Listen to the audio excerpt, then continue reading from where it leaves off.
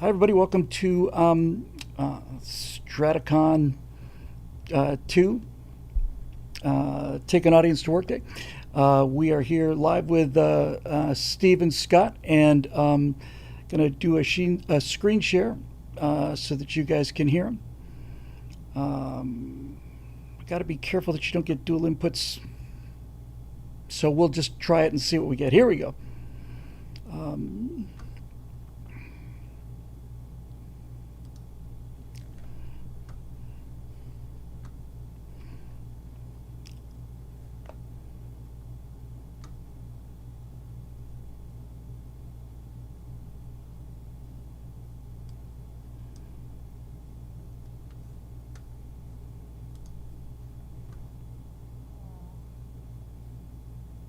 Why can't we? I'm working on the sound for these guys here. Hang on a second.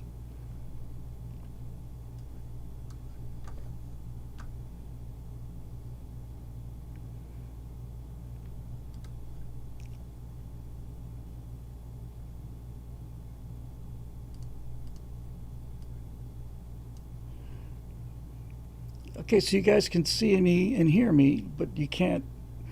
Yeah, I'm talking to the stream crowd here. Not go with screen capture. What's going on here? Yeah, we're trying to hear Steve Scott. Can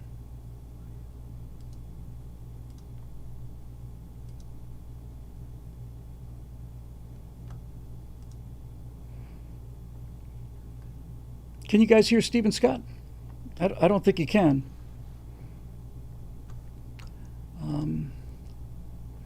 Might have to try a window capture here. Hang on a second.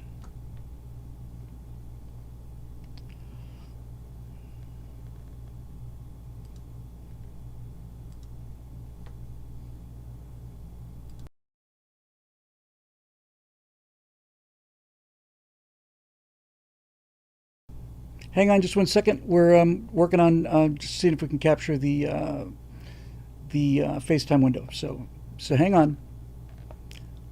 Just give me a second. You got to get a black screen for a second here.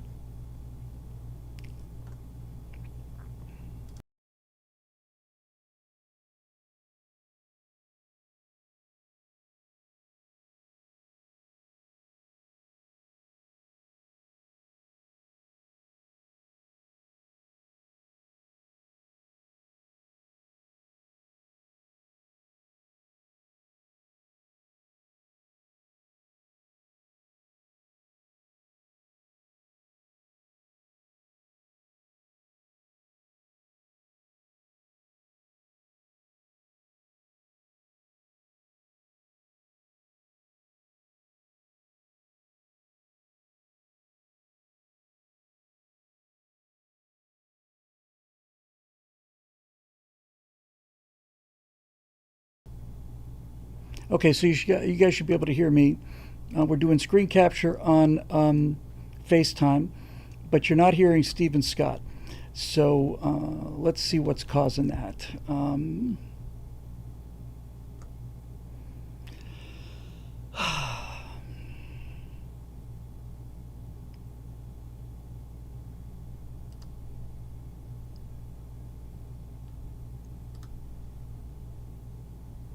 I'll get to that in a second there. 1 second.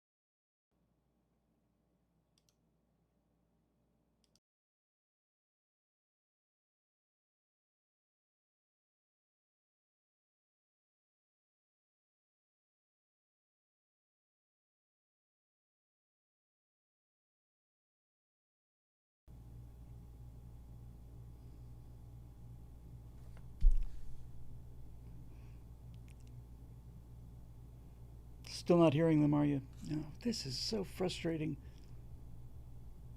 FaceTime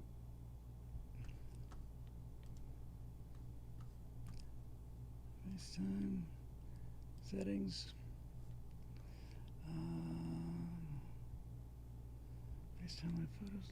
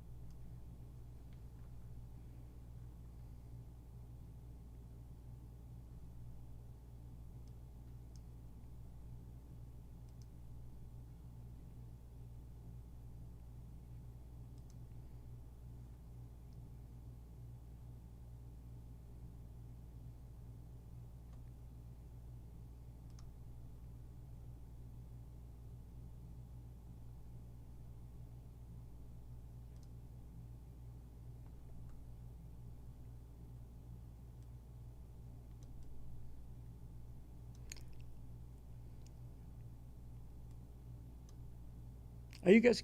Are you guys? The just sorry, the streaming crowd. Are you guys? Can you hear them now?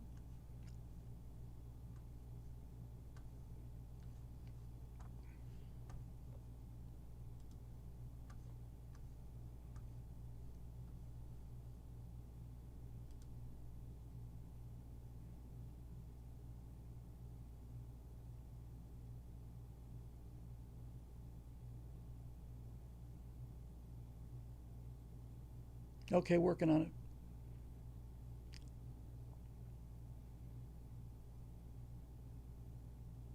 Still working on it.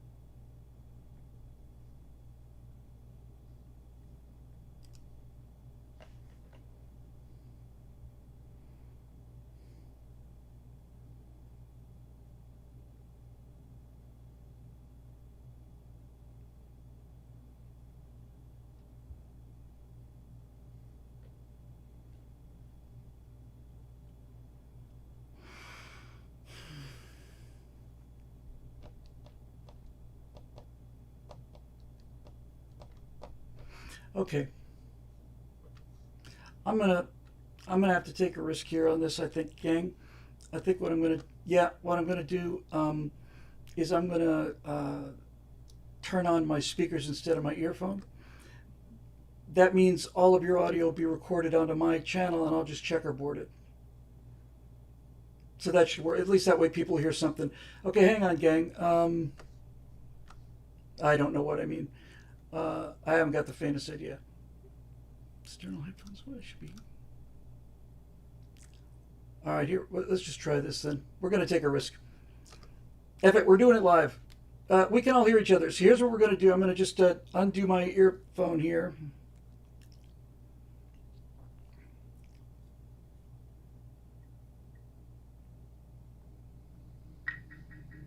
Oh, that's going to feedback. That's not going to work. Um, and I don't hear you guys now on the speakers. I should. This, of course, was supposed to be simple because we captured the desktop before. Let me try one more thing here while I'm working on it.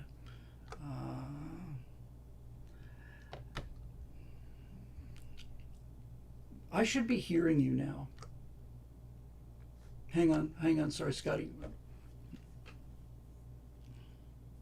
can do both. Can you speak again? Okay. All right. So I got you in the I got you in my earphone. So FaceTime issue maybe.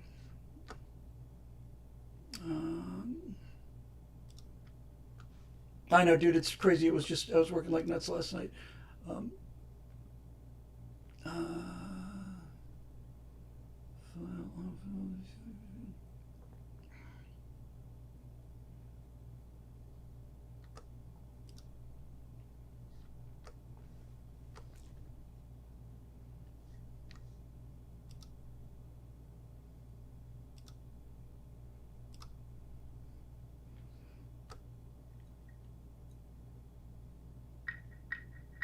check. Okay, I can. Yeah, it's not good. Um,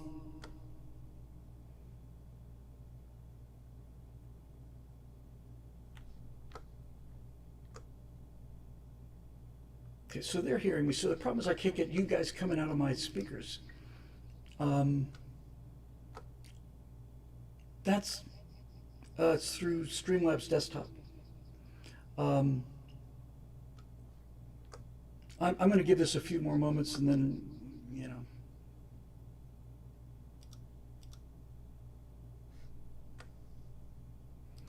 Yes. Um, it's supposed to capture the system audio and the FaceTime would be system audio. So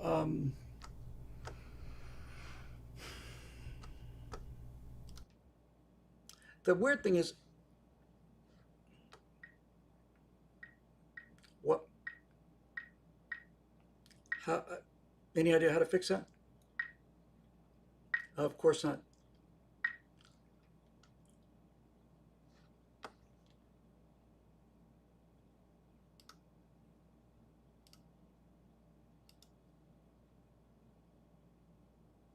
Check check. That's me. Um, I can't get I don't know why I cannot get them to. They should be coming through. Um,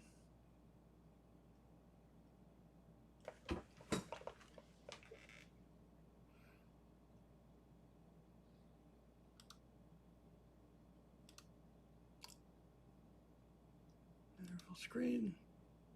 That's probably not going to make any difference. Um,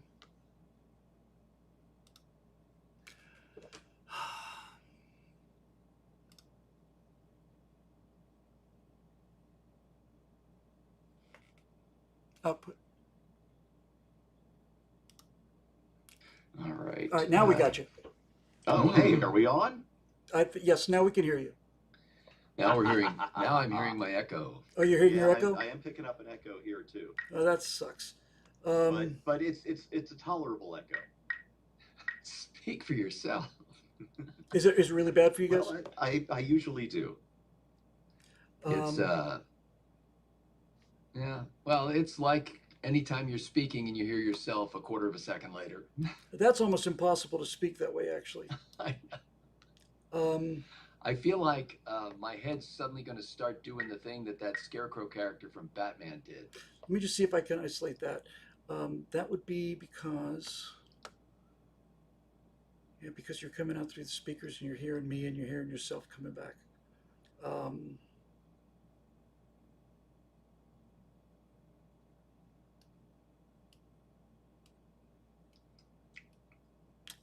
Okay. So actually, I'm not hearing myself. Oh no, I guess I am, but it's very faint. It's You must have, maybe if I turn down my earbuds, I don't know. And I just, I put this microphone here and I keep slapping it with my hand every time I reach over here to adjust it. This is really bad infuriating. microphone. That's right. This should have just captured the desktop audio. Let me try just try the screen capture again. I mean Okay. check. So that's them.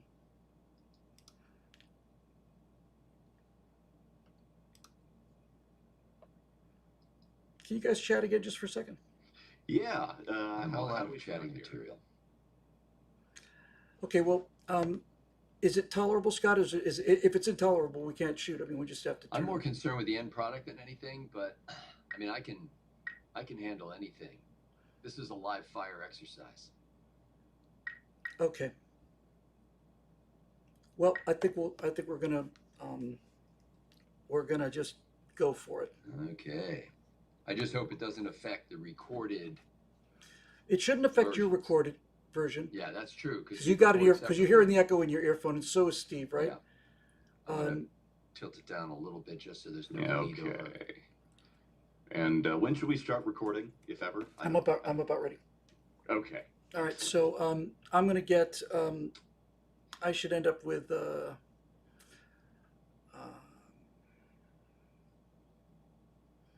know what? I'll try recording that too. Why not? That might not hurt. Record everything. Record right, all the we're, things. We're getting good reviews on the audio now in the comments. Okay, here we go. So that's going. So start recording things? Yeah, let's record all the things. Okay. All right. Recording on this end. All right. Recording on audio channel 1, on video channel, on audio channel 2 as backup. All right. I'm rolling. You guys rolling? Yes, sir. Okay. Here we Do go. we need to clap? Yeah, we need to do the slavey thing. So Andrew wants to know, Steve and Bill, faced with your magnificent hair, did y'all just drive Scott to give up? I think that's fair. Yeah, I don't know if we're going to be paying attention That's to as good an these explanation. degenerates, Oh, yeah, I need my these malcontents, and these Rastafarians. All right, ready? All right, so this will be 082225 in 3, 2, 1. Yeah, Scott's a little unclear on the concept. He shaves his head every day, and then he's been giving the stuff in the bowl to Locks of Love, and I don't think they really want that. It's actually the charity I support is Stubble of Love. Stubble. We're for those of you who are watching this at home on your or what was that line from the network game shows? You know, if you're playing on the home game, is that? Oh, Yeah. Yeah, if you're playing on the home game, we're streaming this one live. It's Friday morning at a little after 6, not that much after 6:30 almost, and so we've got a bunch of wiseacres in the live stream comment, and we are doing a STRATOTHON fundraiser. So let me put the link to make a one-time donation. This is not for the members, obviously. The members this is their members only show. Have kept this organization a rolling low these many years. But for those of you who might be tuning in live and you're a fan of Right Angle, and frankly, who isn't, this is your chance to make a one-time donation to kind of, show us the love that we know you all feel. So I'm going to pin that link in the comment section, and then we can get on with the business at hand, which includes me making notes on this. So here, hang on a second. Here comes the link.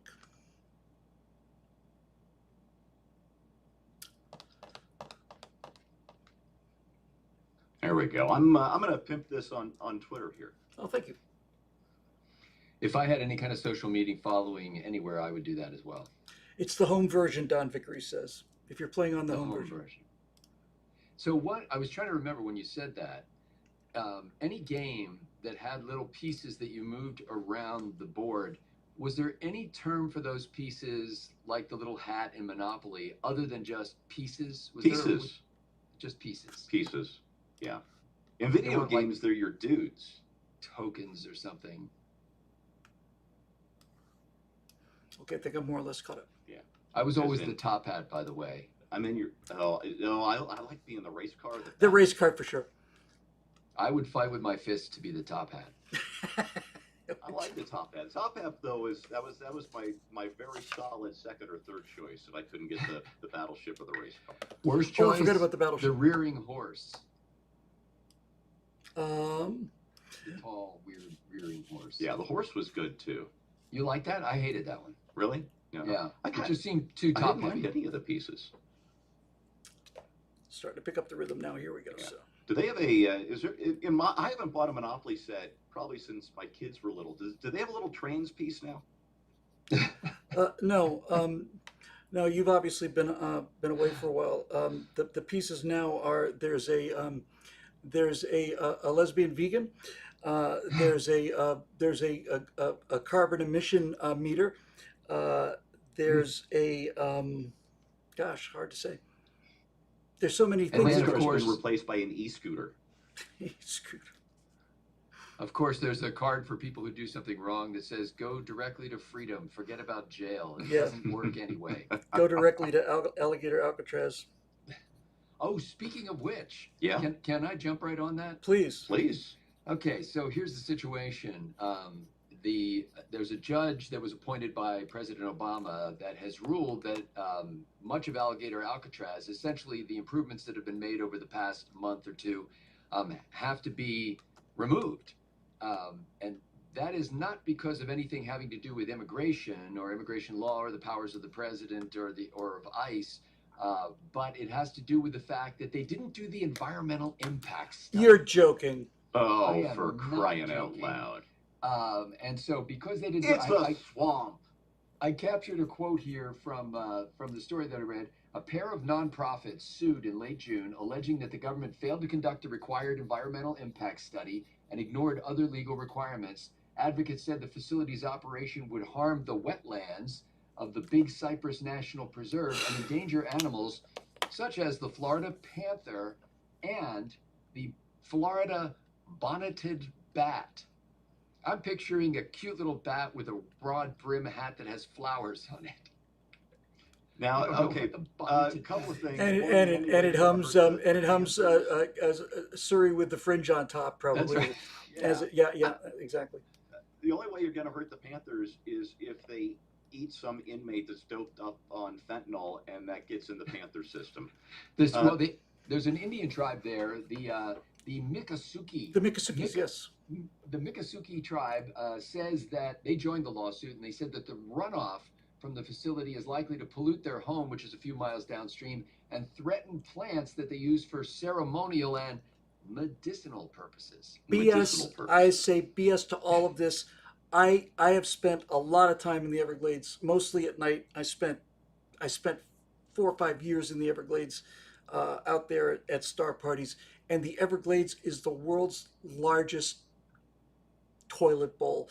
It's just it is. It's nothing but swamp. Which is why it's so fertile. It's not fertile. It's underwater. It's swamp and Yeah, but isn't it full of greenery that's floating and trees that are coming you're out thinking of it? you're thinking of mangroves. Those are more on the shore of the ocean. Deep in the I'm thinking of Everglades. Gentle Ben is all I'm thinking. Yeah, deep in the Everglades, it's about the worst place in the world, and I'm sure the invasive pythons that have killed everything in the Everglades, killed everything. They I'm came sure in as pets. they came in as pets. Somebody said, "Oh, we'll just release it out in the Everglades. It'll be Yeah. fine." And now there's nothing left. All the raccoons and all of the mammals are gone. You know, it's just alligators and snakes out there now. I'm sure we're going to hear Anything that a python can't eat. Oh, there was I never was able to figure out exactly what went wrong here, and I did a lot of research because this is one of those things that really bugged me. But there are bounties and prizes for capturing these invasive pythons because they're invasive. They're all over the place. They've got no natural predators. But This man captured, I want to say it was 80 pythons, and was Wow. awarded $1,000 for his effort. That's not a very big bounty. A very attractive young woman in a tank top and ample assets in her tank top captured, I believe it was 67 python, and was awarded $10,000. Plus probably $3 million on TikTok for recording her adventures and getting the ad revenue. Yeah. So, life ain't fair, boys, but I really don't have a problem with You know what You know, the problem and I with will say that when you catch your python, we would appreciate it if you'd send the python bounty to billwhittle.com. we would those of you who are rolling in the windfall of python bounties, you can Especially those of you in tank tops. yes, exactly. Well, the problem with bounties is then the people who are ahead of the curve start breeding pythons. Why go Well, out, yeah. why go out into the Everglades and catch them? That's a messy Yeah, slog. if they were paying me $5 per rat I captured in my hometown, I would start breeding rats. Yeah. There you go. Yeah, you just need a boy python and a girl python, a little hot tub, some berry white, not a tray of oysters. Most people would do it for free ammunition, I reckon. That's right. Yeah. Good to know. Now, do you have to bring them in alive? Oh, no, you just have to cut off their rattles. Yeah. No, it's You have to have a scalp to prove it. you have to have an Indian scout. You have to have a Miccosukee Indian scout snake official tabulator, and he comes in. And Governor DeSantis would get reelected again if he just made a promise that you will no longer have to have a license or take any classes to be a python hunter. There's an entertainment opportunity there in Python Hunter. So you guys ever been on an airboat? No. I always thought that would be cool and also Yeah. horrendously noisy. My friend It's on my bucket list, but I've never done it. my friend Phil Trick, when I was at the planetarium as just a wee lad, he had his own airboat, and yes, they are noisy, but those things will run over damp grass, man. I mean, they are That's awesome. they will go anywhere, and an Airbus ride through the Everglades is Not Airbus. sorry, depending on whether it's At 30,000 feet. yeah, hopefully at 30,000 feet. Yeah. The airboat ride is really a lot of fun. It looked cool.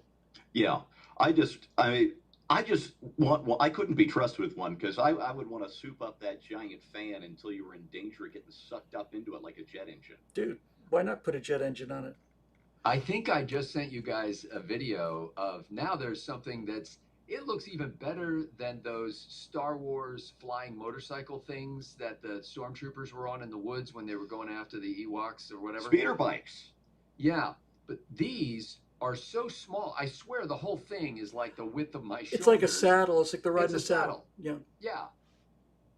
And this guy's sitting on it, and he's going up to pretty good elevation. Now, like with most of these craft, and what I immediately noticed the first time I saw something like that, like the speeders on Star Wars, is that you kick up such a horrendous cloud of detritus as you're flying that like nobody can be within 100 feet of you on the ground and not get their eyes filled and ruined, Awesome. Well, now I really want one. Yeah, That's really, right. me too. You didn't realize it was an offensive weapon as well as a flying machine.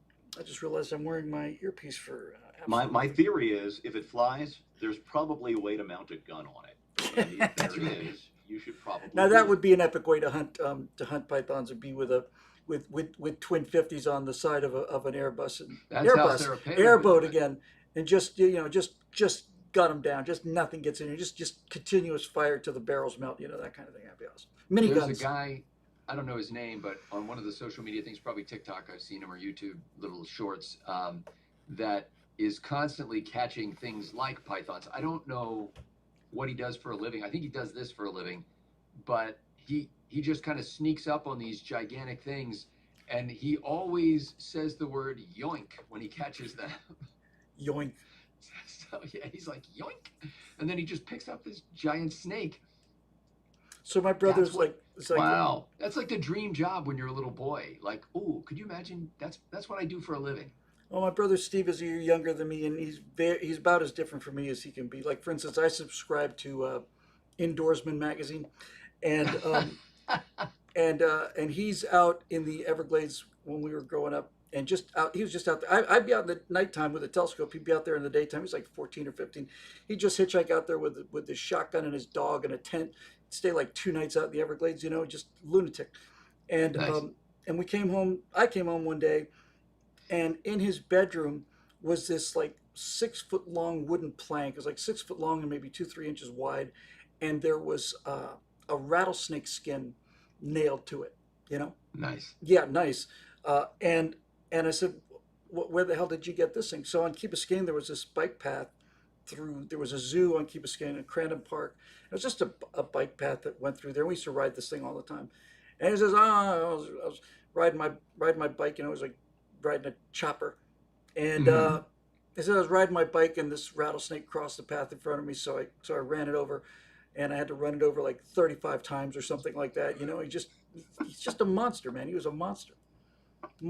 He used to have little baby possums hanging by their tails in on his bedposts, and raccoons and turtles. Man, he had a lot of Somewhere around turtles. 35 times, I lost my willing suspension of disbelief. I'm telling you, man, it's true. I wouldn't lie about something. I couldn't. I So wouldn't know. usually, if you Wow. have a rattlesnake skin, it's because the rattlesnake voluntarily left it behind. No, no, this was a live. This was not a. I'm Oh, sorry. it was a I whole, should have it was a whole clarified. rattler? No, no, this was not a rattlesnake skin. This was a skinned rattler. The whole damn Six rattle. foot Yeah.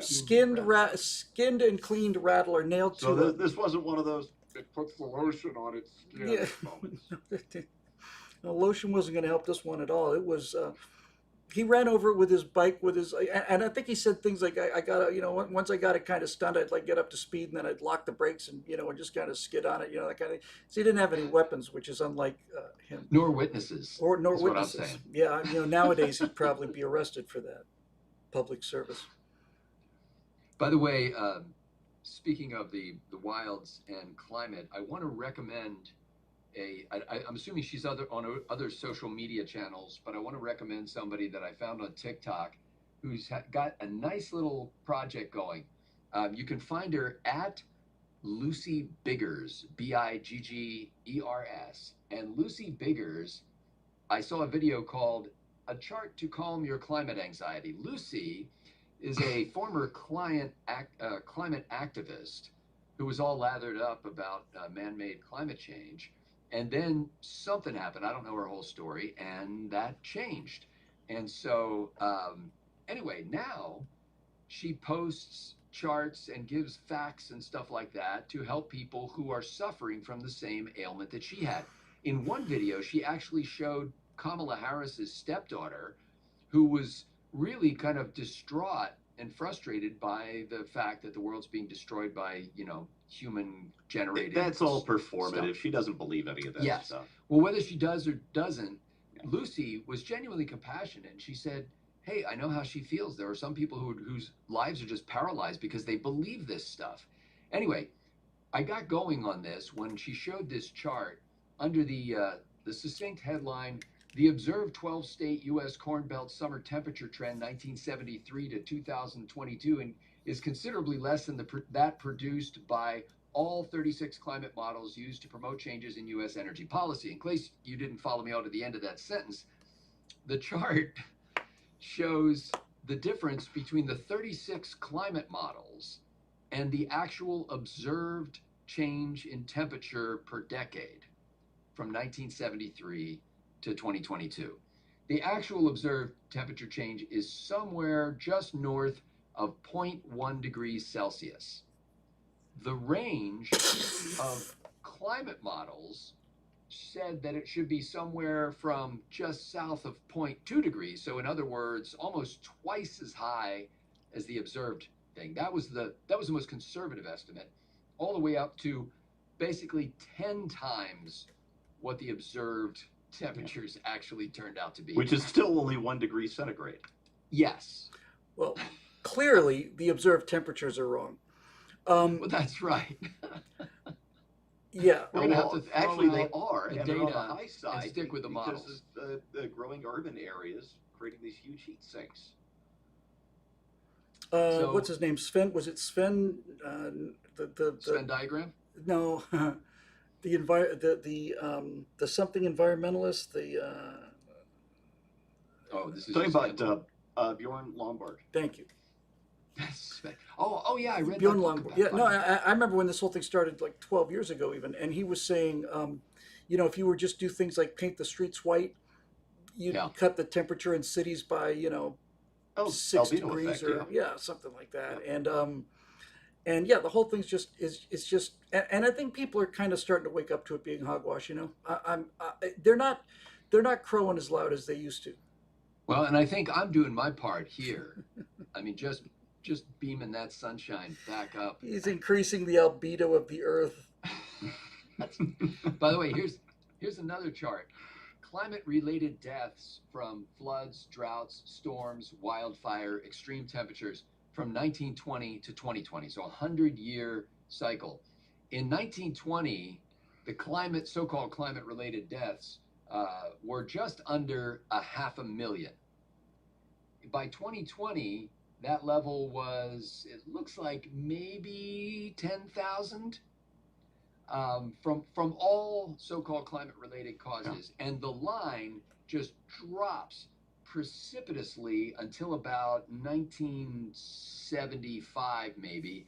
Then it creeps up a little bit until the late 80s, and then starts gradually going back down again to 2020. So huge difference. Many more people, or many fewer people, killed by climate-related disasters. I'm sorry for Oh, and those. I believe those statistics include the old people who die in Europe's heat waves because Europe doesn't want anybody to have air conditioning because, I don't know, they like to kill old people. Because they like to kill old Bjorn people. Bjorn Lundberg said It's not like going after pythons, but it's fun nonetheless. should put a In the bounty on words it. of Dr. Johnny Fever, I've killed a lot of old people in my time, and I'm not afraid to do it again. The Bjorn Lundberg, I listened to his uh, a speech of his, and he said, that yes, it's true, 30,000 people died due to heat-related causes this year, but 270,000 people didn't freeze to death. Uh, Well, there's that. there's that, but Yeah, the almost all measures of mortality have gotten better in the last 100 years. So what they have to do is they have to pick a different segment of time, and then point out that things are not going as well. Yeah. Like, right now there's a lot of stuff both in the news as well as in TV shows. I've noticed this crops up all the time in TV shows because they're trying to make everything. They've gone. The pathway to a normal TV show is for the first couple of seasons they try to make good entertainment. After that, they run out of ideas for good entertainment, and then they try to advocate for causes. And yeah, so you'll find all these. It's like, oh, do you know the United States has the worst healthcare in the world, and in all the the black world, people is who that go to right? the hospital die, and well, they couch that. Well, the industrialized world or some other subset of the world. Yeah, U.S. Um, and Papua New Guinea have the world's worst healthcare. We're the only two countries on the planet that don't have free healthcare. but in Papua New Guinea, Free. where they do, the medicine man will come to your makes mud makes hut. a house call. He Makes, makes hut calls. makes a hut call. That's right. Hey, what do? You do medicine there. That's the job of the hut call. Oh my You lord, he go- just won't No, stop. no. Oh. Now you took it too far. Makes hut calls. Anyway, I just thought Lucy Biggers on social at Lucy Biggers on Twitter. I'm sorry, not Twitter. TikTok. She seems like one of those very earnest people who you could easily imagine used to be a climate activist. And she's going about it almost like a ministry where she's saying, I want to help these people who had the same heartache that I had, who have the same heartache that I had, by factually educating them. I wish these punk kids today would just man up and be afraid of thermonuclear conflict toe to toe with the Ruskies the way that That's real men right. were. Exactly. Yeah.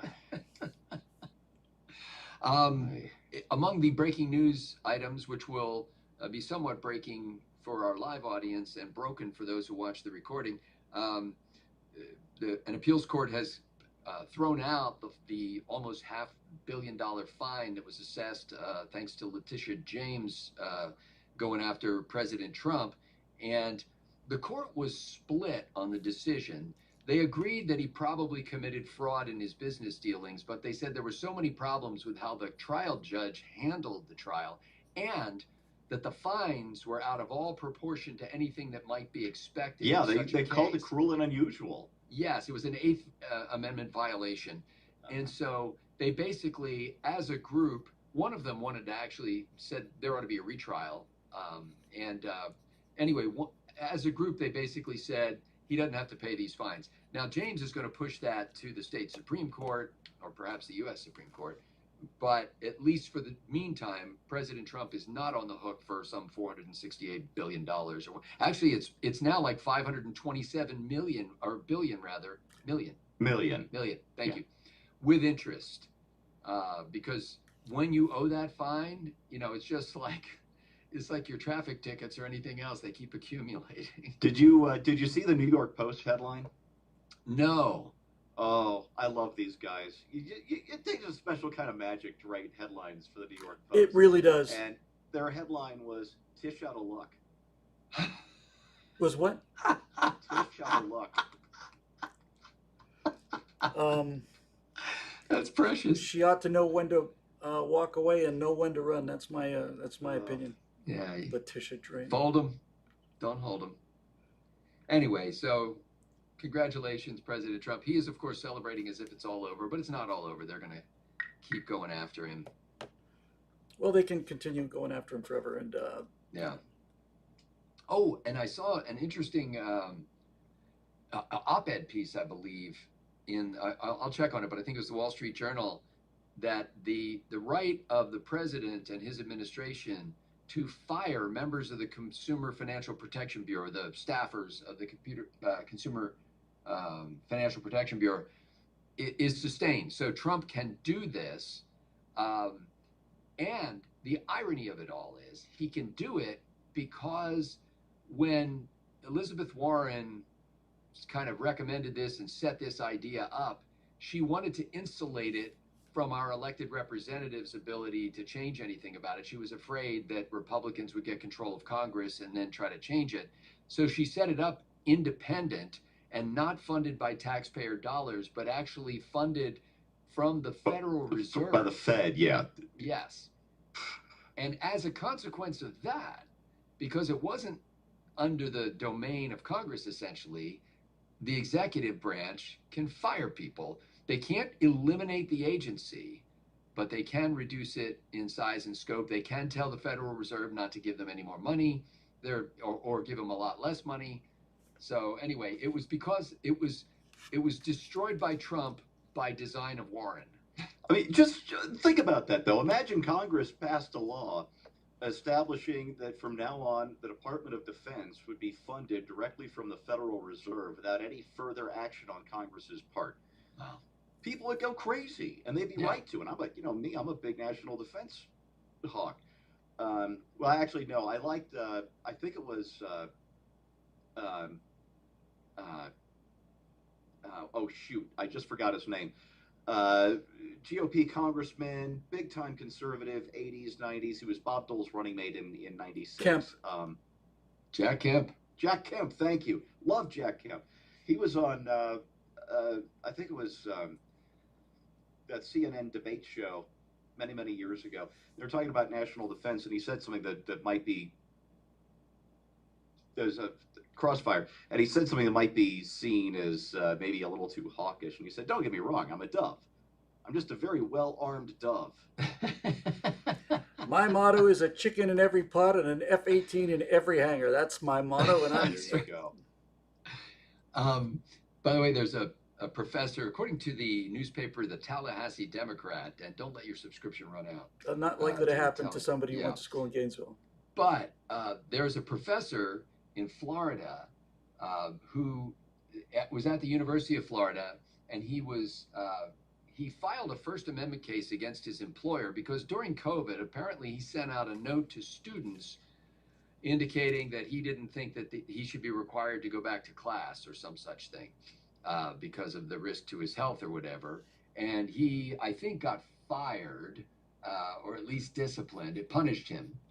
The university did, for emailing his students his grievances about having to teach in person. Anyway, so he's got this First Amendment case going. Unfortunately, a judge just threw out the case, not on the merits. Recall, he's a professor, but because he turned in his paperwork late. he didn't get some document into the court in time. Wow.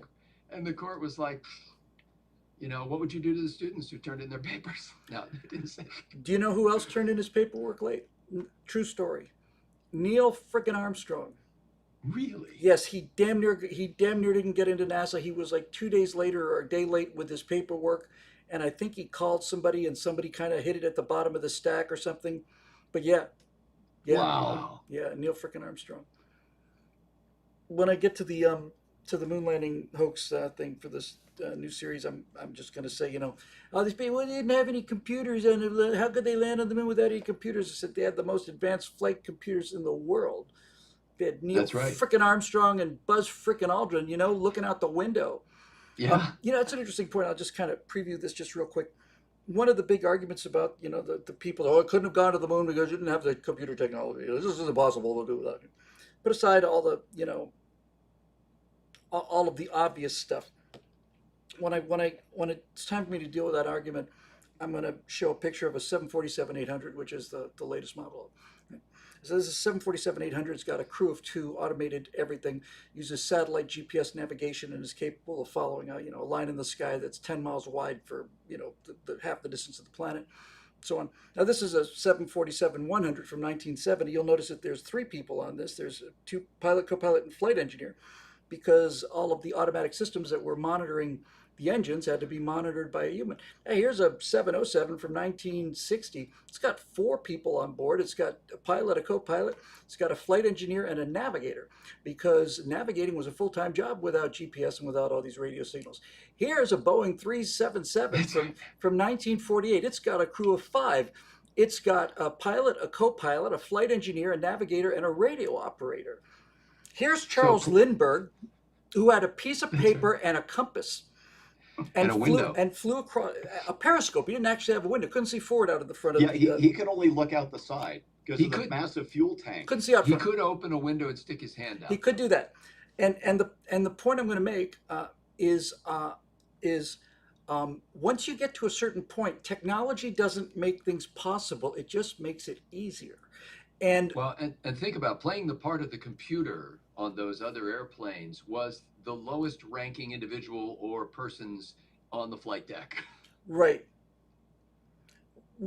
And but it's like I guarantee you, I'm not making this up. If we continue with the de-education of America the way we're doing it now, the revenge will be against these Gen Z people who say, we don't have the technology to go to the moon in 1969. It's impossible. Just a boomer dream so they feel better. It's like, I'm telling you, you are going to live to see the day when your grandchildren tell you that it was impossible that humans drove cars by themselves. How? That's right. Cars sense road data 30 times a second, calculate things, acceleration. It's physically impossible that a human could have driven a car. It's all BS. You all just made it up. I can't believe you sheeple bought into, the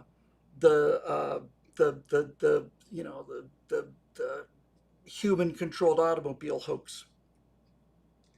I'm already having trouble convincing my children that blue jeans used to be blue.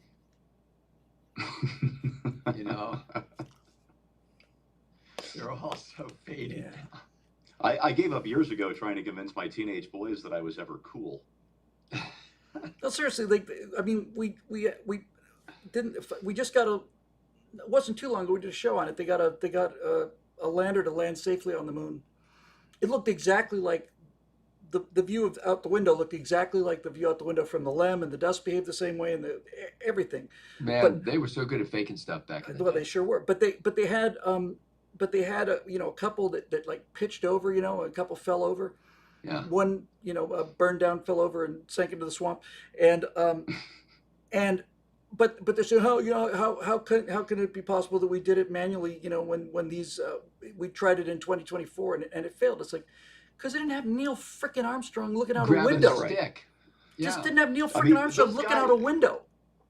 Okay, so at Edwards Air Force Base in the 50s, when they were test flying like a new plane every 3 days, right? Some brand That's new right. piece of Sierra Hotel hardware going up in the sky. And how many pilots were we losing?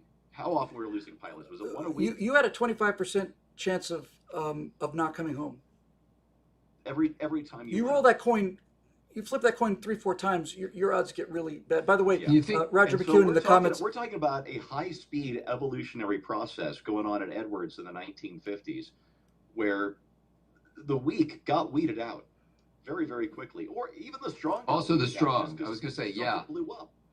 Um, And when these guys applied to NASA, they had already been winnowed out for just a massive skill set, like nothing had ever happened to anybody before, except maybe in wartime. Maybe in wartime. I think your odds were better in war than they were at Edwards. so if the first flight was in 1903, right? We're in 2025.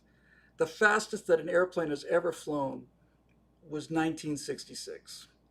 In other words, about Wow. a third of the way through the total history of aviation, we reached the fastest airplane that's ever flown, and these kids, it's not possible. They didn't have computers. They had extraordinarily advanced computers that were able to calculate.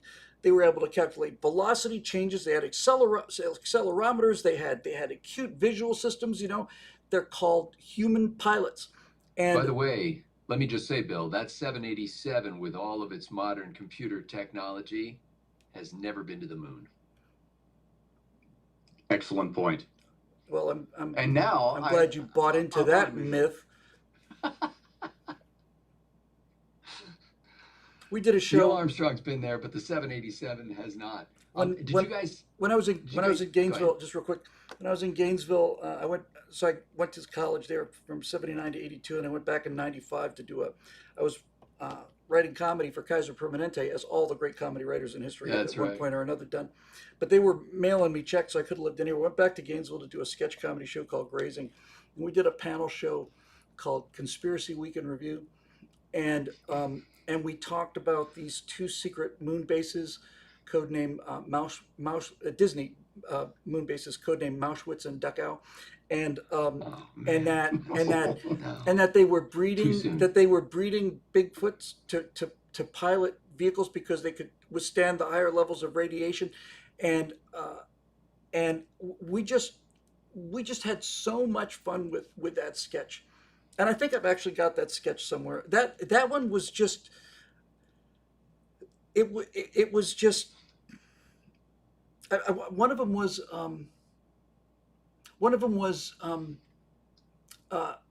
it's talking about the Kennedy assassination. And so he's saying, so John F. Kennedy was the nation's most prominent what? Catholic. Right, Catholic. And he was murdered on what day? A Friday, okay? So you're saying he was murdered by Big Beef? Yes, Big beef. Big Beef was the guy. Were the ones that pulled the trigger on Kennedy in order to get people to eat more meat on Fridays. He had to be taken out. I mean, a blind man could see it. A blind man. So I haven't been paying much attention to beef. the mainstream media in the last 15 years, but I didn't realize that MSNBC is spinning off from NBC Universal, which is owned by Comcast, and apparently they're going to change the name of MSNBC. I'm sure Steve is all over this, and the logo. CNBC is keeping its name, which, by the way, I did not know. CNBC means Consumer News and Business Channel. Yeah. How did I no not? idea I did what not know CNBC that. meant. Who knew? Anyway, MSNBC is now going to be rebranded as, this is really awkward, My Source News Opinion World, or MS Now. What do we want? MS Now. When do we want it? Now. My source. Now. What is it again? MS Now, which stands for My Source not Microsoft. My It's coming source. from My Source News Opinion World. It just writes itself, right? My source is like not a source, not a reputable source, not the That's right. my source, news opinion, not news, news opinion, and my source news opinion World. world. Well, that just melodiously flows off the tongue, doesn't it? Oh, The Yeah. the Now reason that they that the have reason the that they're National changing the name, Organization for Women's logo, they're probably going to be a lawsuit from now. the reason they're doing that, and this is for real. NBC wants nothing to do with them. They want nothing to. It's like a leper that's been kicked out of like 3 different well, leper colonies. Eh, NBC doesn't want the NBC on there, and Yeah. Microsoft doesn't want the MS on there. Microsoft. So so yeah, what's going to be really interesting to see is MS now was MS. bragging that they're hiring all of these new journalists. Oh, journalism is in decline. They keep saying, but not us. We're hiring. We're hiring. Well, of course they're hiring. They're having their news division amputated. That's right. They're losing NBC News, which was MSNBC's news division. And so they've got to hire or they got nothing. And what's going to be interesting to see is whether or not they can generate a profit when they actually have to pay for their own news. Rachel Maddow may have to work 2 days a week, and that will probably break them. That's right. Jeez. When I look at it, I can't help just seeing M Snow. M Snow. It looks like M Snow to me. By the way, they did do one. Seems like it'd be a little offensive to the multiple sclerosis charities, So this is a different network, but MSNBC's rebrand, it says, is as part of a series of name changes across media. Earlier this year, I didn't hear about this. Warner Brothers Discovery's Max service said it would rebrand as HBO Max. What idiot told them to stop being HBO Max? Didn't they stop being HBO for a while? Yeah, they were just Max. They had the brand name. Granted that the average age of people who remember HBO as HBO is deceased. Yeah, I got it. Yeah. But to lose the HBO thing is crazy. I saw it just maybe a week ago. You remember that opening that used to play before every single HBO music? Yep. Music, ba ba bum ba bum ba ba ba bum ba ba ba bum ba ba ba, and you're flying around the circle and then over the city, I And never had HBO. Yeah, I know. They built this great miniature for that opening. Like it was a suburb. was that a or practical something. miniature? I guess it must have been Wow. because there was Yeah, no well, real yeah, CG back then. Yeah. I miss Sticks and glue, man. I miss Max Headroom, and Was that HBO Max? hang on a second, I got to get this one more time. I got to write these notes down. MSNOW. NOW, yeah. Yeah. So I was working in a nightclub in. I actually, believe it or not, I've been working on a biography of me that I'm going to animate, and I'm gonna put it up there as a reference for these new truth. I was going to call them truth bombs. I think you call them truth bolts now because I open up the promo for them as Zeus on Mount Olympus saying it's time for me to come back. It's pretty hilarious. But I worked in these 2 nightclubs in Miami, and I looked them up trying to find pictures of them, and there was like all of these Facebook things, like, oh, I remember going to Parallel Bar in 1987. That was awesome, and 1235 on Miami Beach, and all this stuff. And what were we just talking about? Because it had to do with the nightclub. Truth bombs, truth bolts. No, just before that. Come on, Billy.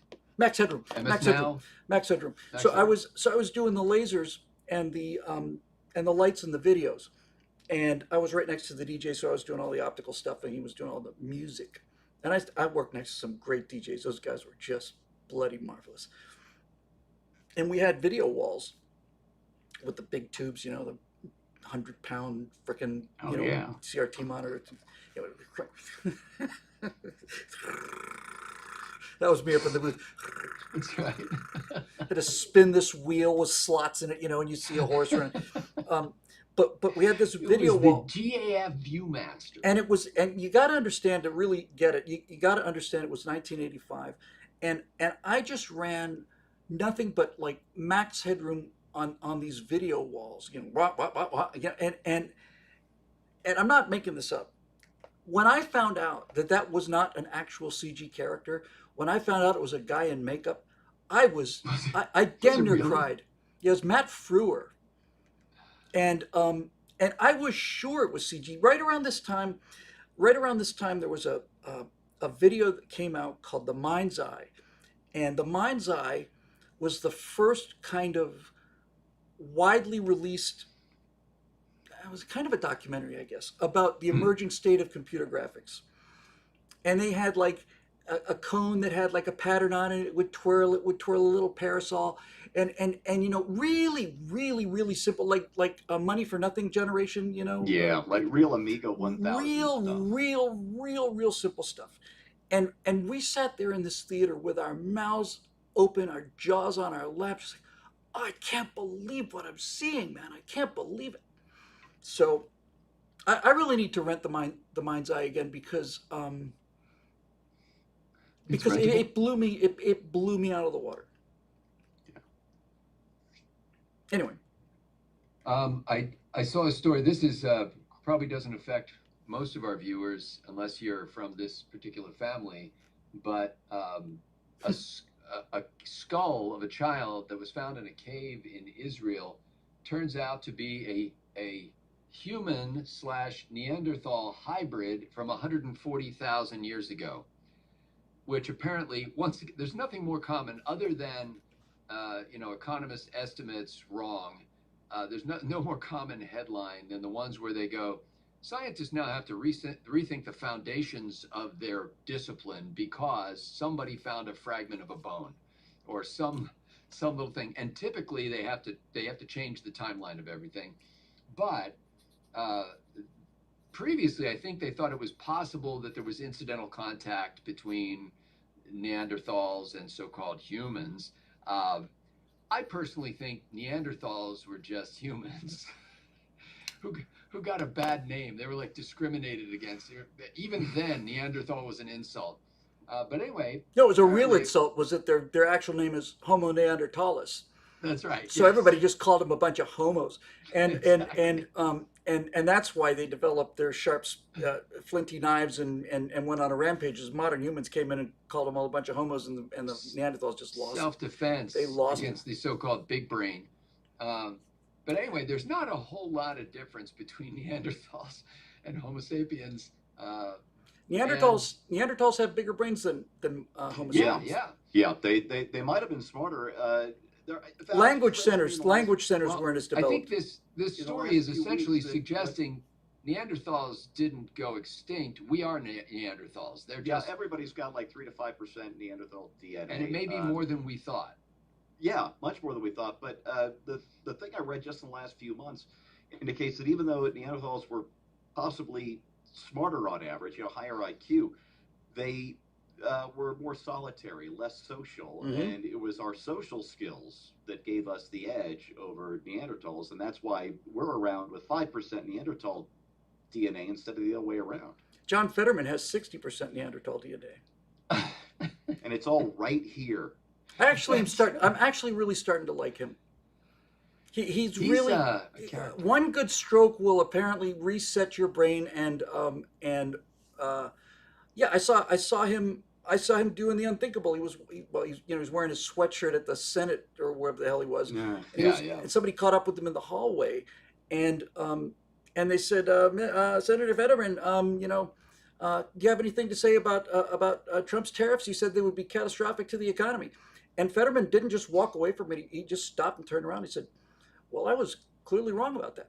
I absolutely thought they were going to crash the economy, but not only have they not done that, they seem to be Wow. doing pretty well for us around the world, and clearly I was mistaken, and I wish the president continued success. And I just about fell out of my chair. It's like, can we get everybody in Congress a stroke? Yeah, That's right.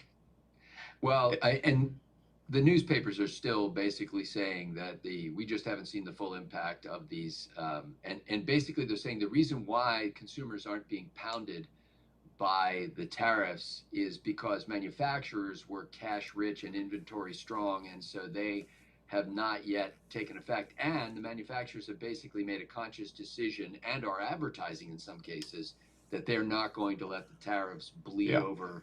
But there- I guarantee you, when the next Democrat becomes president in 2083, they are going to cause the economy to crash as usual, and then they will blame the Trump tariffs of 2025 for the disaster that just caught That's up. right. Yeah. Now, I'm not a huge fan of tariffs on friendly nations. I think they tend to do more harm than good. We'll see how it plays out. I think we should absolutely tariff the absolute crap out of rival nations like China. That said, there's a more important change going on in the economy that gives me hope for the midterms, maybe not going the Democrats' way, and that is the jobs gains in the last 6-7 months haven't been great. Yeah. But there's a shift going on underneath the headline numbers, which is huge numbers of illegals are losing jobs, and huge numbers of American citizens are gaining jobs. So while we're not seeing the overall jobs picture looking that great, the undercurrent is wages are going to be going up, and American citizens are seeing huge gains in employment. And if that can keep up over the next year, maybe the Republicans can beat the historical odds and maintain control of Congress next I think year. We'll see what happens. Democrats are just bleeding out, man. The voter registration thing just gets worse from every day. Their approval rating is 20%. I mean, they're no longer the cool kids. God Himself could not take away this victory. There was, I'm listening to Shelby Foote's Civil War. There was a general who said something like that. Is that where you get that line from? No, where did I get that line from? It probably, what is it called? Oh, I it's got not it. The Simpsons. No, I got Maybe it. it is The Simpsons. I got it from. We had a bunch of when I mentioned earlier, I went back to Gainesville in '95 and met a whole crowd of people who were about 7 years younger than me. So I went back for second tour, did a second tour of Hogtown, and so we had this incredible group of improv guys, and the writing sessions. I was a head writer on that show, and the writing sessions for that show, Grazing, I think were probably consistently the best time I ever had in my life. It was just absolutely hilarious, and the strangest guy of the bunch. I miss him so much. He died of cancer 5 years ago. His name was Ron Smith. He was just a genius, strange guy, and he pitched a sketch. We just love just really weird stuff. He pitched a sketch where he was just a regular guy out on a golf course, and and, and it's starting to get a little overcast, and he's got like a 3 foot putt, and he misses it, and then he goes down on his knees, and he takes his putter and shakes it at the sky, and he says, "Eternal enemies!" He's cursing God, no, eternal enemies, and somehow or another, that fish shaking at God thing just kind of got on, and so when we were at a game, like a big game, if it was, if we were just slightly ahead, every now and then I would just plug, God Himself could not take this victory away from us, and everybody just wanted to murder me, just murder me. Yeah, I wish I could remember who it was, but one of the generals said something like, the Almighty Himself could not deprive us of glory in this, or whatever, something like that. I just got through Gettysburg, by the way. Yeah. And that was hard to listen to. Joshua Lawrence Chamberlain is the man. Wait, are you reading Shelby Foote? Yeah. I'm listening to Shelby Foote's. I'm Sorry, in volume Shelby 2. Foote, yes. I'm a little more than, or about halfway through volume 2, which is 52 hours long. Shelby Foote That's spends like 3 of your walks. Shelby Foote spends more time on. It spends a lot of time on the 7th Minnesota, which was on the Little Round Top was on the second day of the battle, and I think so was the 7th Minnesota. I think it happened an hour or two before then, where they had like 800 guys. They had a hole in the Union line, just this enormous gap in the Union line. What was his name? That one general moved his entire brigade or corps forward, like 200 Mhm. yards forward. It was a guy who had his leg blown off, and he went and visited it every year after thereafter. And so there was He this got out. He got out beyond the line, way basically. beyond the line, and there was this Yeah. enormous hole, and the Confederates were making this charge, and there were like 700 guys in the I want to say it was the 7th Minnesota Regiment, and they're on the edge of this enormous gap, and one of the generals, might have been Hancock, basically can see this Confederate charge coming up. Was it first Minnesota? I got that from the comment section. Thank you, John. It was maybe first Minnesota. I was thinking of. Anyway, they're just coming up, and the general came up to the guy who was leading this regiment. It would have been a colonel, I guess. And he says, "Colonel, you see those Confederate colors out there?" And he said, "Yes, sir." I said, "Go take them." So they charged that line with like 800 guys, and 200 came back or something like that. Oof. Um, I just listened to that part. If I remember correctly, he actually asked him, could he take those?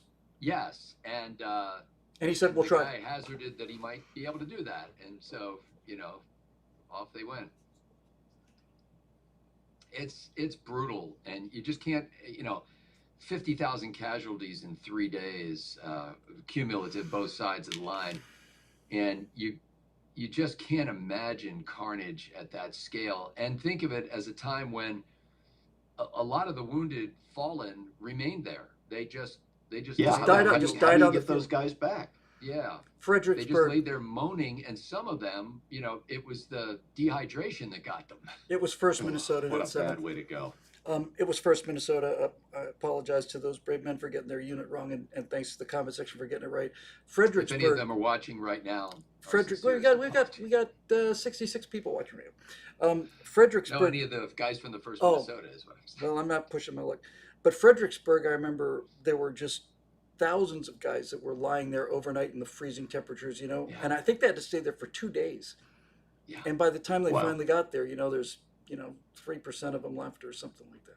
So it's almost, at that time, it could truly be said it would be better to take a ball to the head and go down dead. I really think much better. Oh, Yeah. to die not of your wounds, but of dehydration, because your Yeah. wounds are And- quite and- bad yeah, enough to kill you. and but hypothermia and slow all that. motion dehydration is. No, Oh, that's not good. I like Colonel Kurtz, man. It's like, I want my wounded out of here and in a hospital in 15 minutes. Yeah. And they just didn't even have the ability to do that. No, the medevacs were not on duty that day. They did have ambulances, and they did have Stretcher surgeons bearers. who were waiting. Well, they actually called them ambulances. Yep, they did. They were generally for older, for like officers. They would put them in an ambulance, which was a cart Mm-hmm.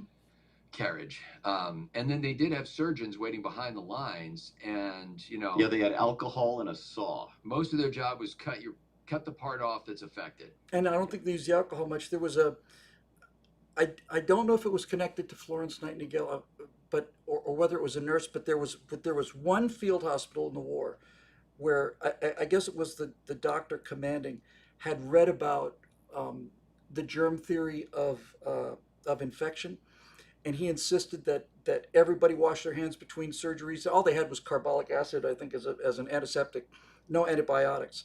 Yeah. But that guy's survival rate was something like 80% as opposed to like 12 or something like that. Wow. Yeah, it was Well, the just alcohol was an anesthetic, Yes. not a disinfectant. Yeah, but this guy actually was like, no, because they were just he doubled or tripled the survival rate, and that's a heartbreaker right there. Just washing your hands in between. Damn. Yeah, that when it Lost was a lot of good decades before doctors caught on when they started saying, hey, if you wash your hands in between childbirths, if you're helping a woman deliver a baby, the survival rate for mother and child increases radically, because like they were basically taking diseases from one lady's effluent and putting them in another woman the next time they went over and touched her. Yeah. Yeah, that's pretty nasty.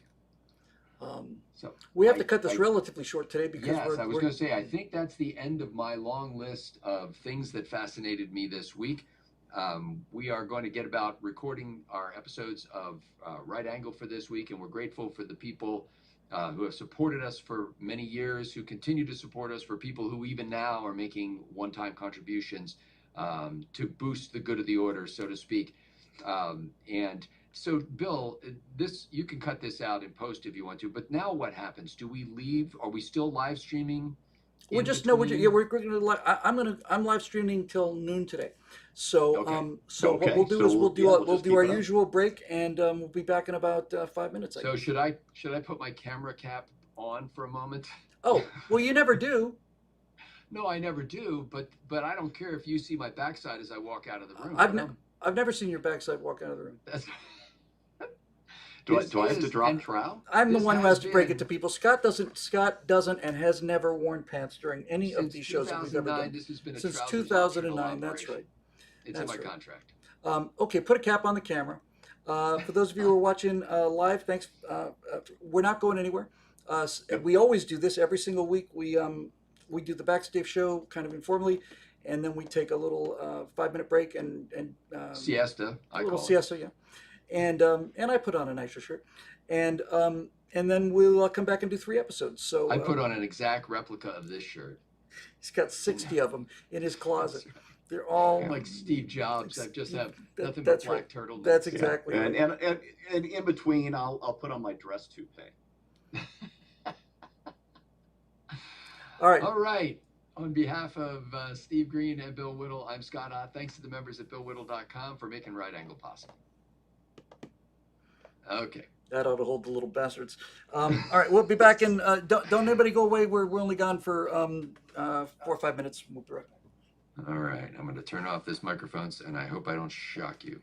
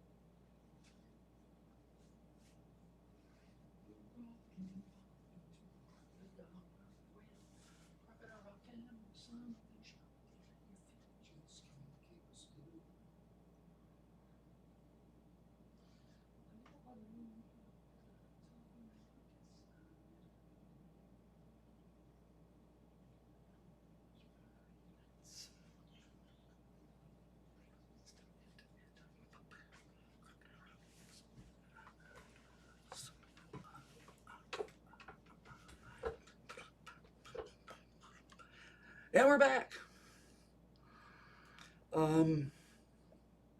Scott just disappeared in the trees like Homer Simpson.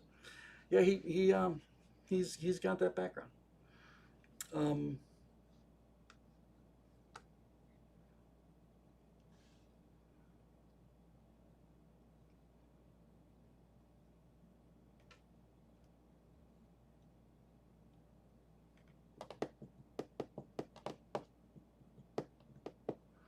Hi there, Timeline Junkie Films. How are you? We're doing. We just finished our backstage show, and we are now going to do our 3 right angles. We've got today is our fundraising STRATOTHON, take an audience to work day, and we're going to lean on you in just a few moments here. We'll have to slate back in. My recording stopped. I saved it, so Okay. That's not a problem. No worries. But we'll have to slate back in once Scott's here.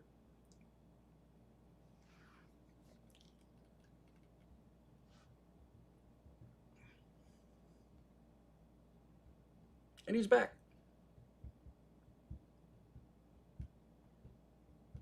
And make sure I've got the save here. I've got the save. Okay, cool. You there, Scotty? Can't hear you.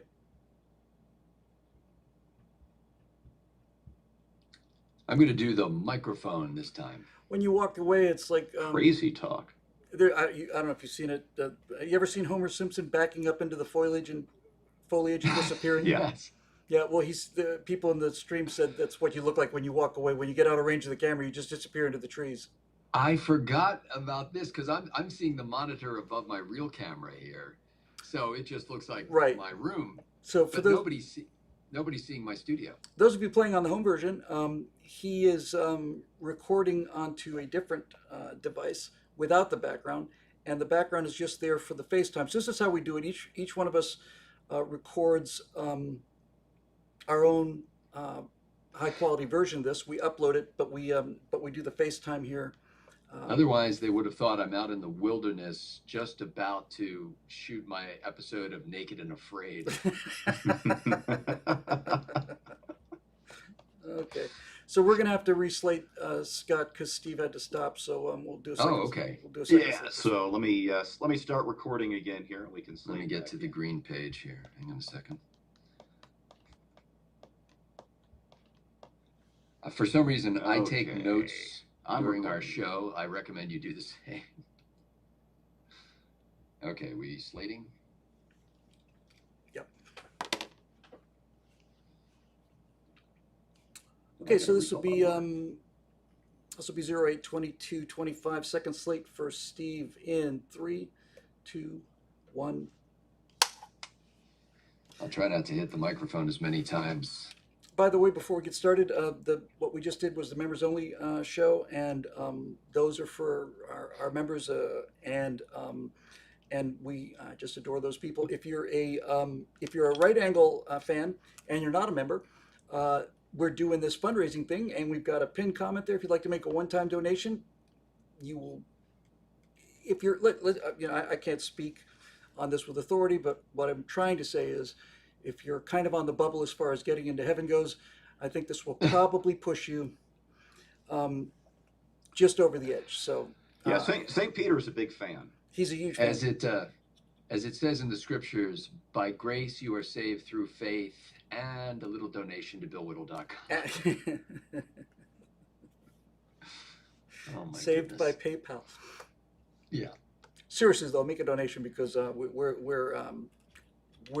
in a fundraising mode, and I'm training myself to not be a wuss about these kind of things. Just about this. About fundraising. Yeah. Thirsty work. There is an order to the universe that is often beyond sight of mortal men, and the order is that when we record these things, Steve goes first, Scott goes second, I go third. The reason I go third is I maintain that there's always a chance that the sweet meteor of death could come between the two moments, and why why risk doing the extra work for nothing? And here's where Bill and I part ways, because the sweet meteor of death has promised an extinction level event since 2008 and still hasn't delivered. What a So tease. I have switched my support to the Yellowstone caldera. Oh, which are is you the going with extinction Yellowstone? level event you can trust. Plus, it's made in Yeah. America. Yellowstone Caldera. Promises made, promises kept.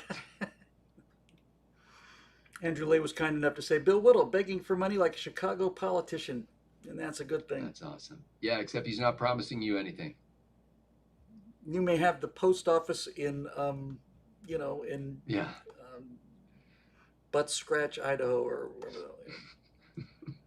All right, you ready to go, Stevie-O? Yeah, let's do this. We already slated, right? Mm-hmm. Yeah. Okay, then we're good to go. All right. Now that we've let people see behind the scenes, I'm afraid we've just destroyed the magic. Anyway, let's do this anyway. Here we go. The Virginia governor's race just got weird. Hey, everybody, I'm Steve Green with Bill Whittle and Scott Ott. This is Right Angle, brought to you by the members of BillWhittle.com. Gentlemen, the Virginia governor's race pits Republican Lieutenant Governor Winsome Earl Sears against former U.S. Representative Abigail Spanberger, a Democrat who I have been repeatedly assured is not a man. Now, this is the only. Well, none of them are. So hard to tell. This is the only GOP-held governor's race in 2025. Glenn Youngkin is term limited out this year. Now, Spanberger has a comfortable lead in most polls, anywhere from 4 to 12 points. And I'm not here to talk about the polls, except that maybe not after one Spanberger supporter went viral Thursday. She's an elderly white woman. You can see her. We'll get the photo up here. You can see her carrying a handmade sign that says, "Hey Winsome, if trans can't share your bathroom, then blacks can't share my water fountain." I should mention that Winsome Sears, the Republican, is a black woman, and that nobody in the crowd seemed to have a real problem with the sign until later. There's a video of this on Twitter. You can see this. The woman with the sign is being informed that she's getting a lot of attention on TV, on social media, and she looked kind of shocked to learn that the coverage was negative. Reporter Selena Zito said, there's a quote, "This woman just handed the Republicans lightning in a bottle." My old friend Larry O'Connor at WMAL said, "Moments like this turn elections. Let's be clear, if you vote for Abigail Spanberger, then you're on this woman's side." Bill, is Larry right? Is Selena right? Could this be a game changer? Well, I suppose it could be a game changer. Much as it always causes me acute internal distress, to be fair to these Democrats who don't seem to value that process, you can't hold a candidate accountable for what one person, one lunatic says. You just I can't. think that's fair. Now, if you're aware of them, and obviously there's a big rally, I think you're under some sort of moral obligation to denounce them. I mean, if I was doing a speech somewhere or some kind of an event, and somebody had a sign that said, Nazis for Bill Whittle, which of course you see pretty much everywhere on every street corner. But if I saw somebody in the audience, with something like that, I would ask them to leave. We used to do this at Tea Party events. That's right. And most of those people, in fact, I'm convinced all of them were agitators, because I never met a person at a Tea Party event who was a genuine racist or bad person at all. But if you would see somebody who is showing that kind of attitude, I think you have an obligation to ask them to leave. But in the spirit of fairness and intellectual integrity, I don't think you can pin one supporter's comment or attitude onto a candidate. Now, with that said, we don't live in a world of fairness. I'm not even talking about media bias here and the left-leaning slant or anything. It's human nature to personalize things, and this is why Stalin, who I did an awful lot of research on, one of the most profound and horrible things that he said was, one death is a tragedy, a million deaths is a statistic. Yeah. Personalizing things in politics is extremely effective. I recall when Obama was trying to push through the Unaffordable Care Act, and I think it was during one of the State of the Union addresses, and he points up to the gallery, and here's this sweet-looking little old lady, and she's 67, and he says, Madge Crapapple would be dead without this bill, and she's alive today because of this legislation, and so on and so forth. And I found myself saying, I don't want this little lady to die. She seems like a sweetheart. Maybe I'll go along with this socialized healthcare thing. It's very human of us. So that works positively and negatively. But when you see somebody holding a sign like that, it activates kind of the rage part of your brain, and one of the I go so far as to say is one of the 2 or 3 greatest dangers to our society going forward now is this echo chamber rage bottle that people find themselves living in these days because of algorithms. The algorithm knows what you're watching, puts more of it in front of you. It's my little brother, who I disagree with on politics, who said that he realized that the stories that Facebook was putting in front of him weren't stories that he was interested in. They were stories that made him angry, and that kept him more engaged. So the short form is, again, I don't think you can hold a candidate to be responsible for what one person who one loony who shows up with a sign has to say. All right. Well, I had a follow up, but now I've forgotten it. So let's just move on. There was another old virtual world acquaintance of mine, Jim Treacher. You should read him on Substack. He's great. He posted, if this woman was wearing a MAGA hat, this would be the top headline in America today. We'd know her name, her employer, and everything else about her. And I checked my conservative websites this morning, and of course the story was all over the place. It was all over X last night. Yeah. And Scott, while I'm 100% against doxing, I think it's just plain evil. It's up there with swatting. You're just trying to get somebody killed. Yeah. But I checked the Democrats' two holy Bibles this morning. That's the New York Times and the Washington Post. And there were zero stories about this viral sensation. You surprised? I am not. Although in this case, I support the editorial decision. This has gotten to be a weird thing, because when social media itself becomes the story, then that means that any crank with a keyboard or a phone can generate a news story that affects the flow of popular opinion toward the election in disproportionately.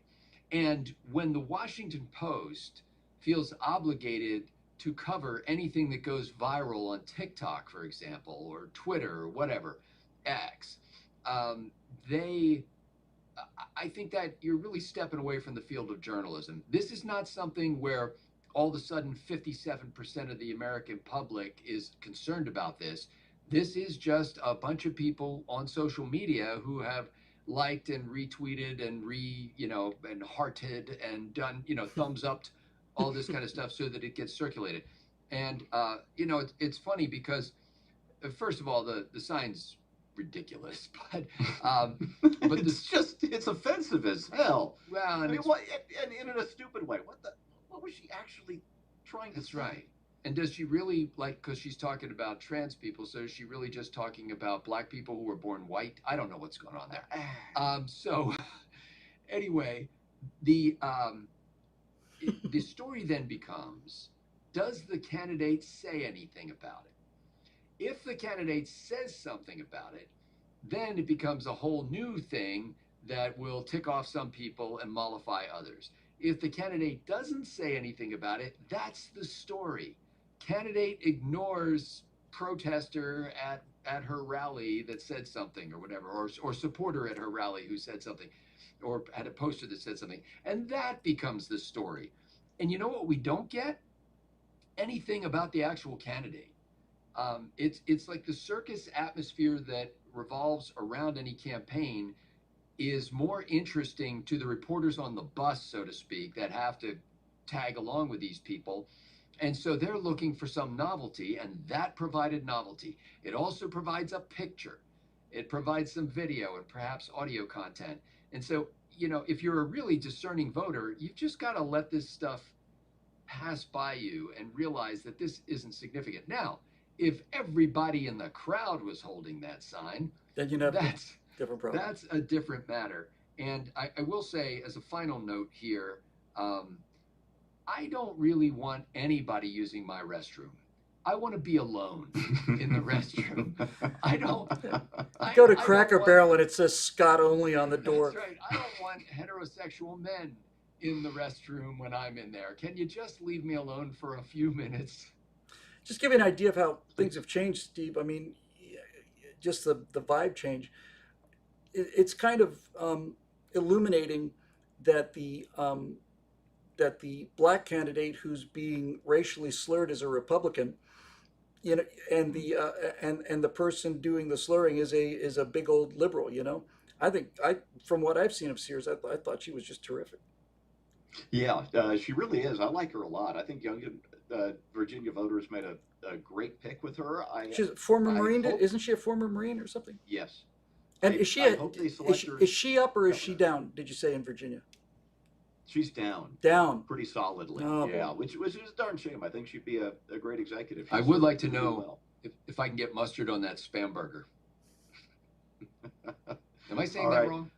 Instead of driving this this one crazy old lady with her stupid sign into the ground, Scott kind of pulled the curtain back a little bit on journalism, and I want to pull it back just a little further and let you know that the stupidest stories you will ever read are the ones that say in the headline something like "controversy erupts." Yeah. Because a journalist has a Rolodex back in the olden times. Now they just have their iPhones, but they've got a kind of a stable of people that they can contact for good quotes on a story. So the controversy is usually nothing more than the journalist coming in with an agenda, calling the people they know who will generate the juicy quotes that gin up the controversy that the reporter wants to write about. And both sides do this. As I said, all my conservative sites were all over this crazy old white woman in her stupid sign at the Spanberger rally, and they all got the juicy quotes. Except I think they got them from Twitter mostly, or maybe Facebook or Instagram. But the point is this: if you want to see real journalism, look for real journalism. Don't look for the sensational stuff. Don't look for the controversy erupts stories. Look for some solid news, and more often than not, you're going to find that on social media, on Substack, and right here at BillWhittle.com. So become a member. There you go. For Bill and Steve, no. For Bill and Scott, I'm Steve. This is what happens when you get me up at 4:30 in the morning, people. For Bill and Scott, I'm Steve Green. We'll see you next time. Thanks for watching. That's great. I think you are speaking for Steve as well, though, aren't you? I try not to. Good Lord, have you heard that guy? A commenter of ours named Kirk's Bamboo Bazooka, reference behind me here, says that she's closed the gap from down 17 to down 7. Okay, I like that. Wow. I need to get out there with a racist sign real quick. Racist signs for everybody.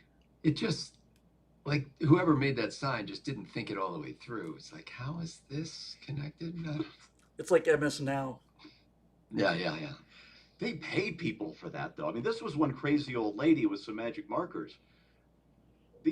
Whoever came up with MS Now, they had consultants and graphic artists, and not one person said, "Do we really want MS Now?" Nobody bid on the job. They posted it online for a graphic designer. Nobody bid on it. It was on Upwork. Yeah, it was on Upwork. Fiverr. Oh, God.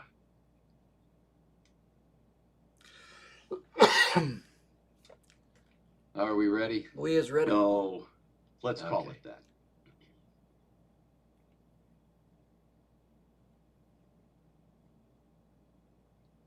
Well, you may not get the Peace Prize for the Ukraine war, but here's another opportunity for humanitarian Trump to shine. I'm Scott Ott with Bill Whittle and Stephen Green, and this episode of Right Angle is brought to you by the members at BillWhittle.com.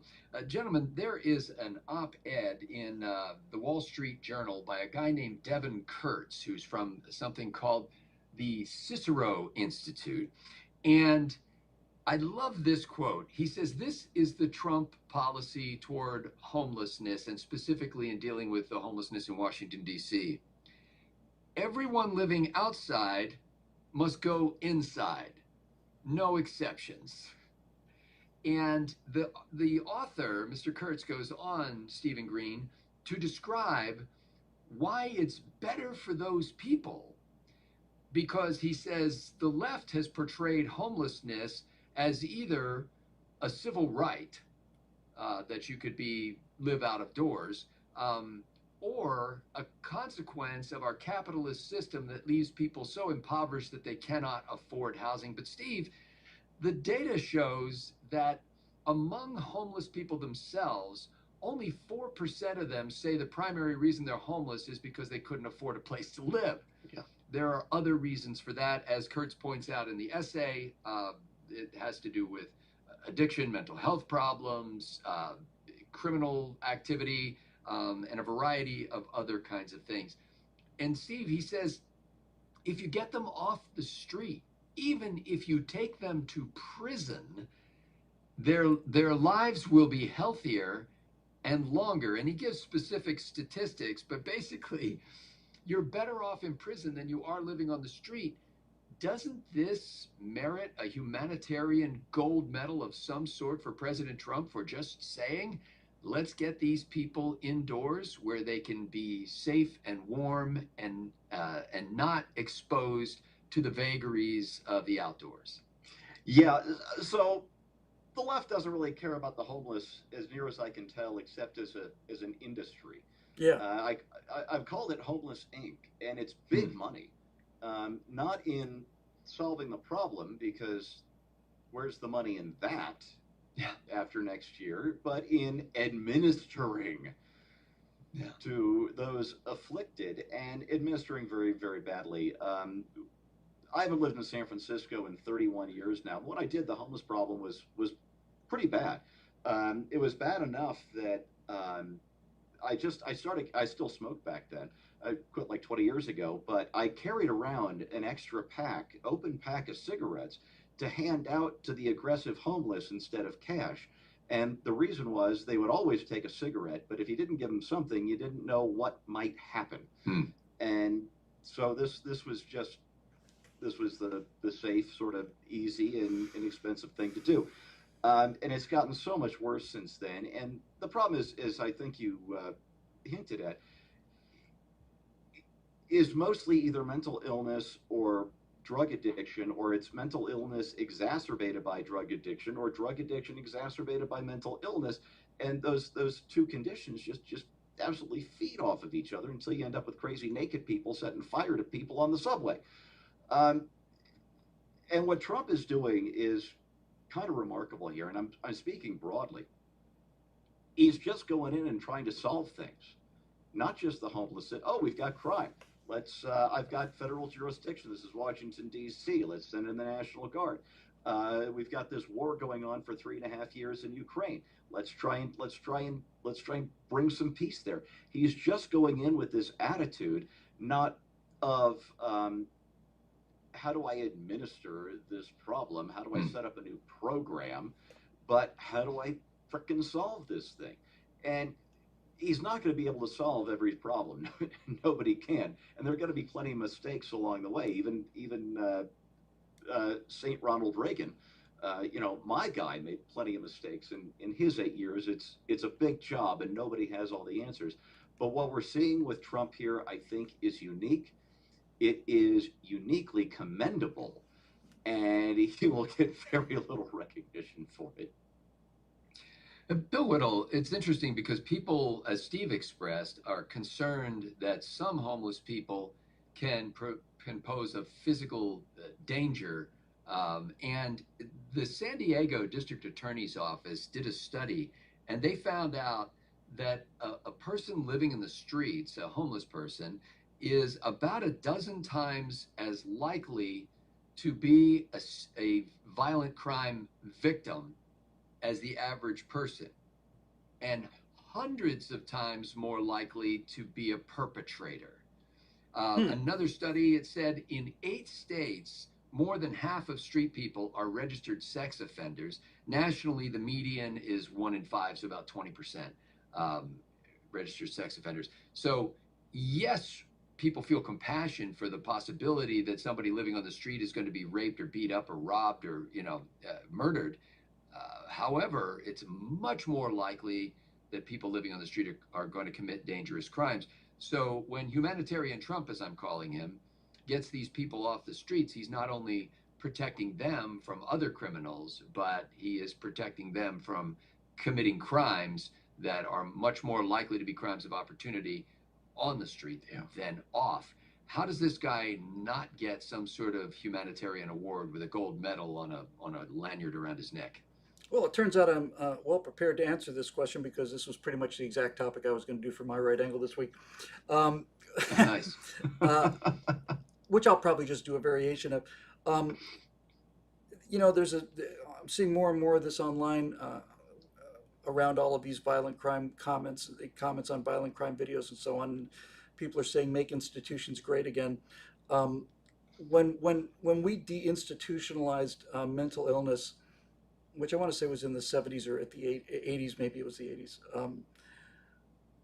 Somehow people got the idea that it was more humane, or that's how it was sold anyway, to let people with who are incompatible with living in society out on their own, forced to make their way in a world that they're not equipped to handle. In virtually all of the cases, it's either alcoholism, drug abuse, severe psychological trauma, and somehow the idea of turning them out into the woods, to fend for themselves, was sold to us as a humanitarian alternative. Uh, Yeah. I don't remember the details of it, but I do remember that part of what caused this transition was one particular book that made it was a study of a horrific mental institution, right? Just horrific.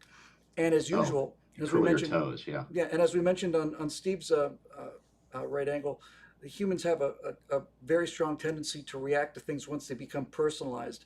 If a problem is a what should we do about the homeless? That's one thing. When you read a book about people being lobotomized against their will and all the rest of the stuff, then people start getting up in arms. So, for whatever reason, the United States decided that the people who needed mental health care the most were just going to have to go out there and tough it out. Yeah. As you said a few minutes ago, what's 4% of the homeless or something are there and cannot afford housing. It's not like they're homeless because they have to be. Um, there is a lot of homeless in Los Angeles, and there's a particular area in the north of the county. It's a ravine. It's an Yeah. arroyo, and I don't know how recent this is, but not too long ago, there were like 400 or 500 people living in this ravine. And by the way, I've taken Amtrak in California, and outside of a town like Stockton, you will see probably 3 miles of tents on the train side of the railway boundary, because I guess nobody hassles them there. Thank you, Governor Newsom. Steve's point, I think, is really the major reason why this continues. Big homeless is big money. I give you an example. Los Angeles spends $300 million a year on homeless. Do you know how many housing units they've built so far? Zero. Zero. They've built zero. So you have to ask yourself where that $300 million has gone. And this is the problem with governments in general. Um, if there is a problem and the government is brought in to solve it, it will be staffed by the kind of people who are lifelong bureaucratic types. And if they solve the problem, then they're out of a job. And I mean, really, when you get right down to it, that's really the fatal flaw in all of these government programs. You really boil it down to its essence. That's really what you're saying. We're going to create a federal agency to solve a problem. And if it succeeds, all of the people who work for that agency will be out of work. So that's not going to happen. Yeah. So you've got whatever you subsidize, you get more of. And we've been subsidizing this. But I have to tell you, I really feel, on a much broader cultural sense, that the tide has really turned on this one.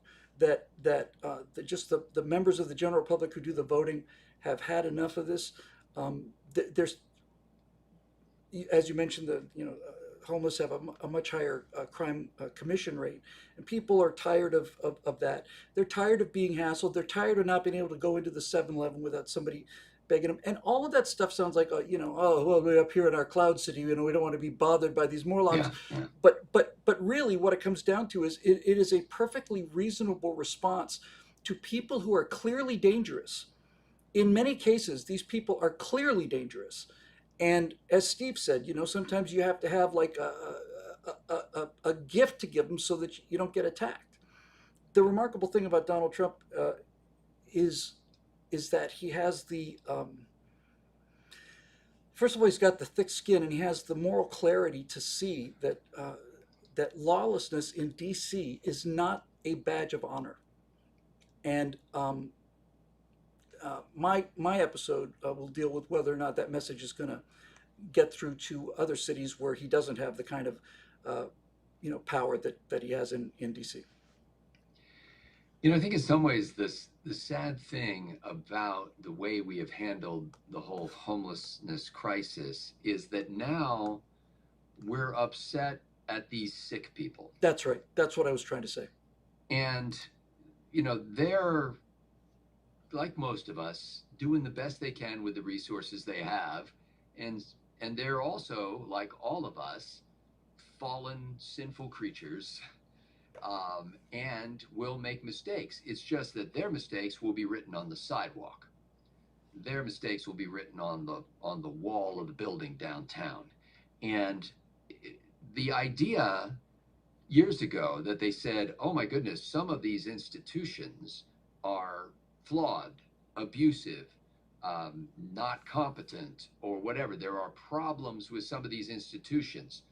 The answer to that is to throw the sick people into the street, just eject them from the building.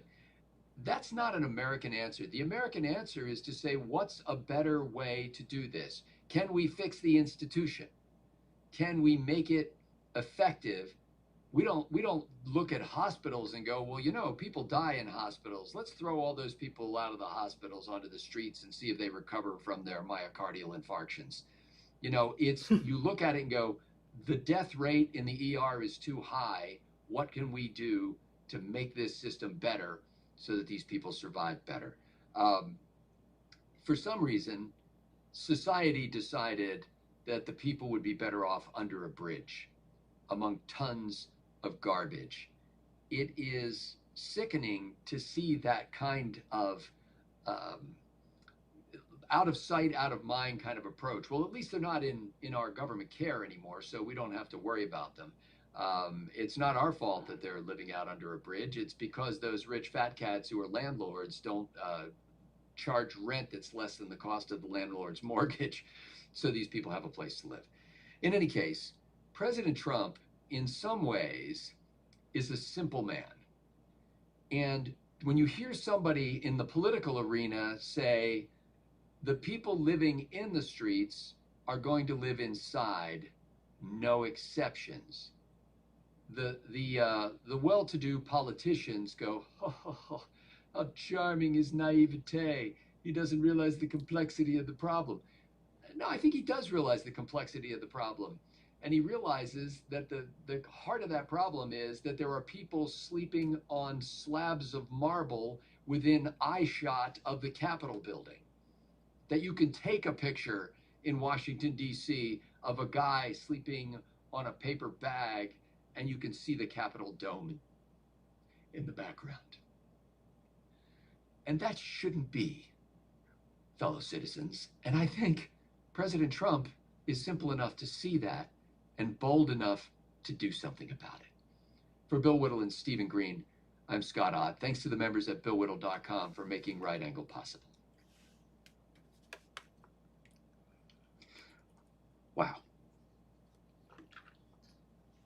I'm going to replace my water with a Bloody Mary, Scott, and it's going to be a double. Oh, man. It's not easy, dude. By the way, Bill, I think the trigger moment really in the early 70s or late 60s, I think early 70s, was a piece that young Geraldo Rivera did, unmasking what was going on at a mental institution in New York. That sounds about right. And that was taught in journalism school as a heroic moment where now, and I agree, the coverage itself, that's not the bad thing. The reaction was the bad thing. Yep. We need to slate in again. As soon as Scott started talking a moment ago, my recording stopped. Hey man, as long as it stops good. between episodes, I'm fine with that. Start a third recording. No worries. I don't know what's up with that.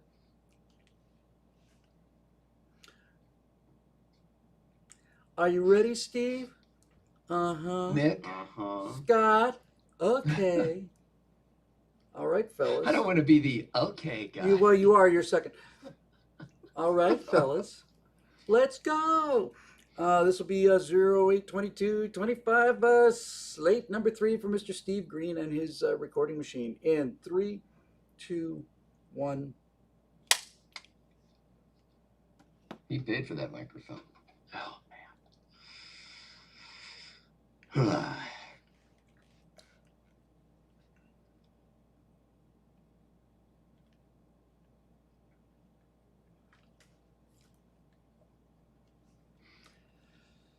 You guys all set? Here we go. Yeah.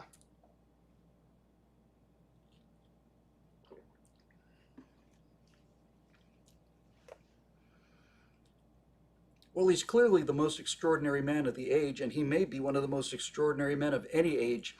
Hi, everybody. I'm Bill Whittle here with Steve Green and Scott Ott. And, gentlemen, I'd like to revisit two stories from just a week or two ago and look back at a couple of big risks taken by Donald Trump, whose instincts and moral courage is just remarkable. Scott Ott's episode this week was about Donald Trump's simplicity, which is really moral clarity. A lot of people, especially intellectuals, think if something's simple means it's got to be stupid. But anybody who works in physics or builds a house will tell you, no, no, no. Complexity is easy. Simple is hard. So let's just take a look at two things that have had a little bit of time to show some kind of results. One of them would be Donald Trump's summit with Vladimir Putin in Alaska last week as we record this, and the other one would be the federalization of the DC police force and the results of that. Steve, let's go to you for the military thing. When I saw Donald Trump walk down the red carpet and Vladimir Putin met him, and they shook hands and they started walking towards the limousine, and then a B-2 bomber escorted by 4 F-35s goes flying overhead. My first reaction was, that's a little excessive. But that's only because I've just been so indoctrinated by this leftist idea. I caught myself immediately and I said, no, this man is a genius. He's he's a deal-making genius. This was maybe the greatest foreign policy flex I have ever seen in my life. And you could tell from Putin that he was looking up at that and said, as anybody would say, that's actually kind of pretty impressive. So just to wrap up like the big picture before I get to the question, they had a long discussion that Putin and Trump both said was very profitable and helpful. Vladimir Putin said something that I imagine would have stung the Democrats a little bit when he just came out and said if Donald Trump had been president, the Ukraine war wouldn't have happened, which we've known for a long time because that's what weakness generates. But it must have been very, very, very satisfying for Donald Trump to hear that from the mouth of Vladimir Putin. But more to the point is, after that sort of mini summit, Putin seemed had brought some proposals to the table for American investment and Russian investment in America. And astonishingly, Vladimir Zelensky seems to have reacted relatively positively to it as well. Now, you and I are both history buffs and military buffs, and it's one of the solid rules of human nature. It's a particularly sad rule, but it seems to be consistent, that major wars last about 4 years. That's about as much time as a country can endure that kind of carnage. World War I was 4 years. The Civil War was 4 years. World War II was 4 years. Right around the 4 year mark. Well, the biggest part of World War II was 4 years.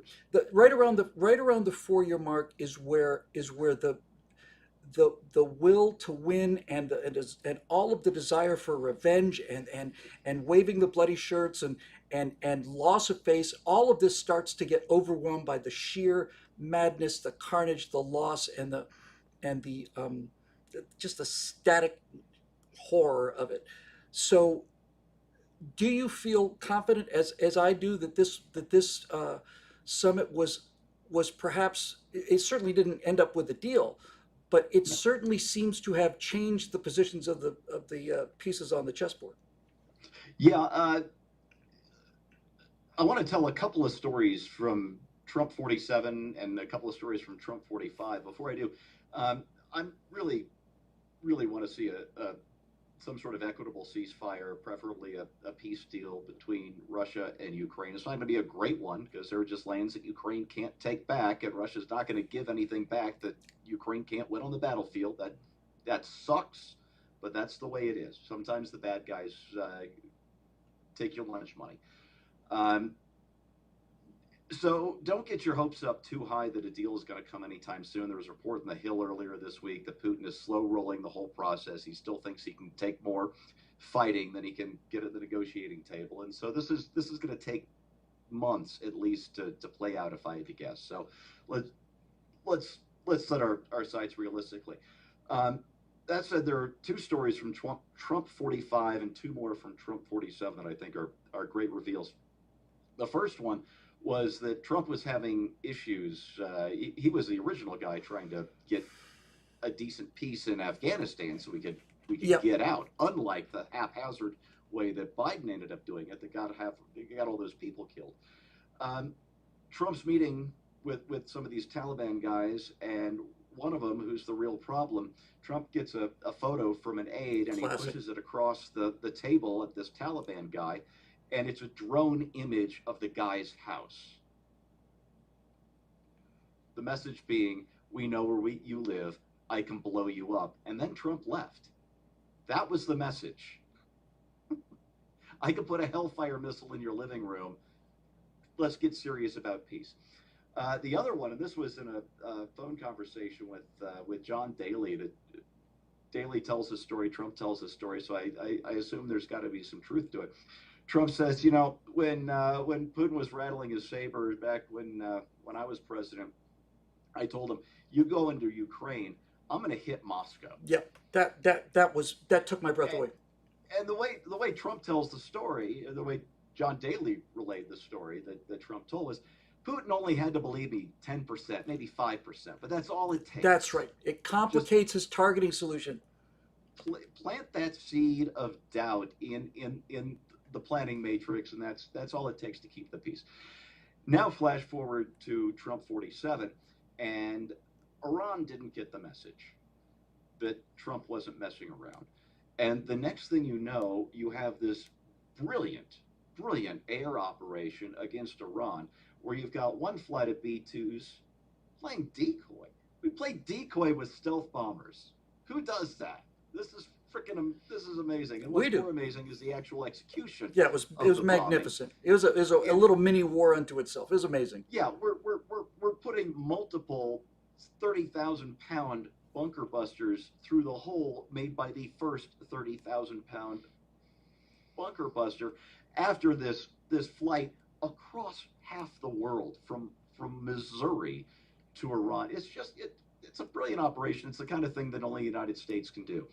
And then Trump has some of those same planes fly over Vladimir Putin's head in Alaska last week. What kind of message did that send? That was a huge. Remember what we did a few weeks ago? Yep. Look up, Vlad. It was brilliant. But Bill, here is how either stupid our leftist friends are, or how desperate they are to just score any kind of Trump derangement syndrome point.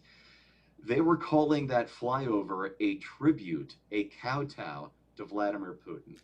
Really? Really. And there you have it. See, if I was going to do a tribute, I would have used the Thunderbirds. Yeah. Yes. Steve, or the to Blues. follow up on that. Yes. On that story, as we record this yesterday, somebody shouted a question or something at the president, and he said that we would not be sending ground troops into Ukraine. He said, No, we might do some air support because nobody else can do what we can do. Yeah. Well, and there's the period at the end of the sentence, of here's this flyover, here's what we did in Iran, and by the way, we might do a little of that in Ukraine because no one can do that. Warms the cockles of my black shriveled heart. Scott, let's go to the other story for you. It's been pushing 2 weeks, I guess, now since Donald Trump brought troops into the nation's capital to clean up the place. Of course, the liberals howled and the progressives howled, and it was a beginning of the dictatorship and the takeover and all the rest. But I'll tell you what really got my attention, in a bigly way. I have seen at least 9 videos by regular DC citizens, black citizens, in their cars or on the street, and I've seen at least 5 of black women in their cars saying, "I have never heard the city this quiet. I've never felt safe at this intersection. This is the first time I've ever had to walk the street and not look over my shoulder." And these are not Trump voters.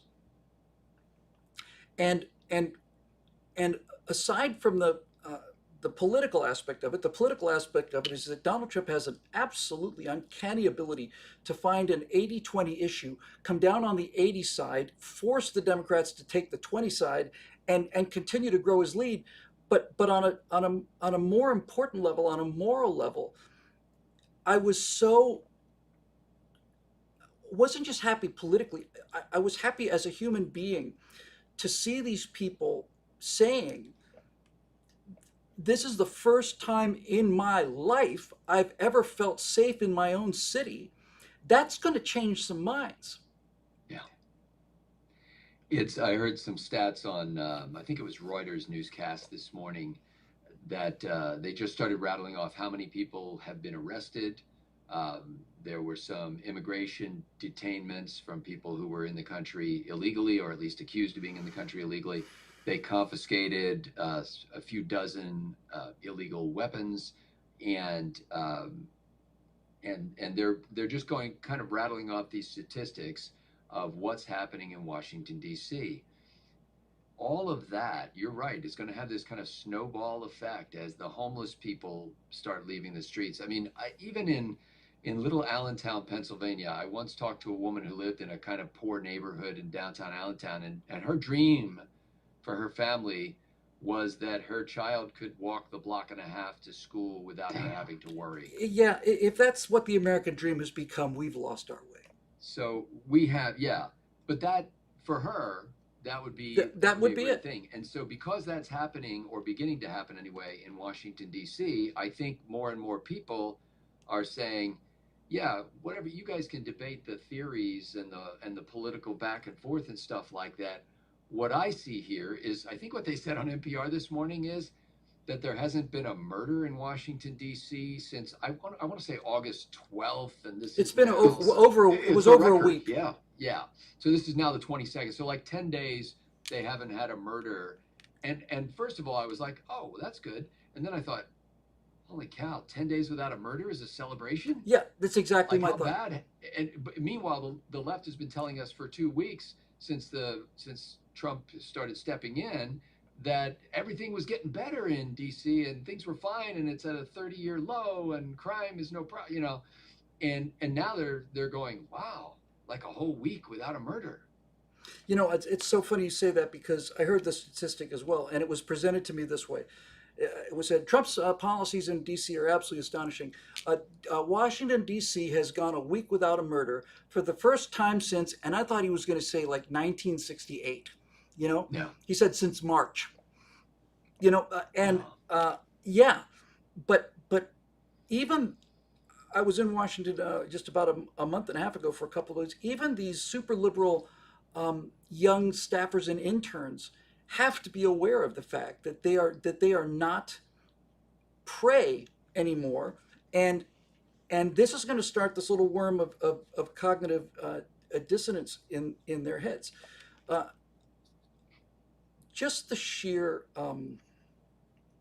well, I have an expression I'm going to use. We'll just say the guts that Trump has to do these things make him an extraordinary, really exceptional man, not just president.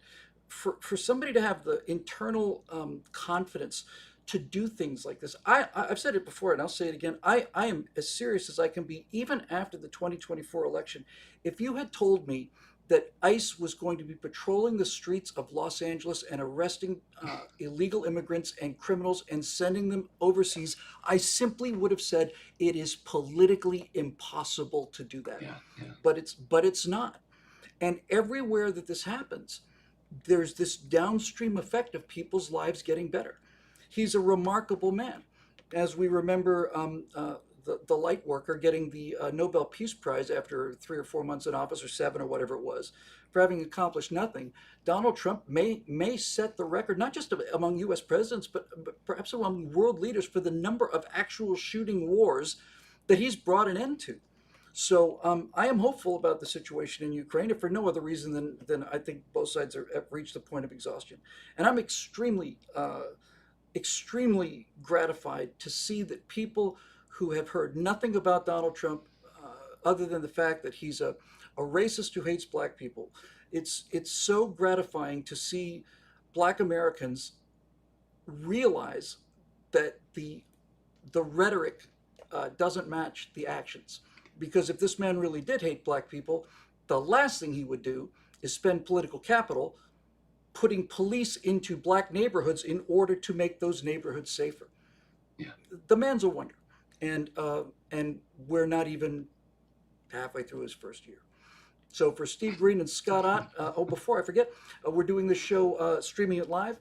If you're watching live, there's a one-time donation button up there. We occasionally need to do these fundraisers to keep the wheels turning here, to pay these fine gentlemen.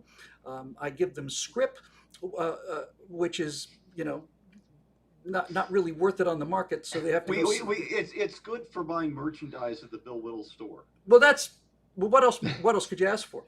I appreciate that 23 million mark note you sent me. No worries. It's worth about probably about $35-$40 on the street if you can find somebody willing to take it.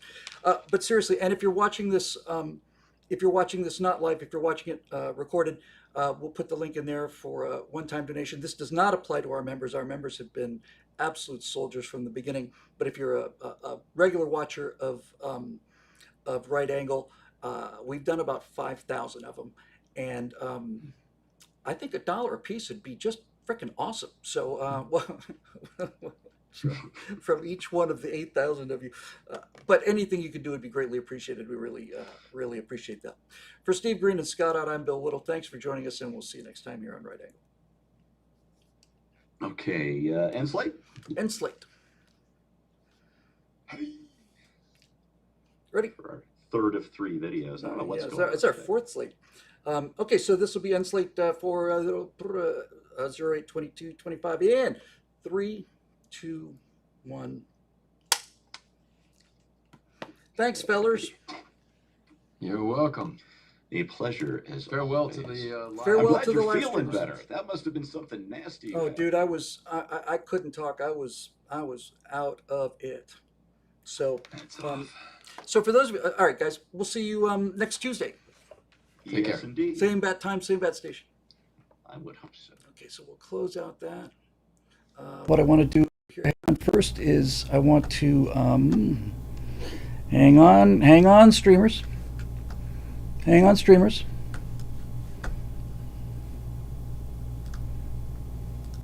There we go. Okay, so for those of you who are watching live, and some people were complaining about the volume, we had make sure I'm not closing out the wrong thing here. I can stop recording here, and I can turn this volume off before we get. Okay, so here's basically what happened. I was set up to do screen capture and window capture, and it captured the window just fine, but it didn't capture the audio. So what I had to do was turn up my speakers, and I had them up as loud as I could get them without causing feedback for Scott and Steve. I will consult the mega brain of Grok and see if there's a way to figure out how to do that. But that's what we do pretty much every week here. Looks like I've got 2 audio inputs. Let me just see if I can knock off one of those. Yeah, that's it. You should still be hearing me. I'll be waiting for some of that. Andrew Lay says, Bill, you should stream that more often. I had to work through some of it, but it was cool. I have to tell you, when I talked to Steve and Scott about it last night, we had, yesterday we had our take a audience to work day and and set up the donation link, and then somewhere around 3 o'clock in the afternoon, we found out that the guy was working on the website and that the donation link wasn't working, and that was a bit of a soul-crushing experience. But sometimes angels come and ring a little bell, and that's what happened yesterday, and so. My lesson in all of this is to get a lot more comfortable with the fundraising, and it seems to be working. We had a question about that last night on the Stratosphere Lounge. So here's what's left for the day. I am behind on pretty much on everything, but I am behind on this thing I'm doing for the National Defense University. So in a minute or two, I'm going to get started on that, and just for your viewing pleasure, here's what that's going to consist of. I've got a voice narration for the opening of this that I need to fill, and it is a historical rundown. This is a promotional video for NDU, and I'm a little uncomfortable about showing some of it, but you know, it's all positive, and I'm not going to be giving away a whole lot. So I've got a narration that I wrote. I recorded the narration, but I used a voice shifter, so you'll hear my cadences. And hail to you, Gerald Stewart, and hi everybody. So what we're going to be doing in just a minute or two is I'm going to do some. I got to get some serious editing caught up on this NDU script. Now, the important thing to understand about this particular project that I'm working on is this. I don't mean to signal them out by any means, but the short form is that the promotion they had earlier looked an awful lot like a Microsoft PowerPoint presentation, and this is true for all Washington agencies. There are so many agencies in Washington, and they all have to have videos and promotional videos, and they all have to have, this is who we are and these kind of things. And I put together that thing with the Greeks and the Persians as a sizzle reel for them, and that got us the job. So what I'm going to be working on first is this historical rundown about how complex warfighting has become, and that's one of the reasons why we need the NDU. And in order to do this, I could just cut together footage. For example, my thesis on this opening of this video script is that complexity is increasing rapidly. I basically say, from time immemorial, we've been fighting battles on land, and fighting a battle is complex because here's all the things you have to do in order to fight a battle. But then in 1939, along comes Hans Guderian, and he comes up with the idea of close air support, where he's incorporated the land battles take place on a single domain on the surface of the earth. But when Guderian came up with the idea of blitzkrieg, he brought a second domain into the fight. And then I say that makes complexity squared. By the time we get to 1944 and the Marianas and the D-Day invasion, we've brought sea power into the battle along with surface troops and air support. So now we have a three-domain fight. That's complexity cubed. In Baghdad in 2002 or whatever, we dropped JDAM bombs for the first time, which brings a fourth domain into the fight, which is space. That's complexity to the fourth power. Cyber warfare is complexity to the fifth power. And when you get to artificial superintelligence, you're now talking about complexity that becomes nearly infinite. How can you possibly track this kind of threat? And the answer is the NDU. So what I'm going to be working on is that segment of the script. I'm not going to show any footage from the NDU, but I have to do that segment of the script. Now, one of the things that I could do is when I'm talking about Guderian and Blitzkrieg, for example, I could just show footage of Stuka dive bombers and, a couple of tanks advancing.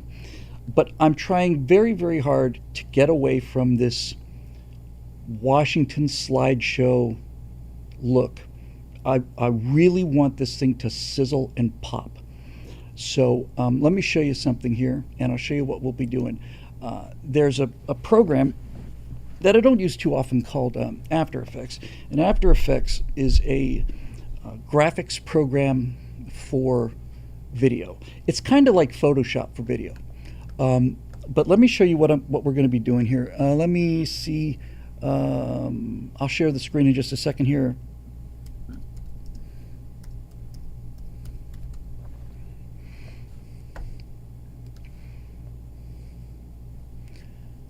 Video. Let's see if we can find it here.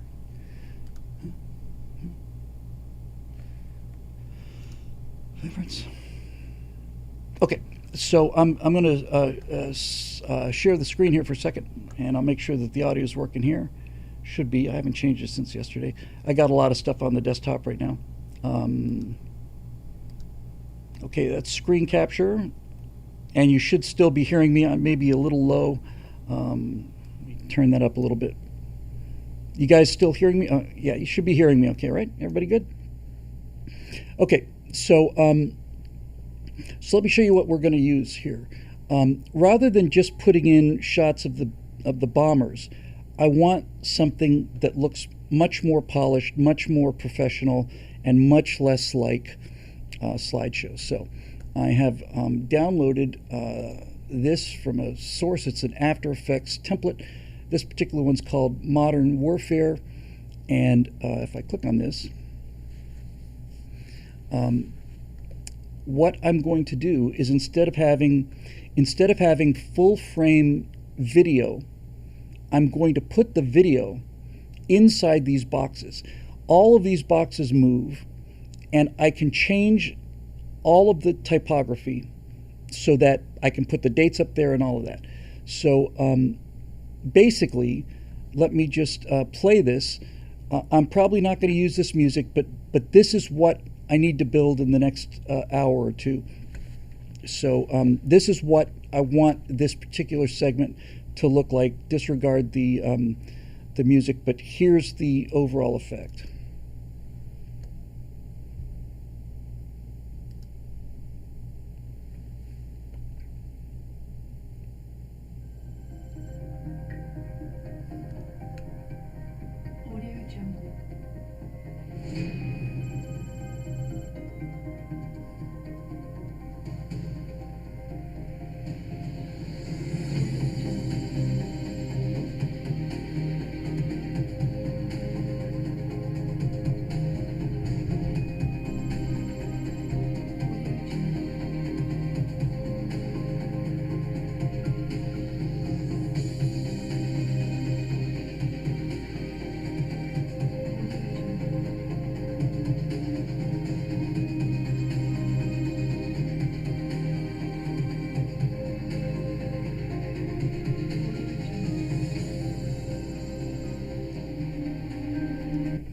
I love how the guys that make this template are graphic artists and they know nothing about the military.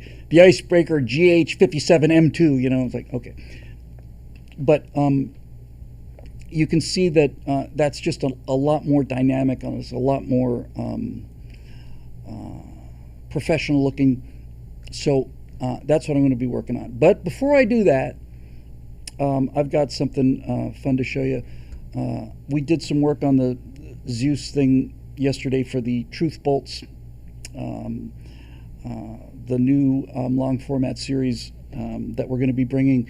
And while I should have gotten home and gotten some sleep, or should have worked on this a little bit, I just couldn't resist. So I'm going to show you something that's got a lot of work left to do, but I just think it's fun.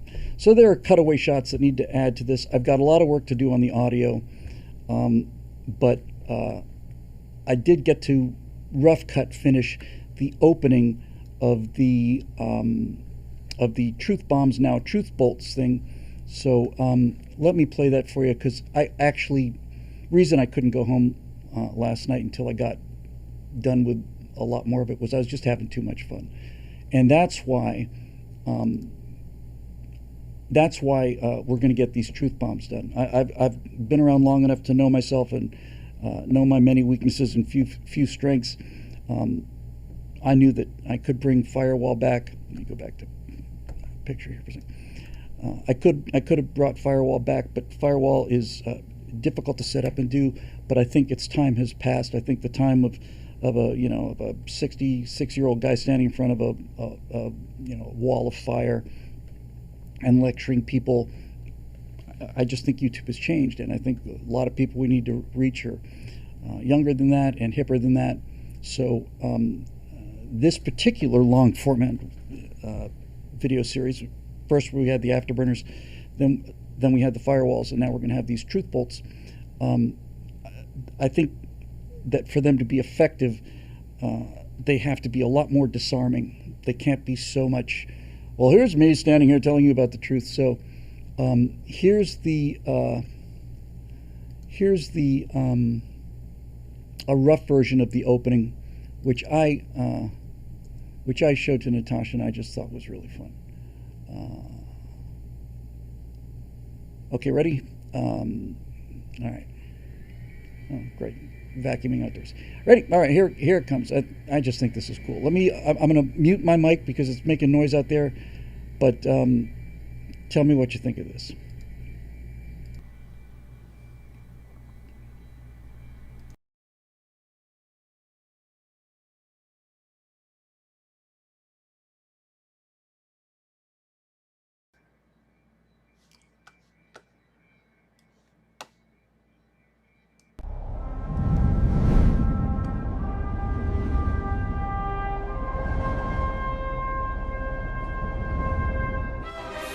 Behold, it is I, the mighty Zeus.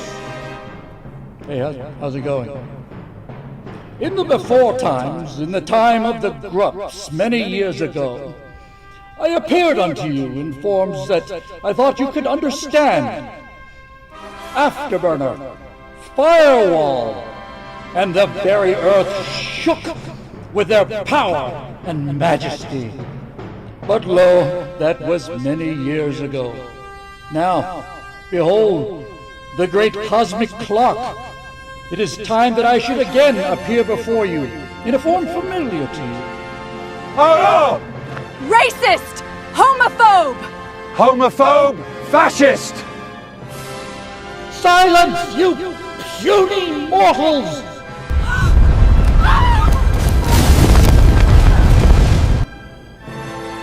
Where was I?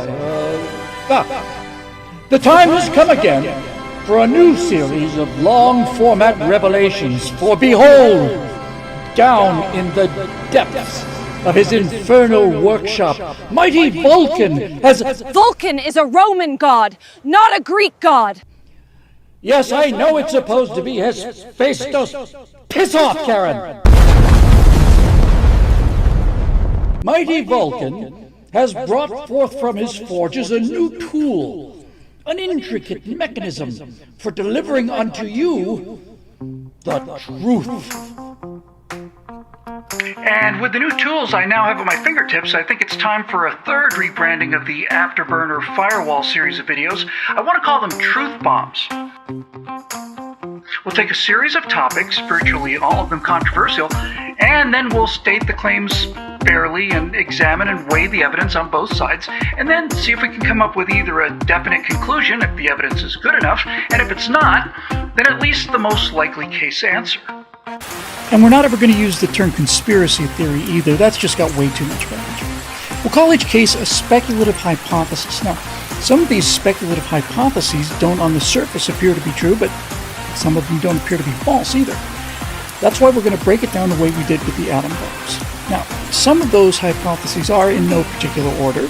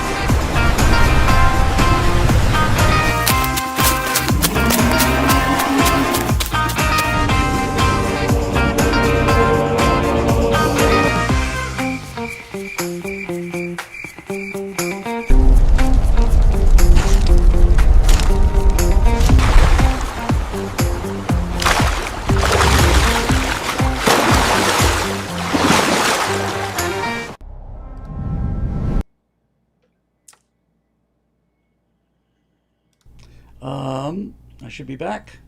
Should be back. Yeah, I don't know if I need both of those. Turn off one of these. So I'll play around with the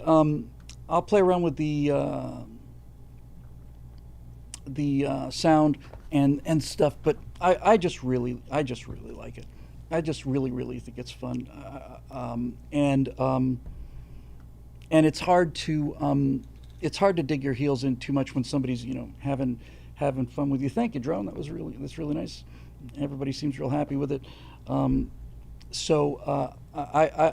real excited about doing it, and I'm looking forward very much to getting the first episode out. So a couple things I still need to clean up, and I have to write the ending after the Loch Ness Monster, which won't take too long. I'm going to do one of those as a Space Marine from Warhammer 40K, which may not mean anything to many of you, but it's kind of in character for this kind of thing. But the Zeus thing was a blast. I might redo the close-up shot, but I don't want to spend too much time. It was just really fun, and it was fun to yell at Karens and throw lightning bolts at them. And that was the first time I've used that VO3 thing that allows you to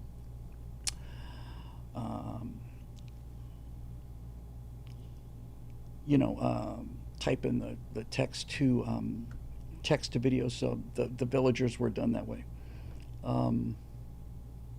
Lower the cricket chirping thing on the COVID clip. Yeah, there's a lot of little tweaks I need to do, including a final mix. But I think walking along as an ultramarine, or I don't know, maybe I'll pick somebody else. But be kind of fun to do Horus, where I was like red lit, and tubes coming out of my neck and stuff. But anyway, I'm real excited about that. But now it's time to get back to some real work. So what I have to do is see if you guys can hear this, because this is gonna take a while. It's gonna take some timing, and I'm gonna have to make some notes. So let's bring up the Premiere. That's our. Sorry, let me go back to the screen save here, the screen cap. This is Premiere. That's our Truth Bolts things. We'll save that, and we'll quit. Actually, let me go back to that. Ryan says, "Please, Ultramarine." Yeah, I'm going to do Ultramarines, man. I'm just the way it is, I'm just a Smurf when it comes to it. So here's what I want to test. If I play this from the timeline, will you be able to hear it? Because not being able to hear the editing doesn't make any sense. So let me just play it and see if it's going to get a signal here.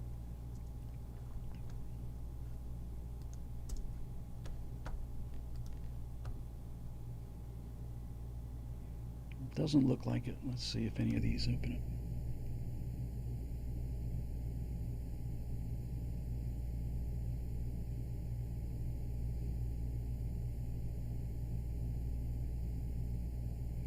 Can you hear that?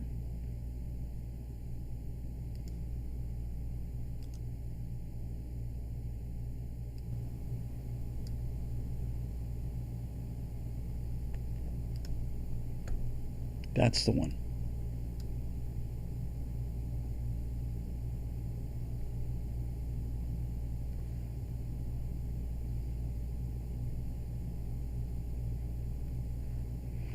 Can you guys hear the Can you hear the background? No.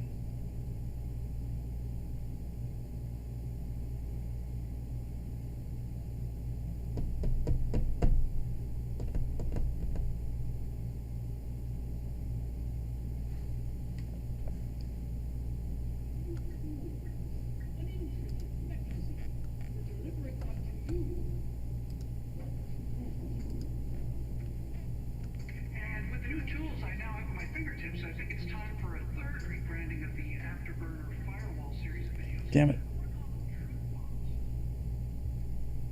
Okay, I got to get this solved. Otherwise, this whole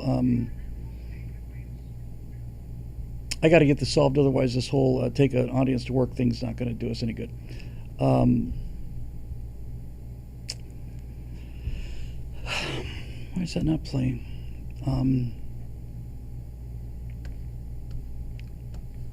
All right, let's see what's wrong.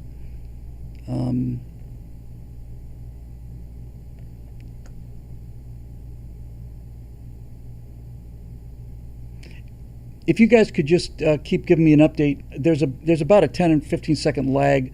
I'm just going to go through these and see. This Mac OS screen capture should be doing it.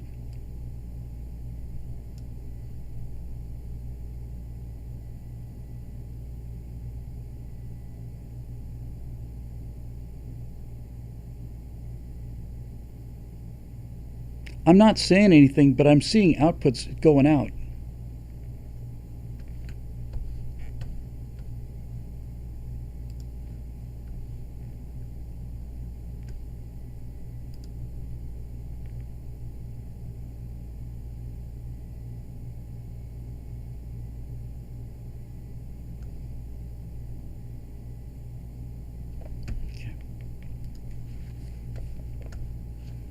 All right, stay with me here. We'll get it.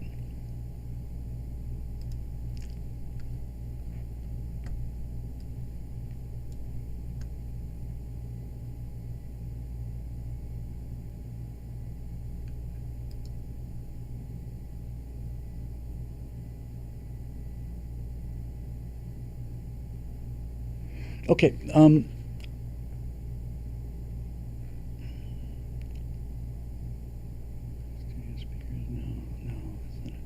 All right, here's what we're going to do.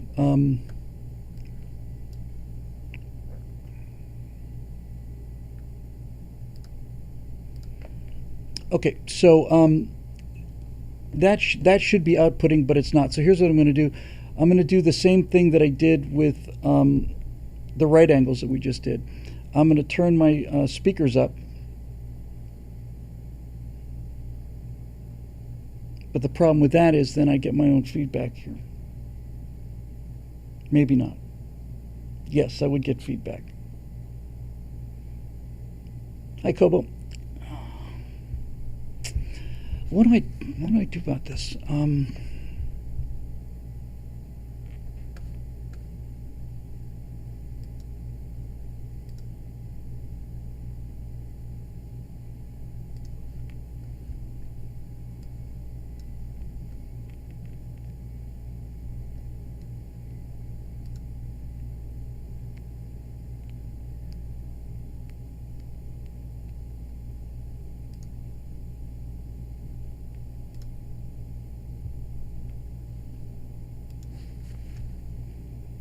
Try this again.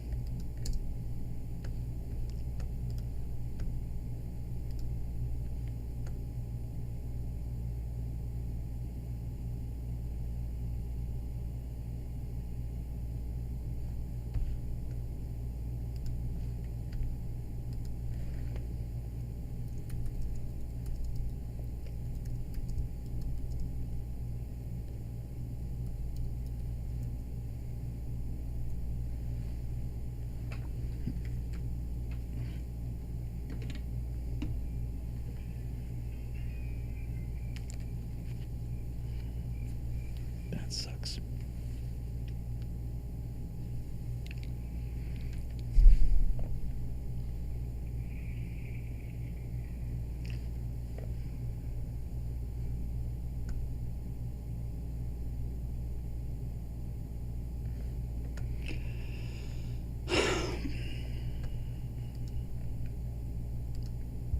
Okay.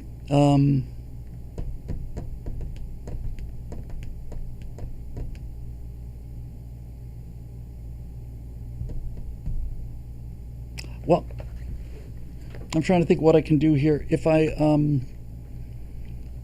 turn up my speakers, I'll try it. Let me turn up my speakers like we did for the right angles. That actually worked. Let's go back to Premiere, and let's go back to audio and settings, audio hardware. We'll set that back to the Samsung TV. Okay. So now, if I play it and I go back to screen capture and I turn up my speakers,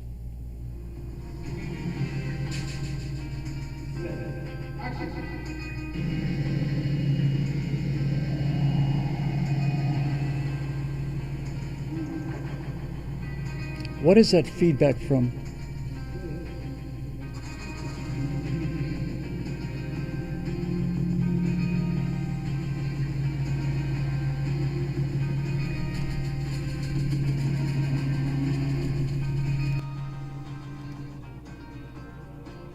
I think that's got it.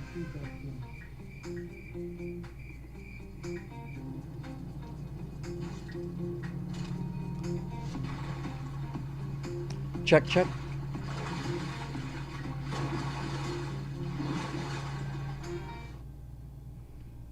Okay, should have heard that. I think that's got it.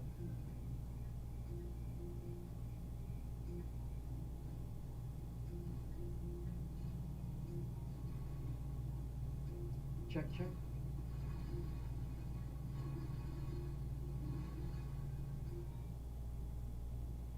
Okay, should have heard that. Okay, so this is going to be tricky. Obviously, what I let me try one more thing. Let me try one more thing. I'm going to get rid of this.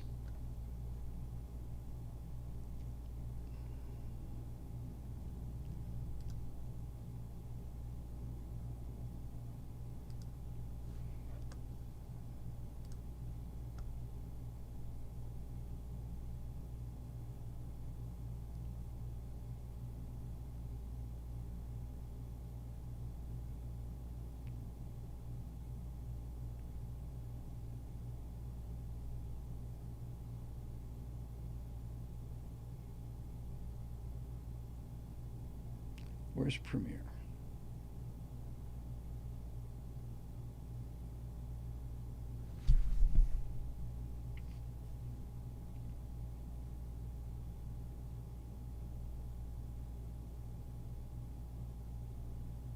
I'm trying to capture just this editing window for the time being. Let me hang on. Here we are back again. Let me close stuff that I don't need. I got a lot of stuff open here. So I need Premiere. Leave that open for the time being. I don't need that for that. I don't need that. I don't need that.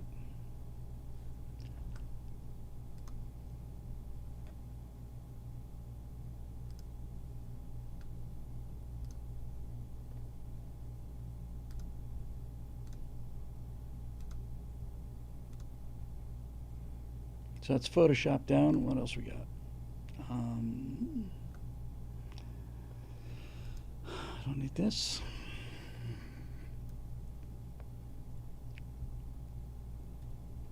I don't need After Effects yet.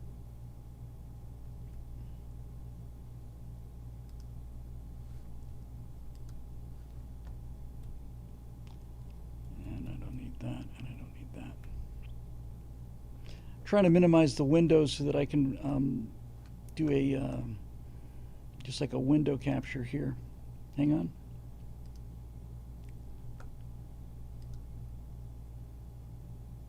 Let's just ditch this. I'll try a new one.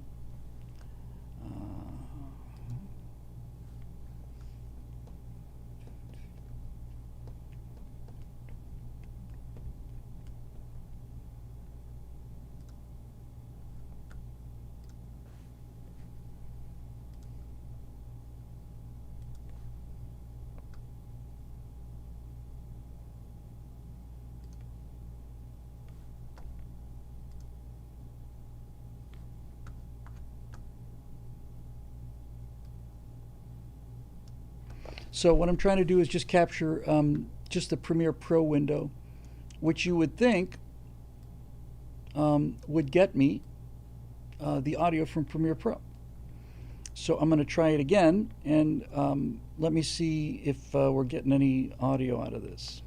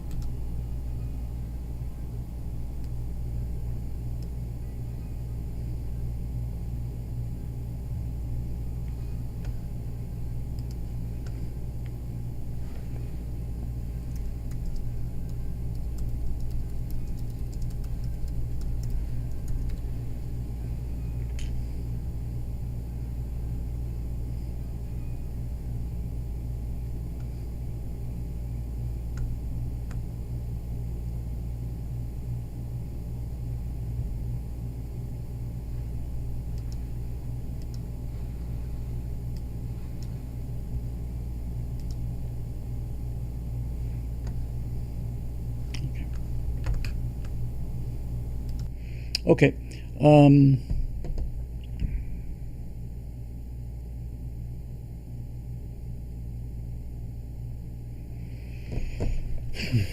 right.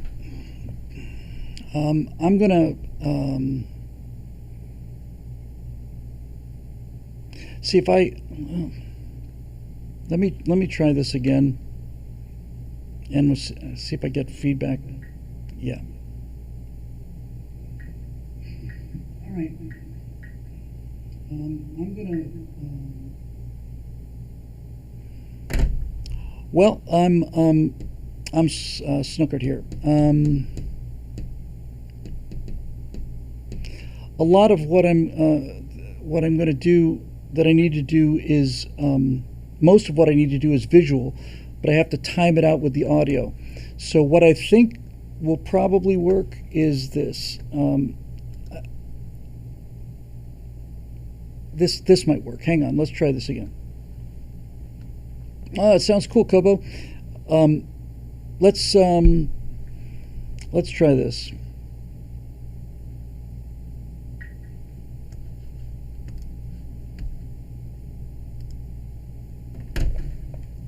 Some of those hypotheses are in no particular order.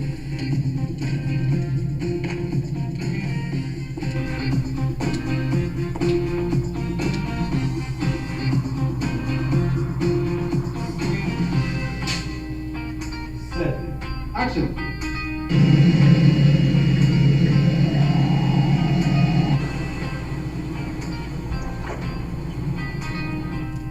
Now you should be hearing that.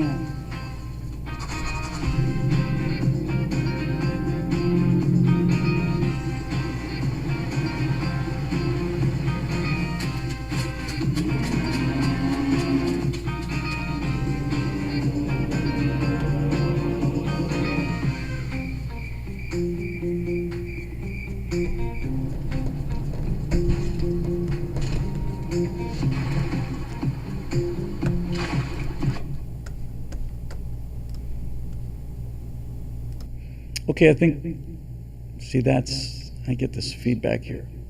Well, I can live with that, I guess. So here's what I'm going to do.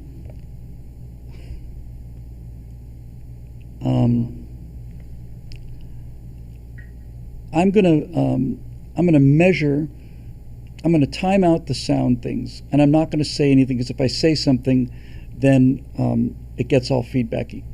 So I'm going to go through, I'm going to make some notes on the audio for the NDU things, and then I'm going to build the video. Once I'm building video, I don't have to worry about the mic so much anymore. So first thing let's do is let's get rid of this, save this, quit this, and then I have to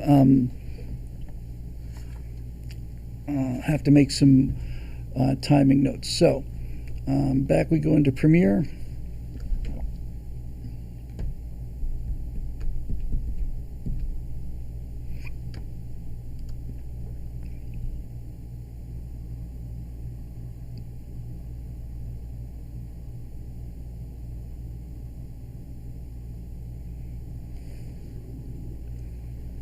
So what I'm going to do now is I'm going to turn the sound back up so that you can hear it through my microphone. I know this is like launching a frickin' starship.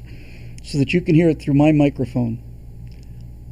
But if I say anything, it's going to start feedback. So I'm just going to shut up, and I'm going to make these timing notes. And once I've got the audio timings that I need, then I don't have to worry about the sound, and we can just build the picture and you can see how it goes together. Then I'll do a final version of it like that. Okay.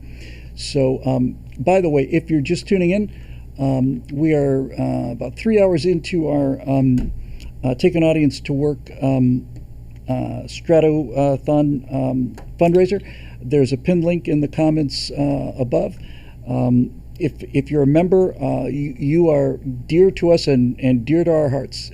If you're not, and you're having some fun, or you've enjoyed the content that we've done before, we are in a pretty serious cash crunch situation right now, and so we're doing this fundraiser. And if it turns out that you're watching this live and you're a fan of the shows or the right angles or whatever, you like what you're seeing, anything helps.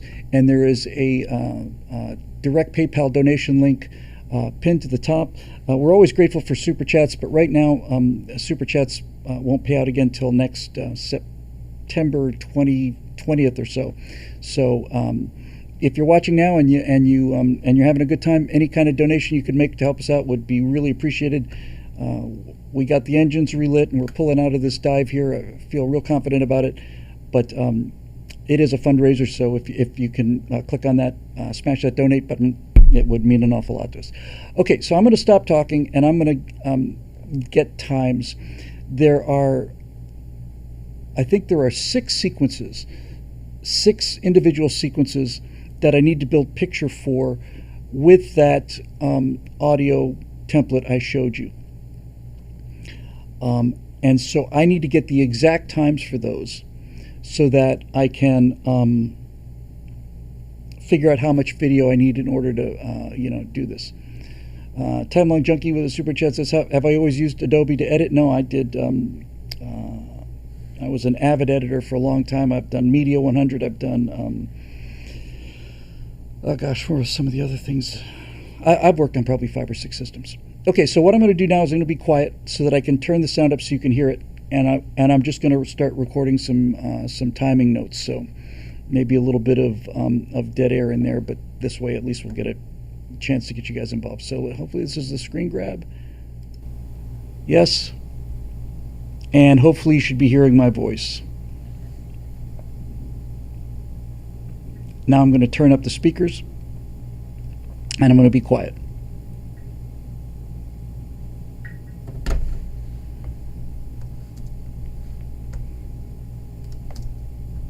For most of human history, warfare took place in a single domain, the surface of the earth. Warfighting, even a one-domain land battle, is incredibly complex. It requires recruitment, training, logistics, intelligence, command and control, sustainment, and force protection. Then throw in the rapidity of change, and watch what happens. Germany, 1939. German General Hans Guderian, the of change. For most of human history, warfare took place in a single domain, the surface of the earth. Warfighting, even a one-domain land battle, is incredibly complex. It requires recruitment, training, logistics, intelligence, command and control, sustainment, and force protection. Then throw in the rapidity of change, and watch what happens.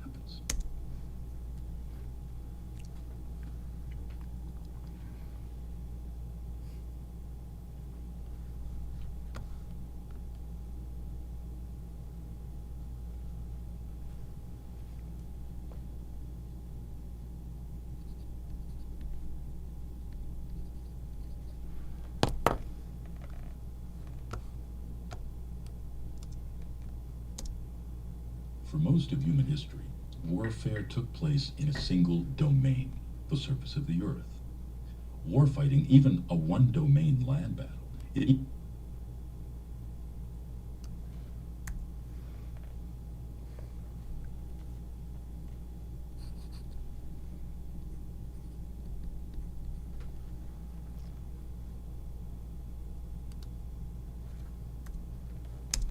Germany, 1939. German General Hans Guderian realized the power of what we today call CAS, that'd be close air support, and invented the doctrine of blitzkrieg, or lightning war.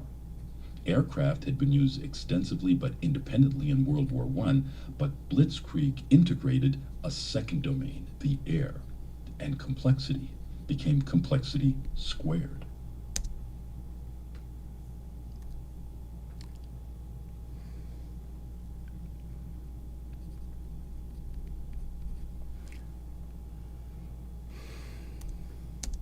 By June of 1944, the United States had perfected the art of 3-domain warfare, land, air, and sea, with the invasion of the Marianas Islands in the Pacific Theater and on D-Day in Normandy, both in June of 1944. Complexity had cubed.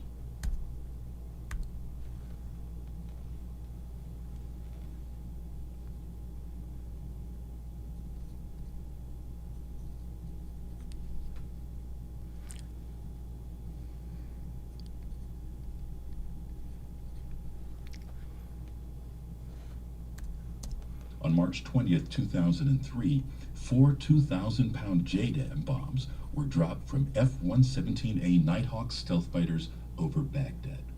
These precision weapons were guided by GPS satellites orbiting in the fourth domain, space, complexity to the fourth power.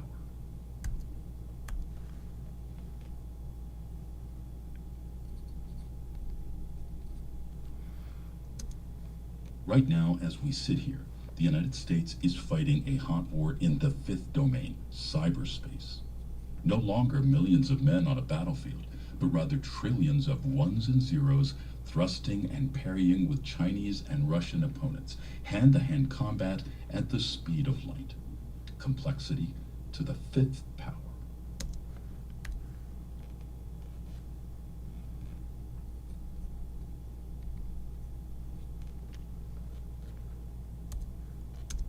And now, with our toes in the sixth domain, ASI, artificial superintelligence, complexity becomes to the human mind essentially infinite, which leaves us facing a very, very unsettling truth.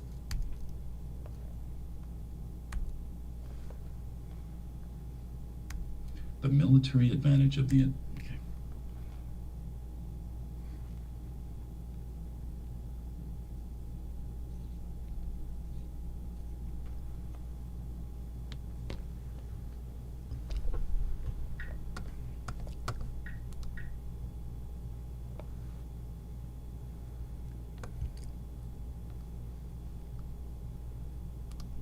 Okay. Yeah, I know the audio's all over the place. Obviously, we're just kind of, spitballing this and trying to do it on the fly. So I got a couple things here. I got a couple of problems here. The times for there's 6 segments, so 16 seconds, 25 seconds, 17, 20, 43, and 16. Now, my problem is, how is that After Effects template going to behave? Because I'm going to have to retime the whole thing. So let me save this and hide it. And now we're going to open up the After Effects.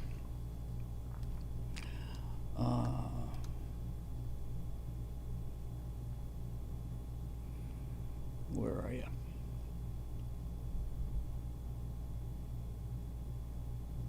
Here it is. And this is Modern Warfare Military Presentation. And here's Modern Warfare. And we'll go with no plugins. And what's the difference between these two? Oh, newer version. Okay, so this is After Effects. You guys should hopefully be able to hear me. Like I said, we're doing this whole thing kind of on the fly today, and I'm going to be working on. I'll talk to the big brains at Grok or whatever to see if we can make this a little simpler. Let me switch over to the After Effects window. So let me switch this. Hopefully, you should be able to still hear me. I'm going to change the window capture. I just delete that. No, don't need 2 of these either, I don't think.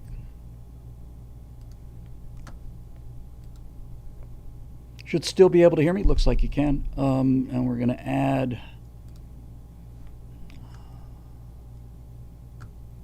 window capture.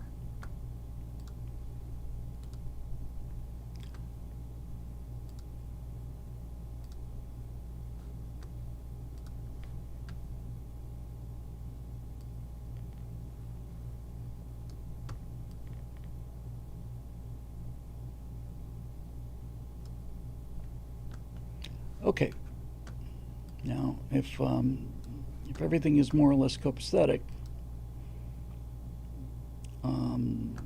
we should be looking at the After Effects window. Yes, there it is. Okay. And you can hear me okay? All right. So this is going to be tedious work, but at least now I don't have to be quiet. So basically this is After Effects, and I don't use it very often. I'm not really fluent with it the way I used to be. So let me make this just a little bigger. There we go. So basically, the way that After Effects works is all of these different layers you see are different segments, and they're stacked. And so the higher up things are, the closer they are to the camera. So if we scroll through it, we get this. And what I'm especially interested in is the transitions, because if I'm going to retime these segments, these transitions have to work.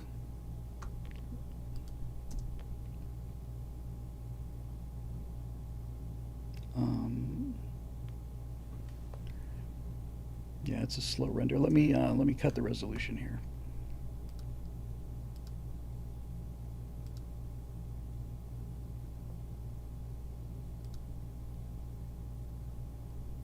Go to a quarter. All I'm doing is reducing the resolution for the playback, so it moves a little faster here.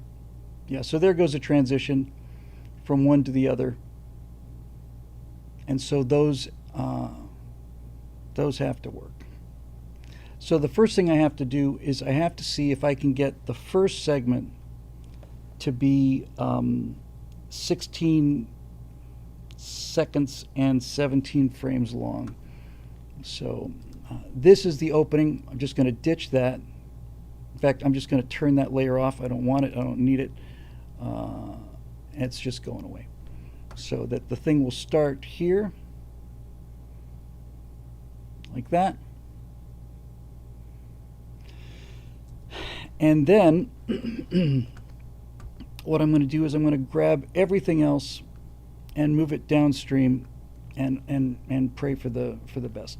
Now, fortunately, I only need the first 6. So this is, you can see the number up in the upper left-hand corner. So this is scene 1, right? Here's scene 2. Here's scene 3. Here's scene 4. Make sure that I got the screen. Right. Here's screen 5, and here's screen 6. I don't need anything after that. So what I can do is I can take this up to here.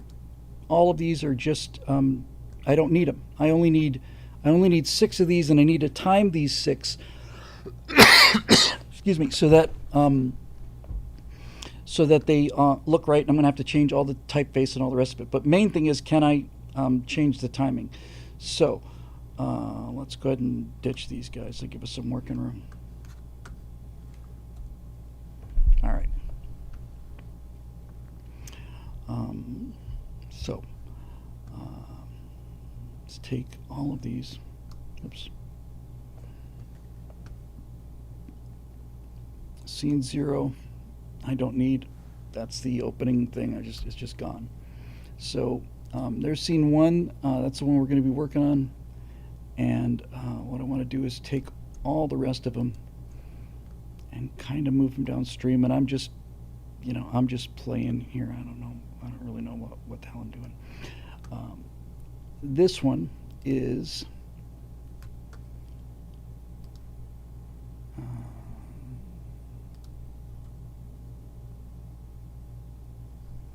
how long is this? It's an in point, out point. What's the length on this guy? It looks like 1204. Yeah, 1204. So I have to stretch this out now to be 2510.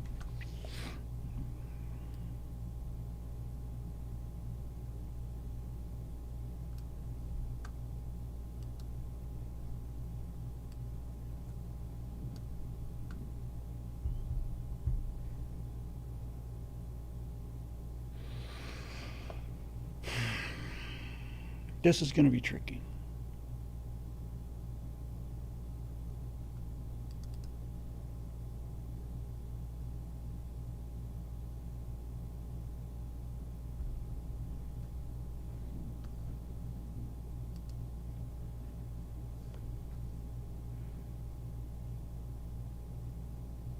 This is going to be really tricky.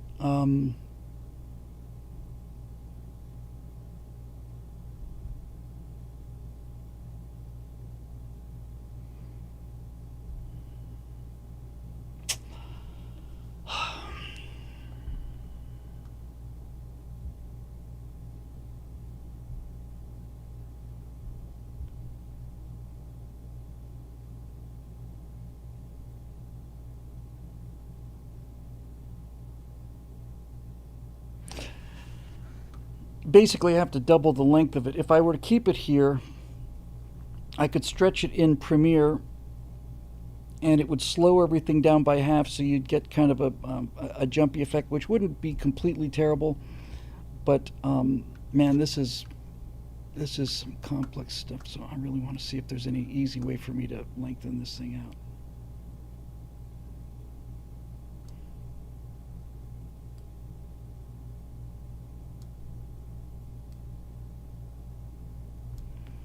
Okay, let's see if that worked.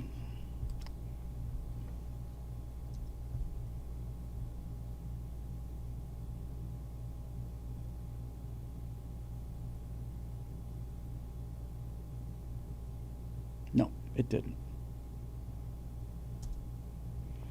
And it didn't because all of these guys have to go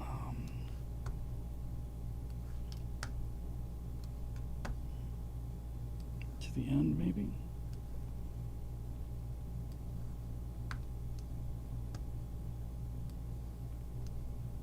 Come on. See, these guys are locked.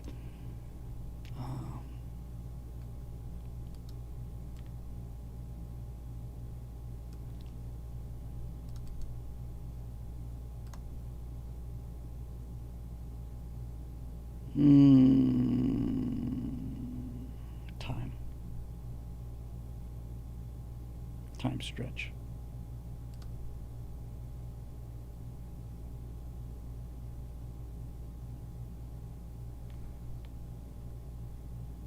All right, maybe this will be the answer. Let me undo this. And let me undo this other stuff. This may be the answer here. Let's go back to that where it was. So then we'll go into this.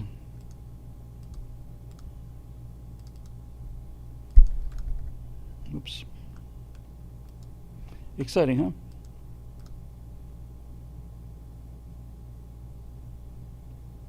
Time stretch for this segment, and I want this to be 1617.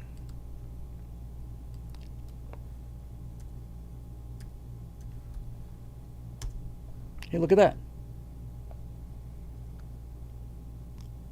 May have gotten lucky here.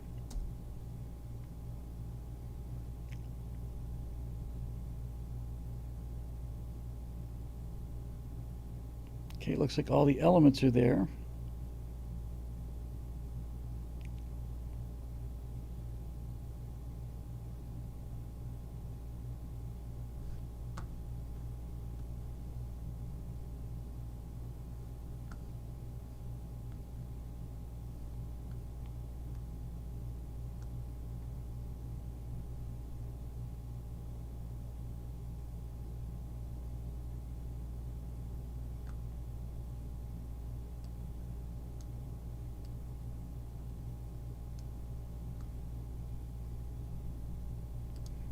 Let's see how the end of this thing looks.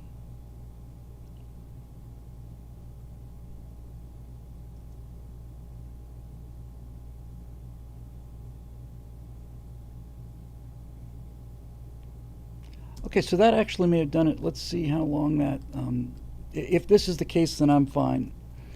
If that is 16, 17-ish, I'm golden.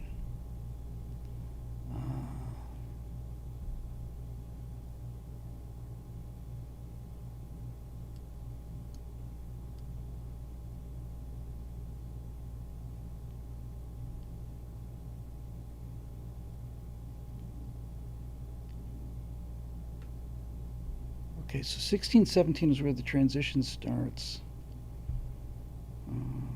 If I move these guys here.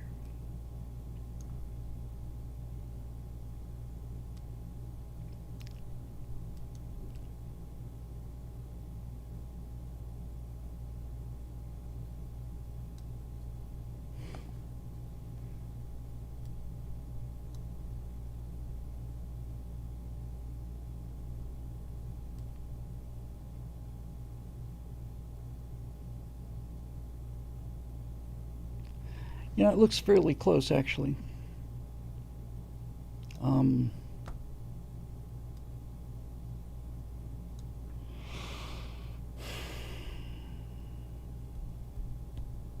right, let's do a test.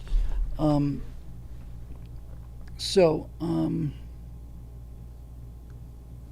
I want to do this? Music effect, main composition, design elements, all scenes.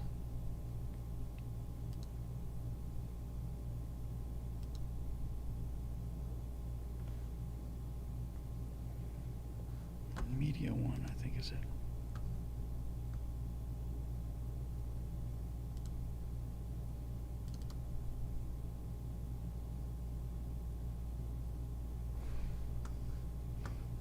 Okay, I'm just going to grab anything and see if this will work. I could even use a still. Let's try. I just want to see if the images work and get a picture somewhere.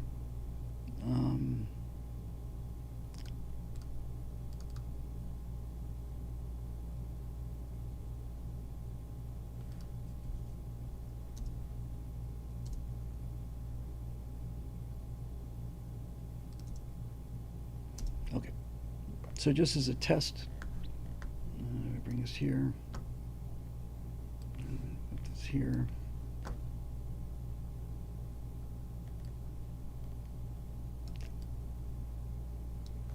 So, hey, look at that. Look at that.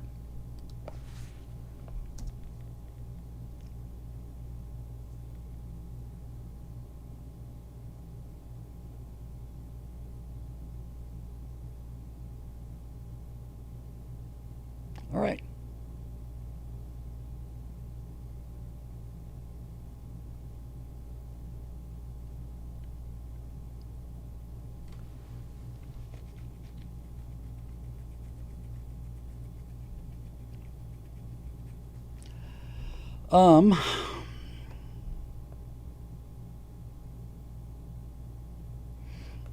Yeah. So I know this is not terribly fascinating stuff, but just stuff I have to get done. But it looks like this is actually working. So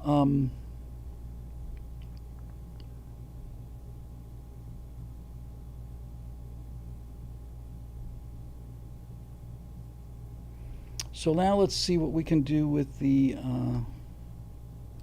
types, the text. So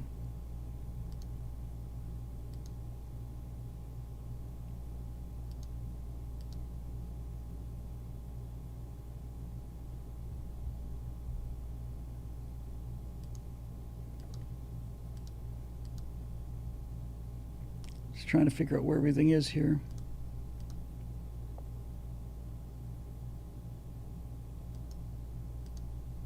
So those are all elements of the thing moving. So the main text appears to be here. Yep.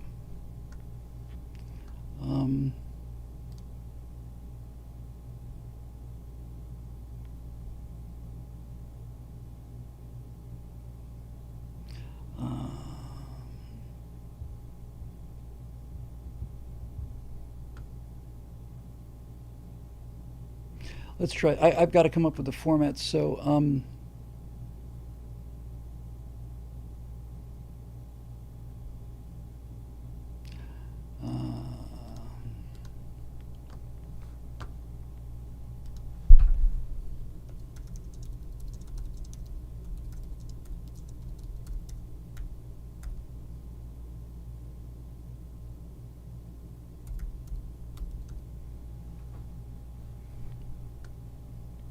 .480 BC.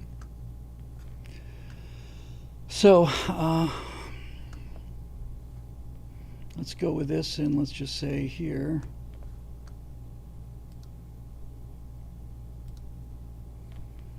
And we're at low resolution, so I mean technically it should look like this.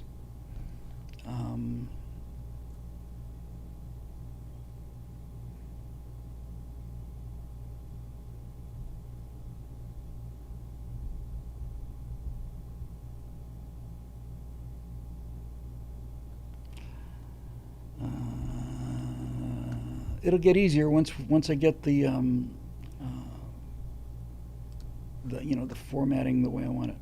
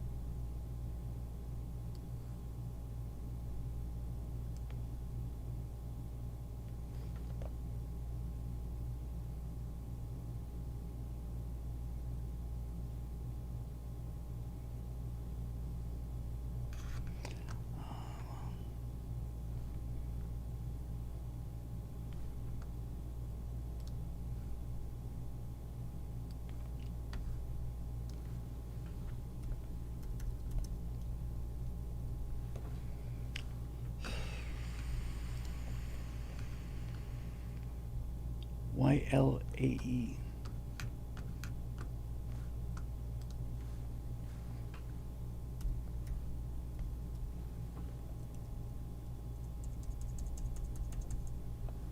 Is that right?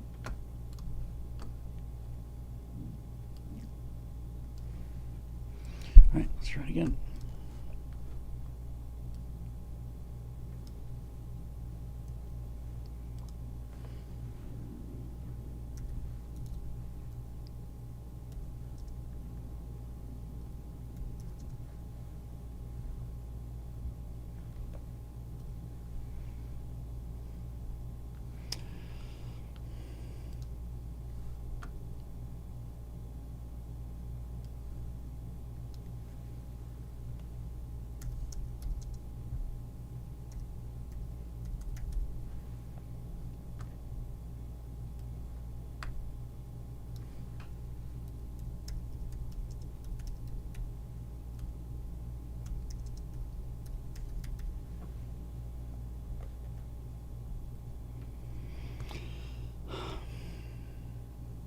Good Lord.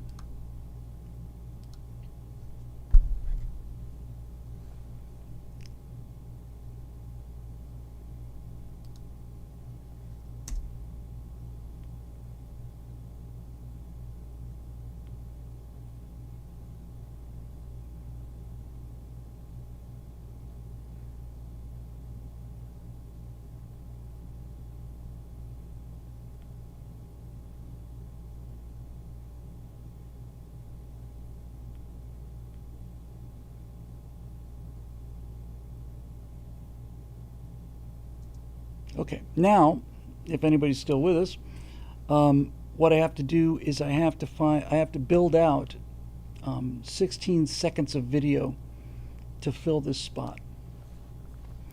And so what I'm going to do is go back into Premiere, and I'm going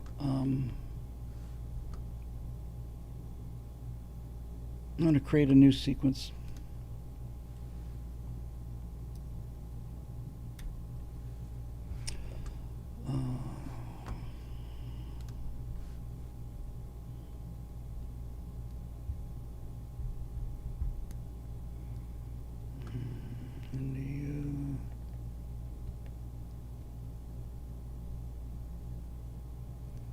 I think this was the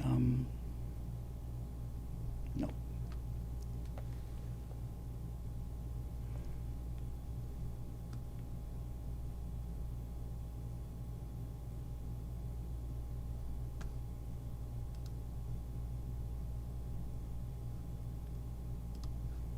So we'll start a new sequence because we're going to have to edit our video here. That should work.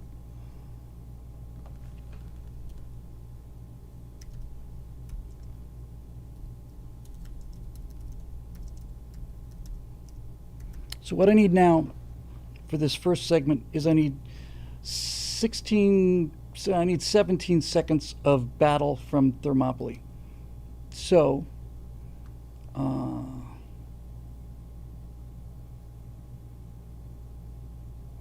since it's in a box, I don't have to worry too much about compression or anything. So what I'm just going to take that thing I did for them and just import it and use that. I'll just cut it. American cities.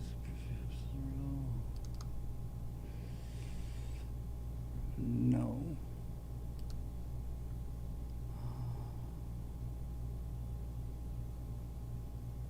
Editorials.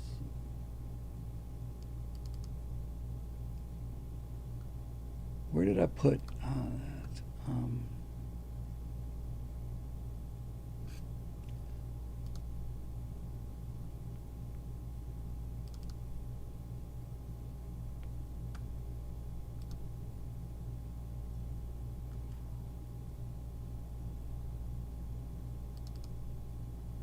Nope. Where did I put it?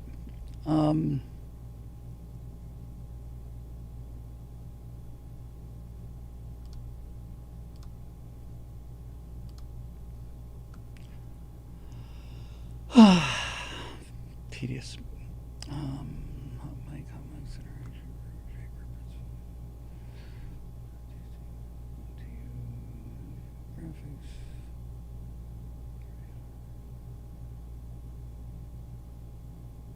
Son of a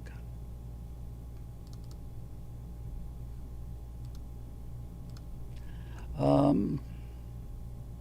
Movies. Solving the riddle is what I'm looking for. And it's not on that drive.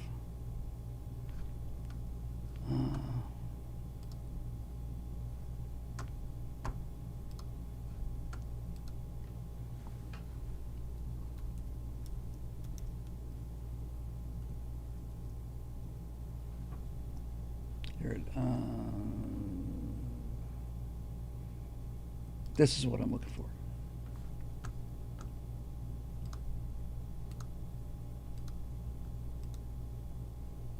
Okay.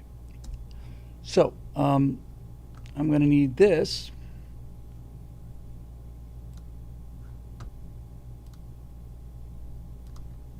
And so I need 16 seconds of Thermopylae so that I can put that into the box for the land battle. So that's basically what's going on.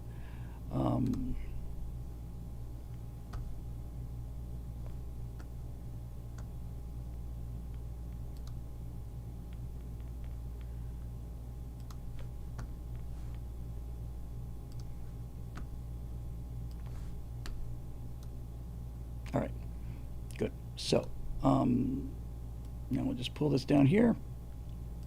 And we'll find ourselves the Thermopylae section, and that is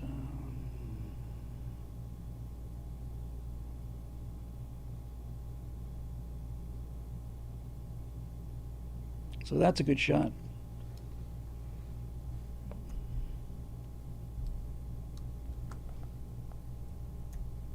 Oops.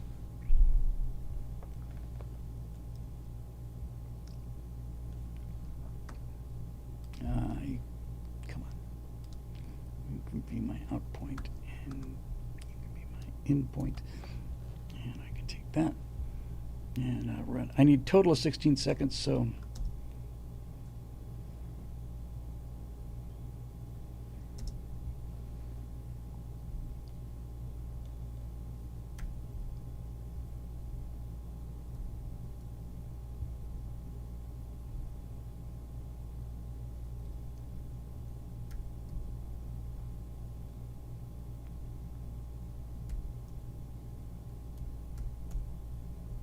and then we'll find some better stuff. Actually, we'll start here. That's a cool shot. That's a cool shot.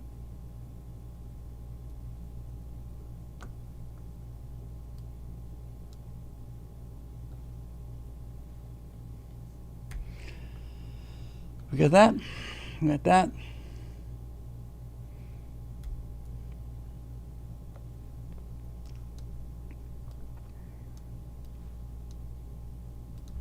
need the audio.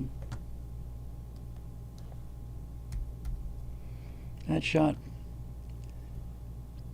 That shot.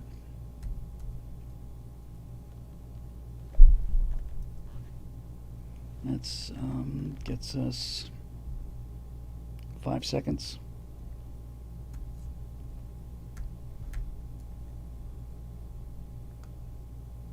That's a great shot.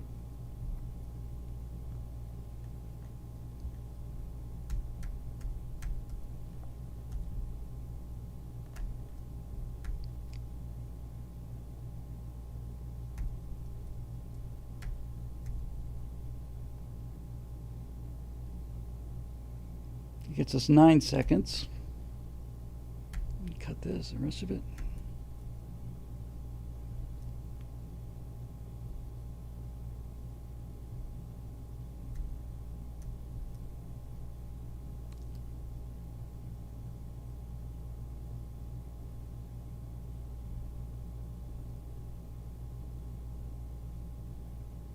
You know, I'm just going to start here.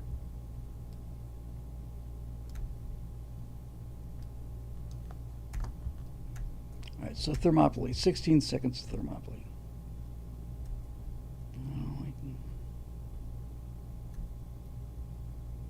Oh, screw that. I like when I had better beforehand.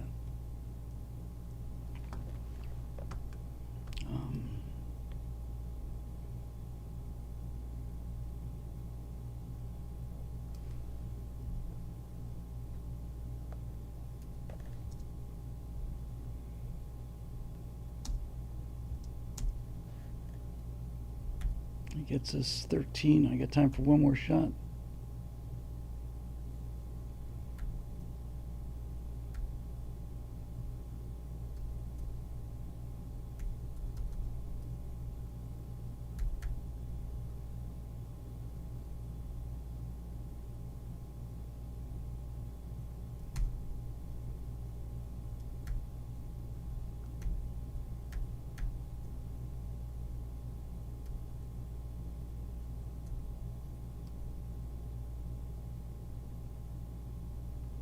Let's take this instead. Take that.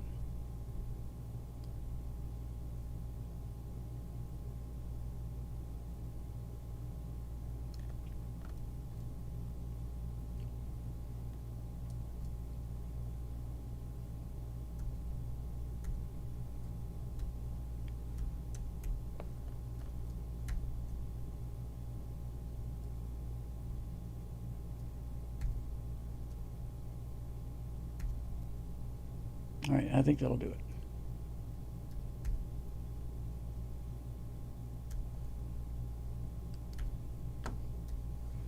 And I can, I need to open this up just a little bit. So.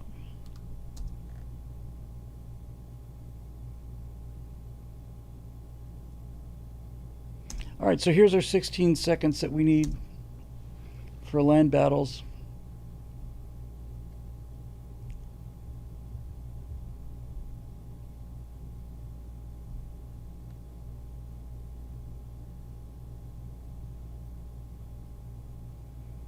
Okay, so now I'm going to save this out as a movie. And I'm going to have to do this for all 6 of them, but that's the way it goes. So that's going to go to there, and I'm going to just output this. I'm going to save it to, and it's on the desktop. NDU graphics, right? Yep, here. And this will be segment 1.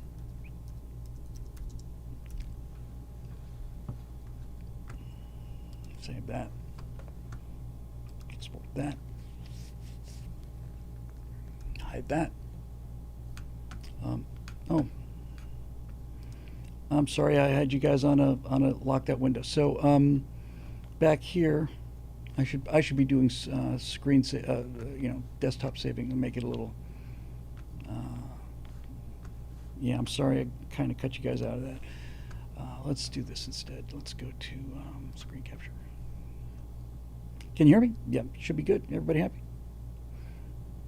Okay. So what I did was I cut 16 seconds. And now I'm going to lay that in here. I'm going to do that here.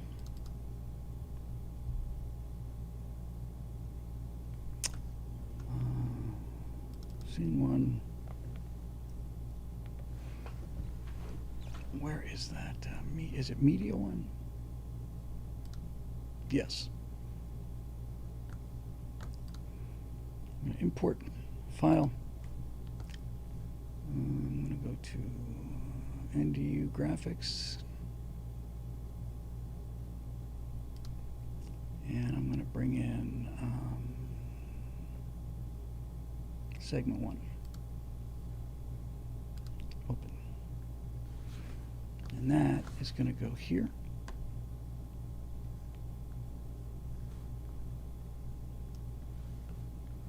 I don't need this anymore. And I can take segment 1 and I can scale this down.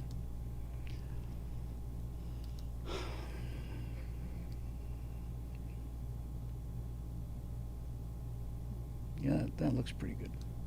All right, so let's have a look at the what the first segment will look like in this composition here. So what we should get when it's rendered is this.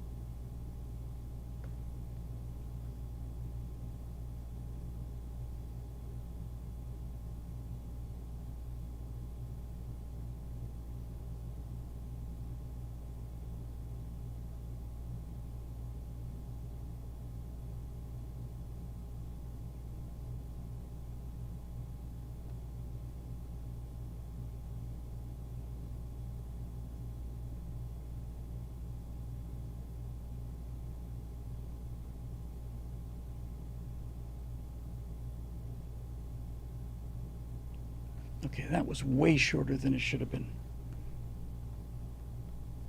It's probably because these guys need to move.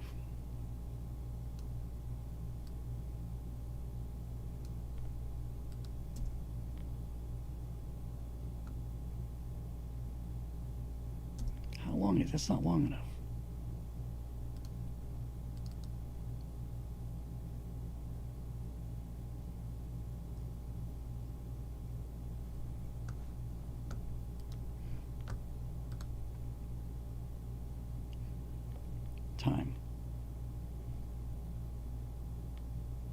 Time stretch. Yeah, this would be 16, 17. Okay.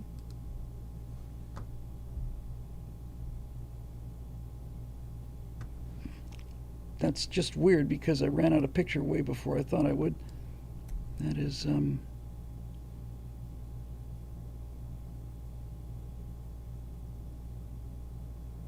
looks like it's about 16 seconds.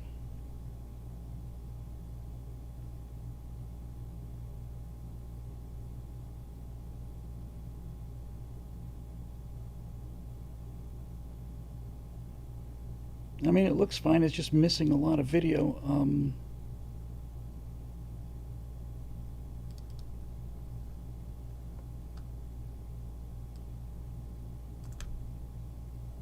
Like a lot of video.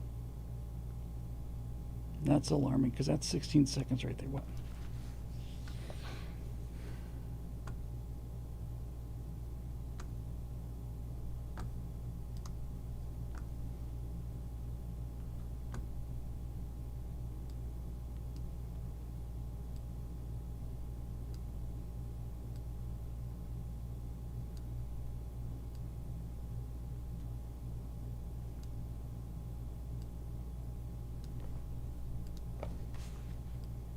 No, that's just not good.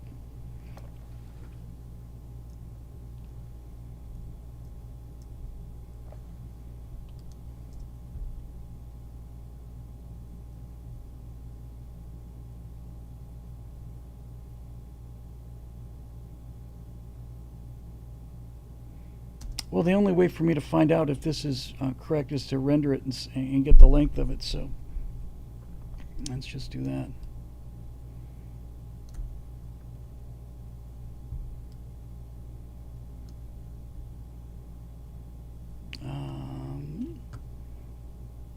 It's different in After Effects here.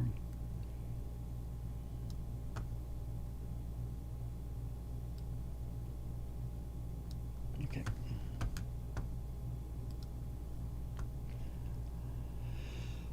Export, add to render queue. H264 is fine, and we'll save it to NDU graphics, and this will be test 1.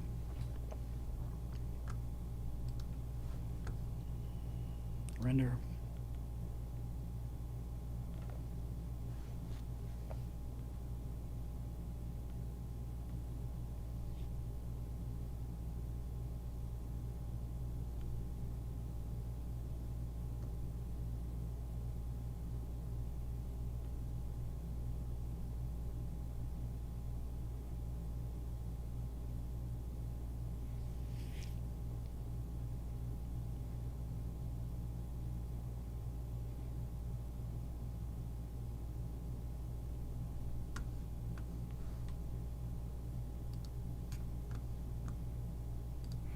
See this face? This face is much of my life. You just basically sit here and watch progress bars. So there's no way around it. It's just tedious, time-consuming work, and when you get it right, it pays off. So anyway, let's see what we got.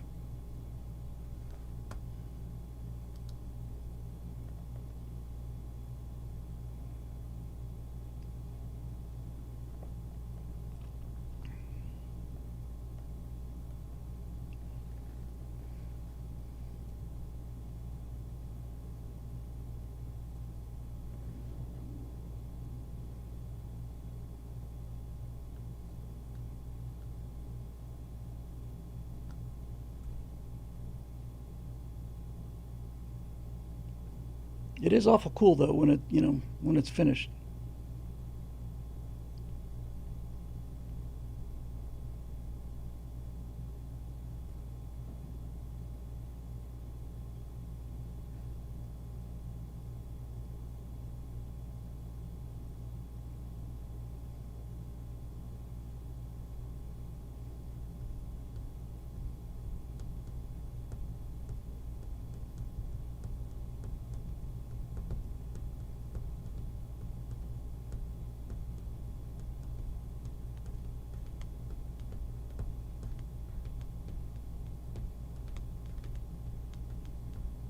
And I like the fact that the number 1 is there, so that's cool.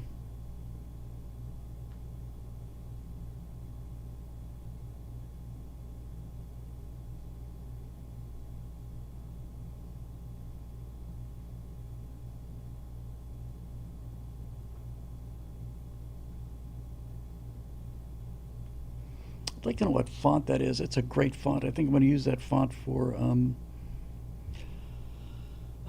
the whole thing here.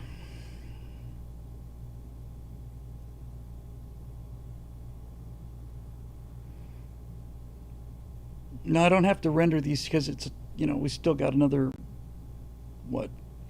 2 minutes left on the render, and this is a fast computer. I don't have to render all of these out as tests. I just have to make sure that what looks like 16 seconds on the timeline is actually 16 seconds. I can fudge the speeds a little bit once I get into Premiere, but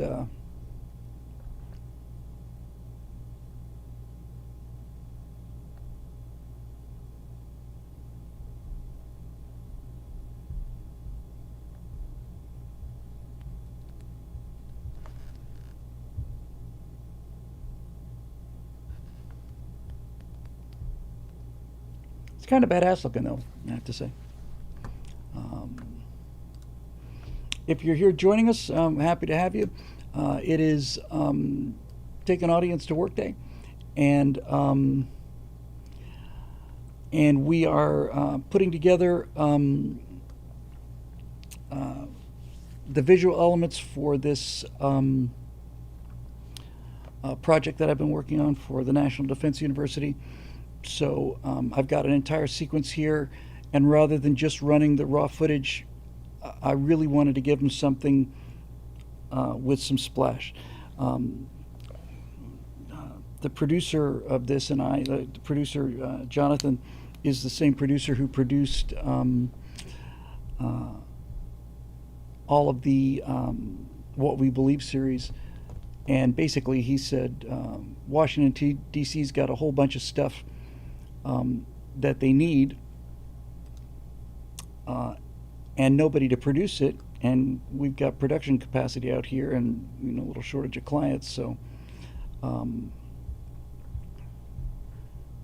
we can we're almost done here. Let's see what this segment needs to be 16 seconds. If it's 16 seconds, I'll be happy.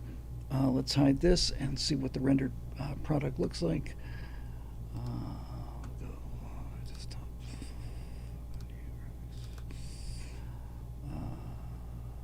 Test one.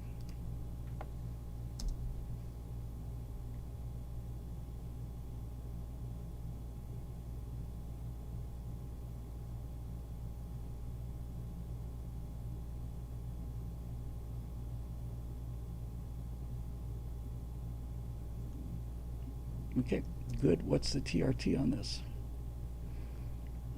Let's bring it into Premiere and see how it looks.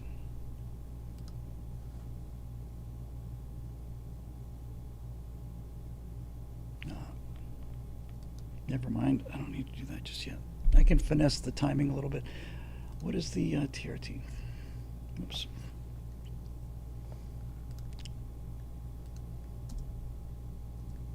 TRT is 17 seconds.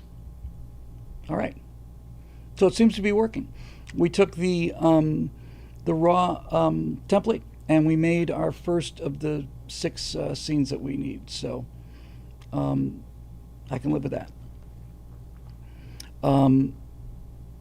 Now, the second one, we need Hans Guderian and we need Blitzkrieg.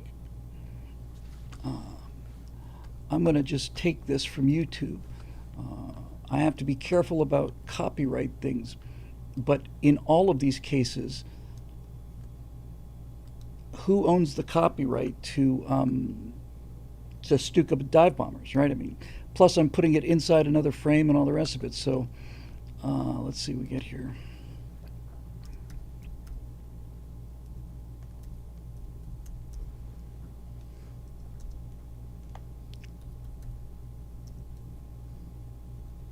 So now I need, for the Blitzkrieg segment, I need 25 seconds. The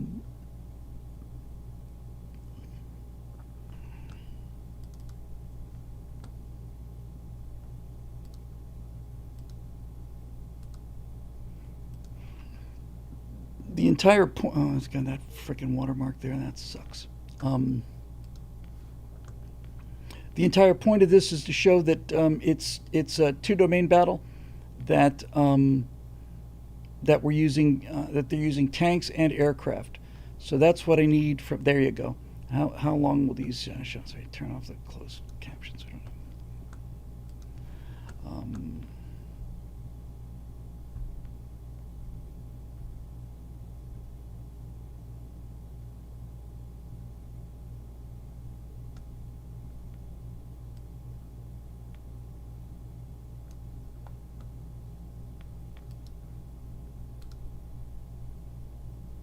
Yeah, this will work.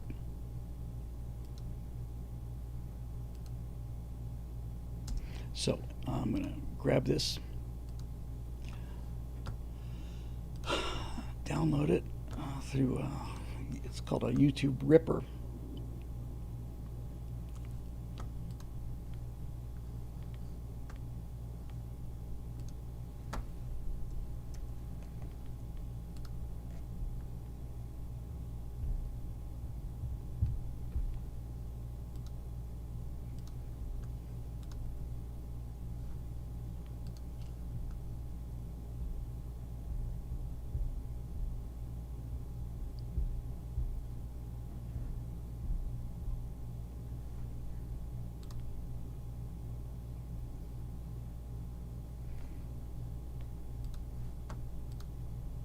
There it is.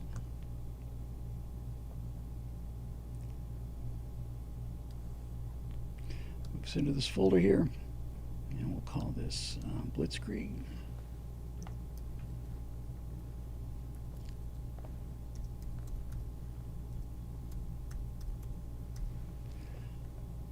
Okay. And then we'll take this in, and we got to edit. I need 25 seconds of this.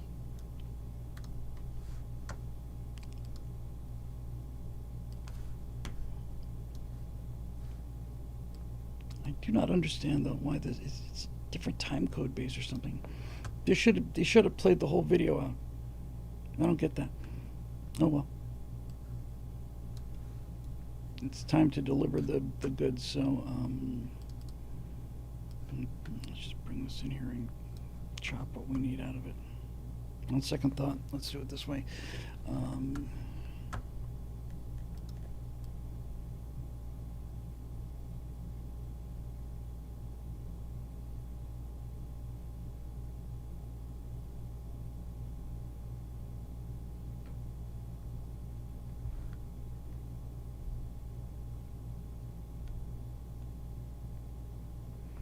Can't beat the Stukas doing the dive over for Blitzkrieg.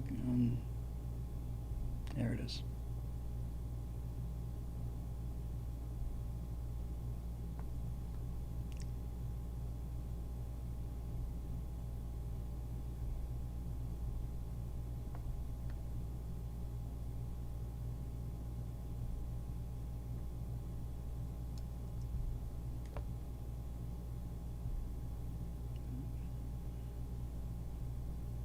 Storch.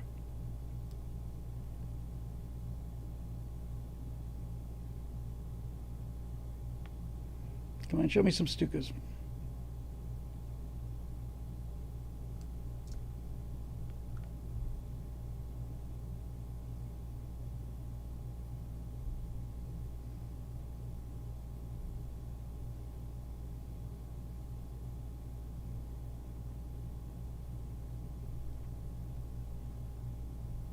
Those are Stukas.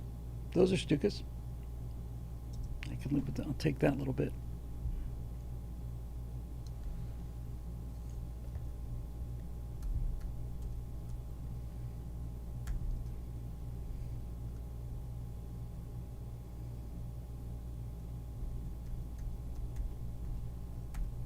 So we'll drop this in.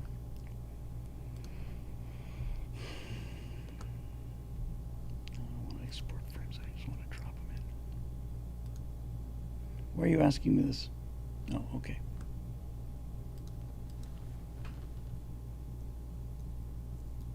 Let's stop.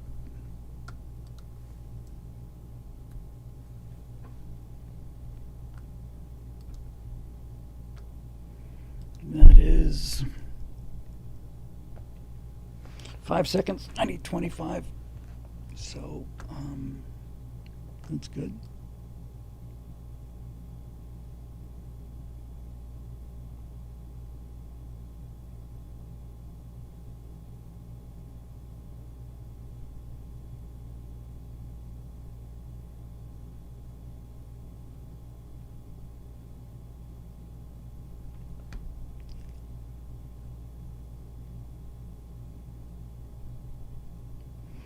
I also need Guderian.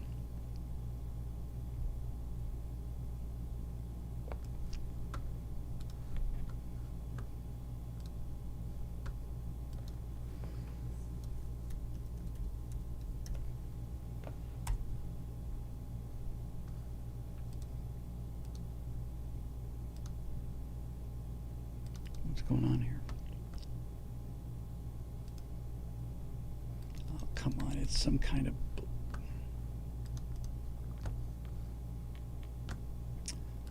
Oh, you bastard. It's some kind of a...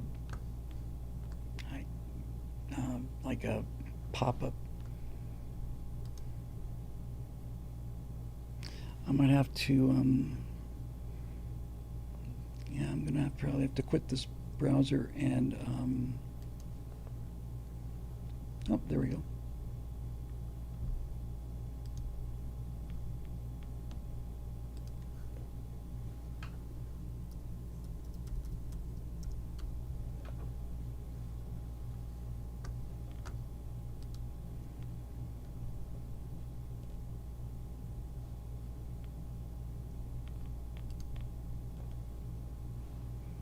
He's kind of a stud, this Guderian.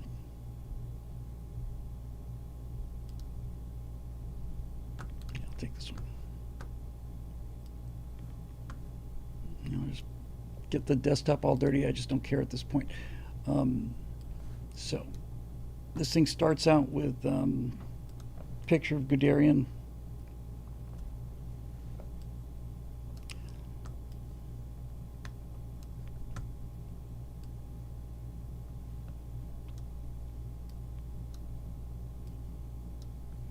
And we'll do this.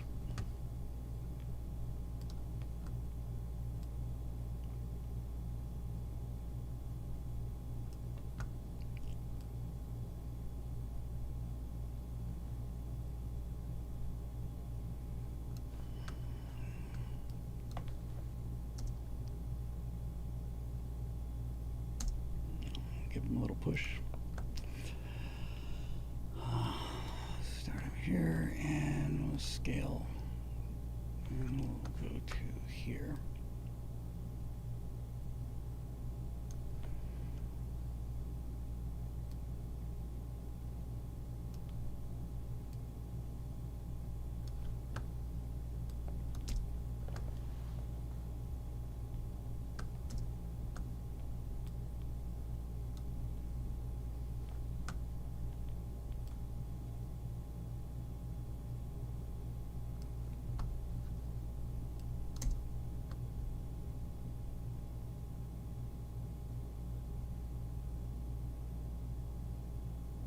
It's pretty blitzkriegi so far. Get some tanks and stuff in there.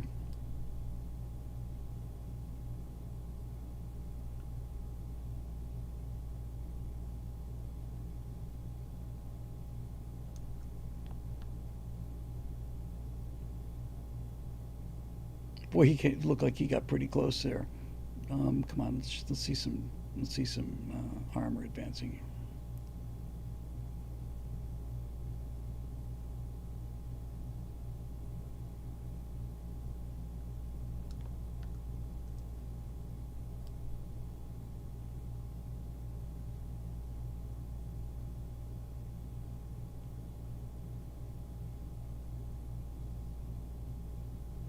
Come on, give me some armor. Oh, that's not bad.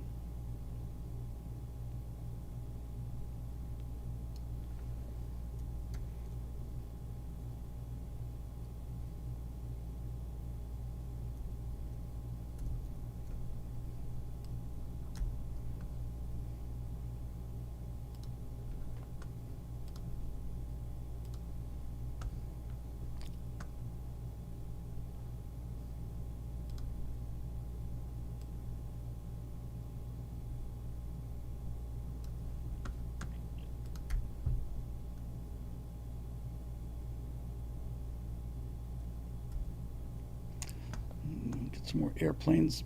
The entire point of this particular segment is that this is the first time that close air support was used. So we got a two-domain fight. Now we've got a land and air domain.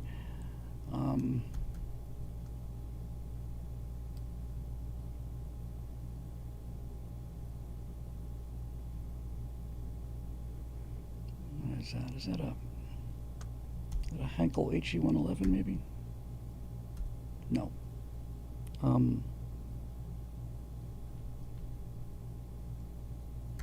know, I used to know what that was. That's got any video here in this thing, guys?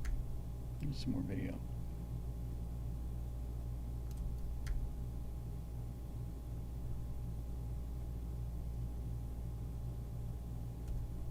I'm just running out of memory here. It's a cool shot though. I'll save that for later. I'll plop that baby in here. And let me get some more aircraft in here.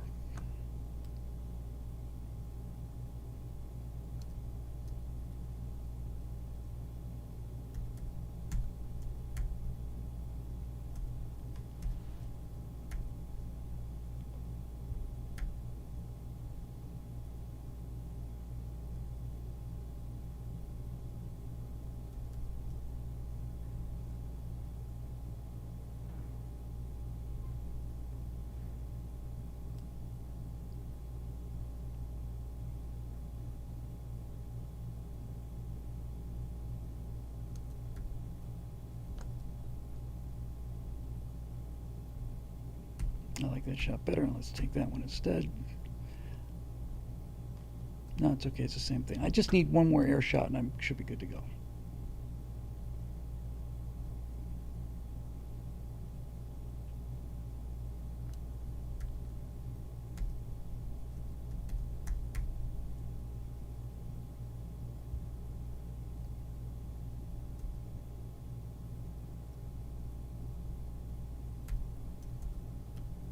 Let's try this.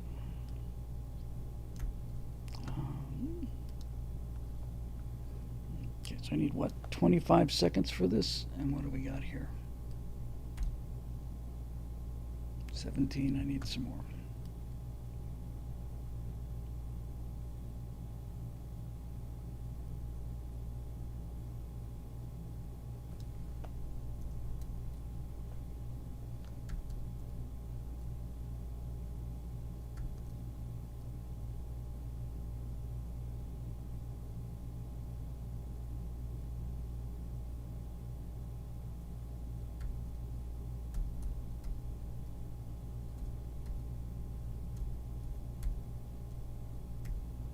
That's an HE-111. That's a beautiful airplane, actually.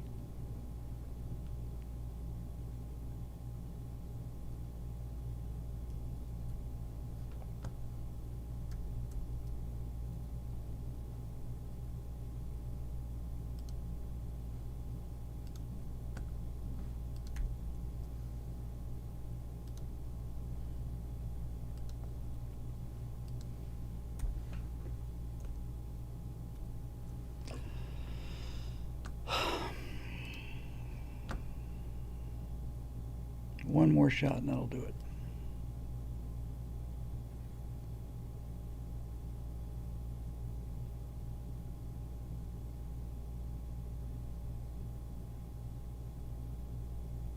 Come on, just one more shot. That's all I need.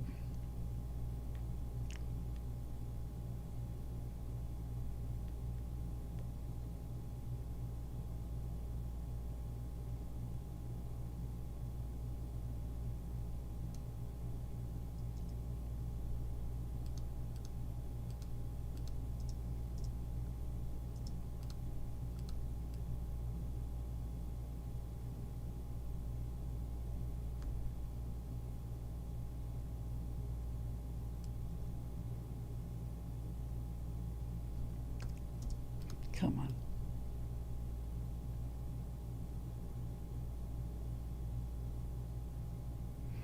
Yeah, sorry this is so tedious, guys, but this is, you know, this is a lot of the life. It's kind of a cool Stuka shot.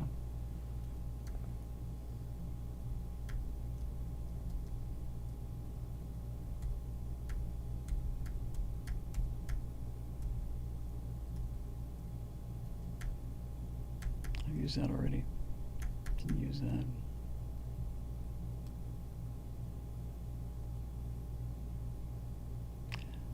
I just need one more shot. I really don't need, I'm not asking for much.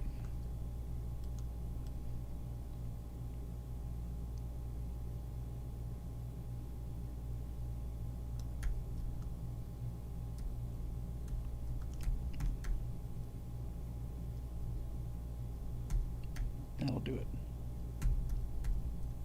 Okay. So, now we've got our Blitzkrieg thing assembled here.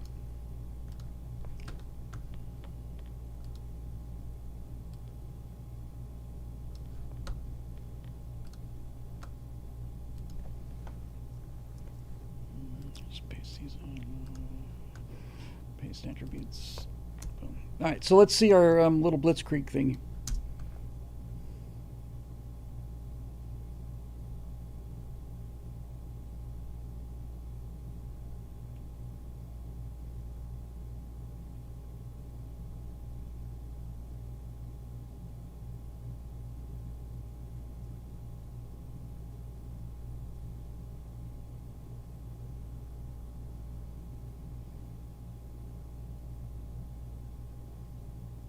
Okay, can live with that.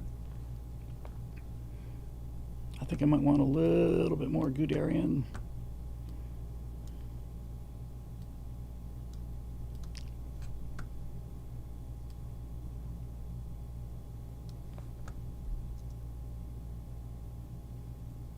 Okay, so now what we're going to do is we're going to output this as segment 2.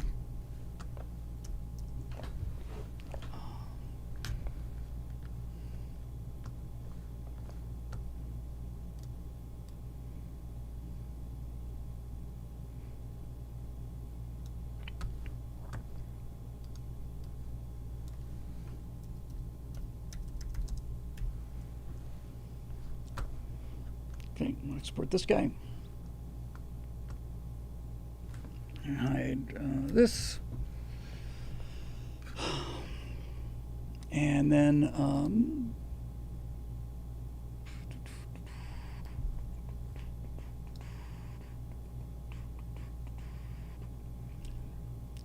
you guys been keeping up? I didn't miss anything, did I?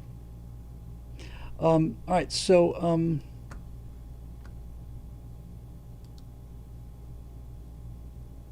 so now we've got segment 2. We'll go back to After Effects. I'm going to bring, we're going to import segment 2.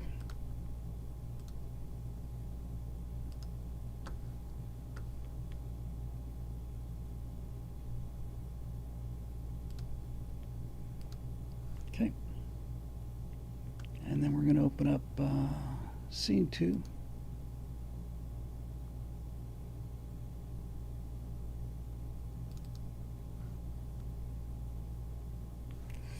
Let's go back to main composition here. So this is scene 2.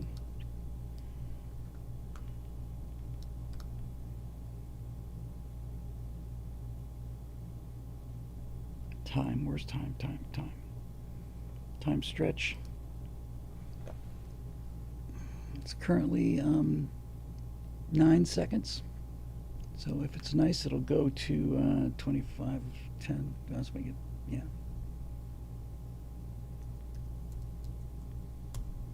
Looks like it worked. These little keyframes control the in and out thing, so we don't need those to be any longer. So let's tighten those things up. And if we overlay them on top of the previous one, we should get the transition more or less right. Now, in here,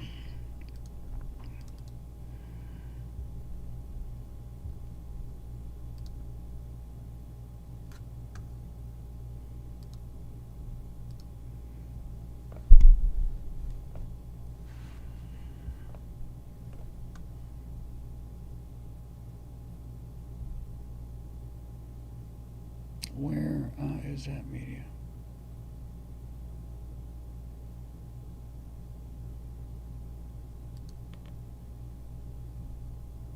Media. So we'll take segment 2 and put you there. And we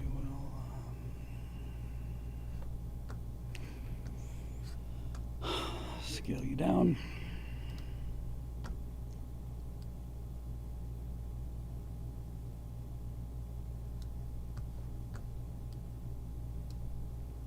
Come on.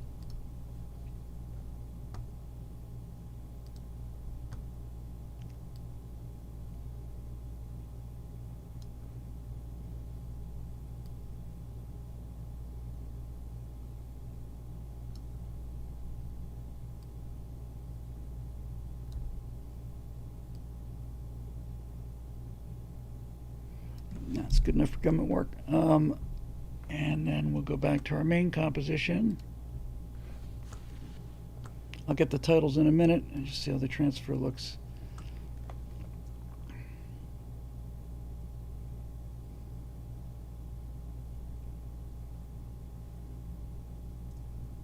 Okay.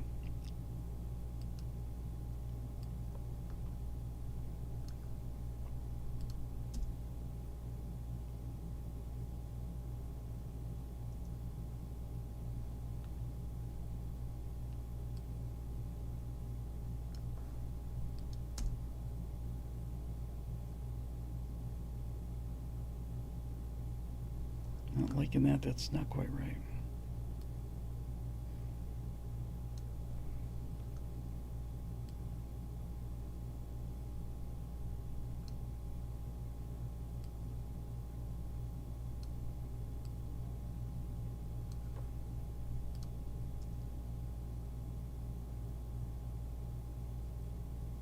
Nope.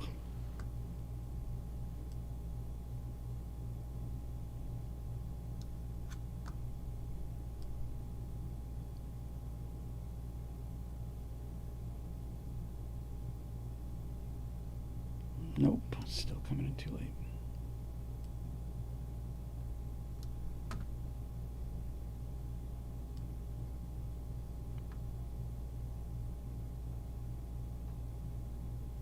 Yes, that's good. I can live with that.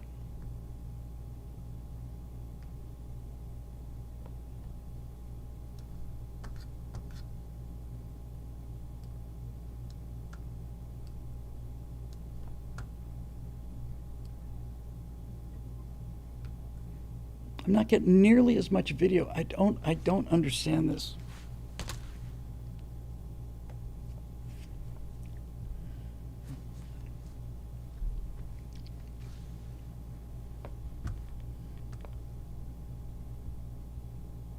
Why am I not getting the video that I just laid out? That doesn't make sense to me.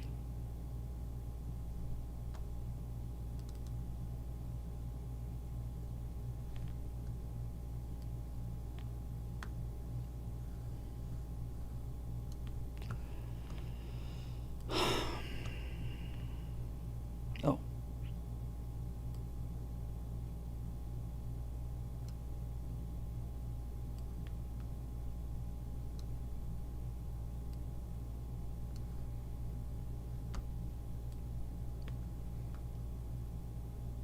No. Well, you suck.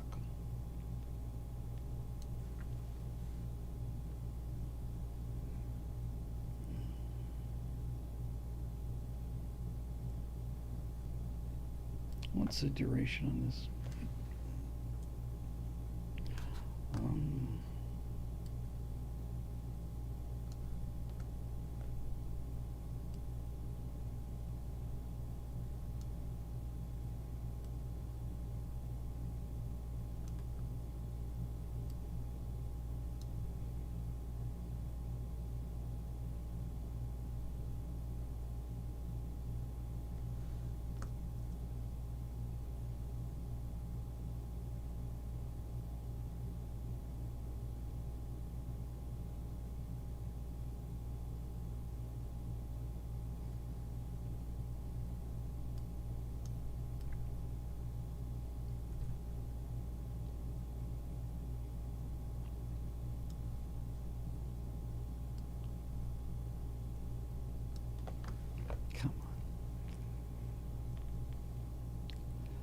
Well,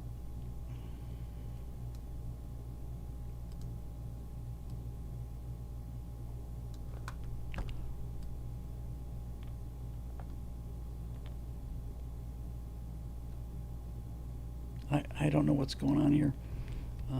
Media 2. This clip should be...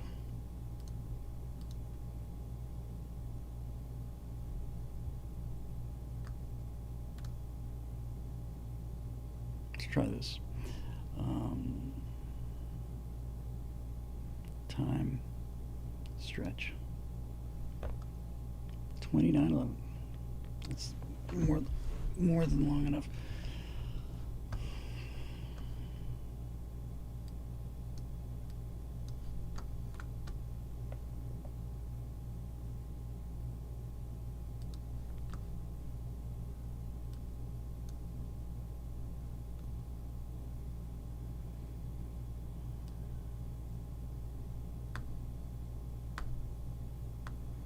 So there's all this stuff that should be there. Okay, I see what the problem is.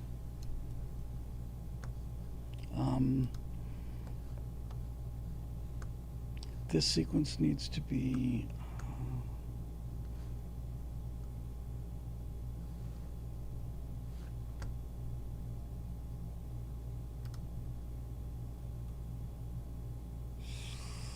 segment 2.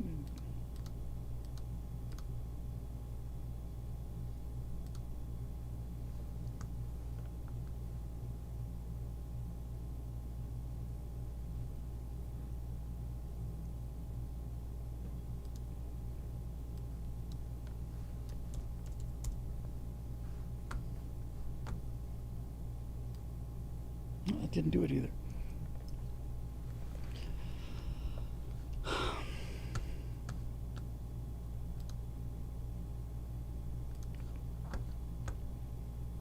This is media 2, yes. Okay, so this should be, okay, here it is.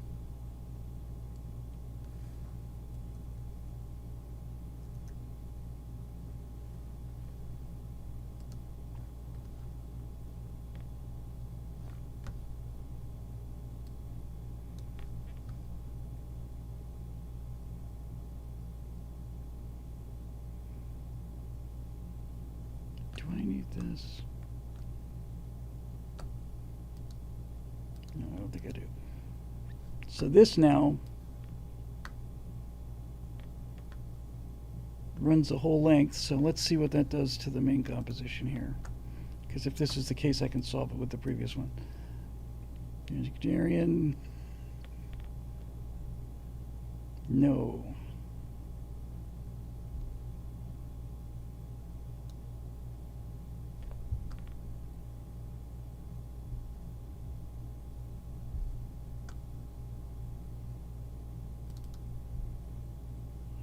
Okay, let's try this. Composition settings, and I want you to be, come on.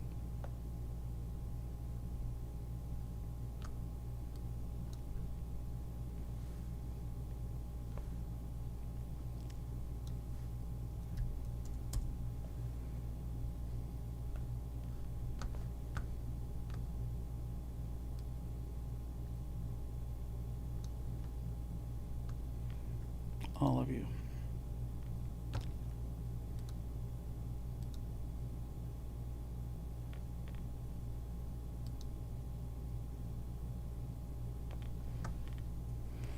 This is really tedious.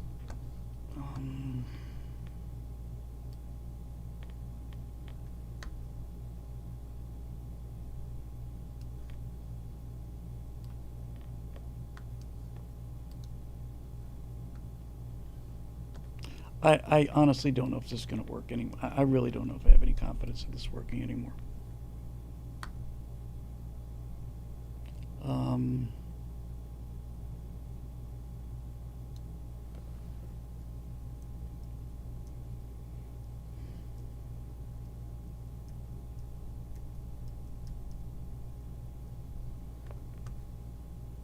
If I could just get it right once, I could, extrapolate it.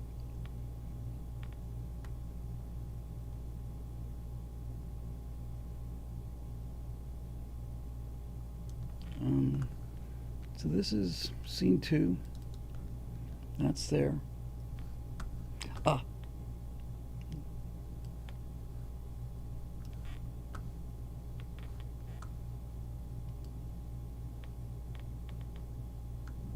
Nope. Nope.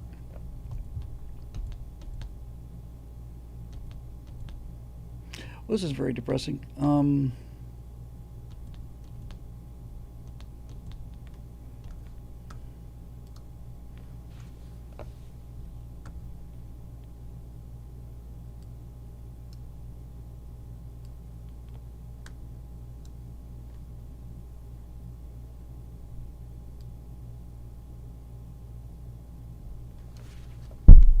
Man, this is really, really frustrating.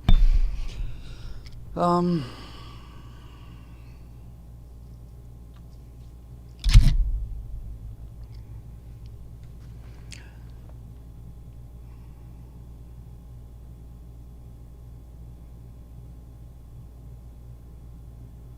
think what I'm going to have to do is basically reload this project and try it again from scratch. Because at least now I know what I'm doing. You know, ha ha ha. Let's just try that because it. Don't save.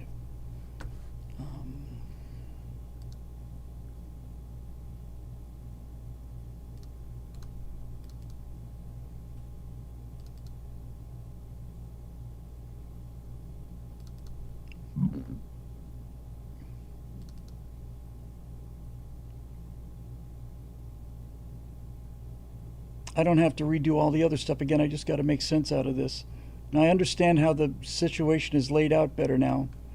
So this may be a way for me to just, undo some of the things that I've done. So what I know is I don't need scene 0. I don't need music, and I don't need scene 0.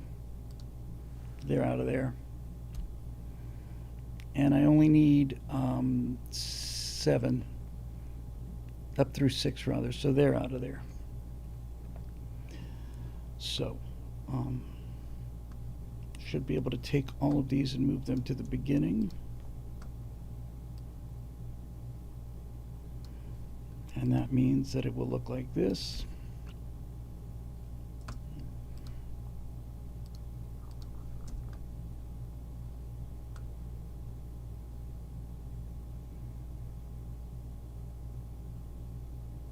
Okay, so that's working. Now, what I want to do is I'll move these downstream, get them out of the way. And I want this guy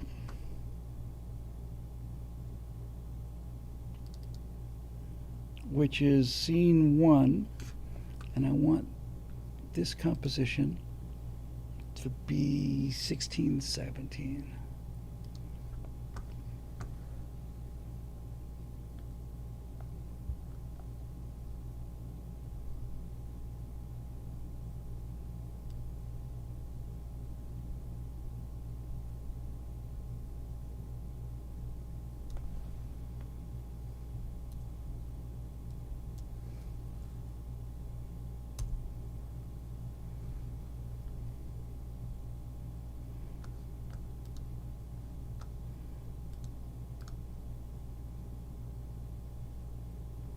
Time stretch.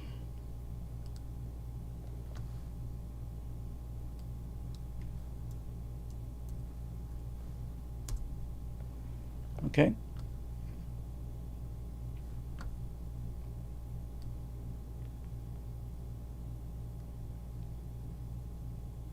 Good. That's good. So now,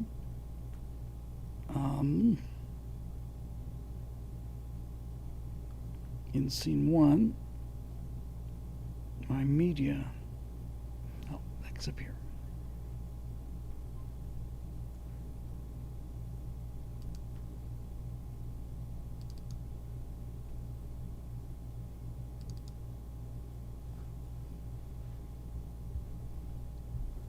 Oops, that's scene 0. I don't want you. I want scene 1.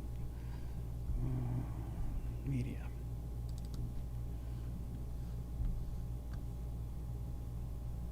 This is only 15. So I want this to be, this is tedious. Composition settings, length 16, 17.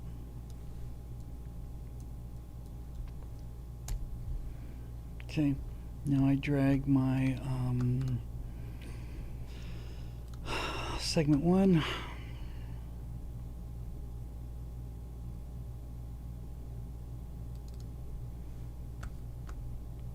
Okay.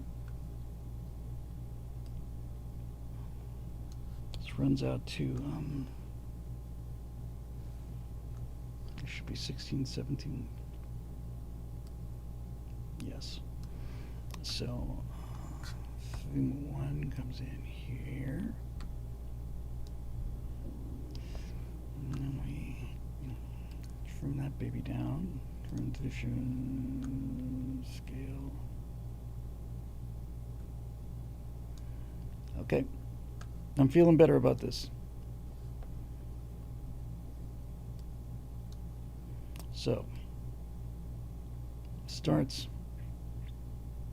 There's all the troops that weren't there before, right? I think.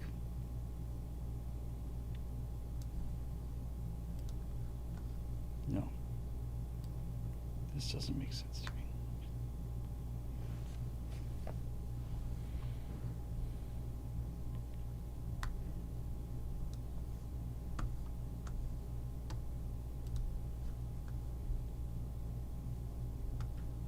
This just doesn't make sense to me.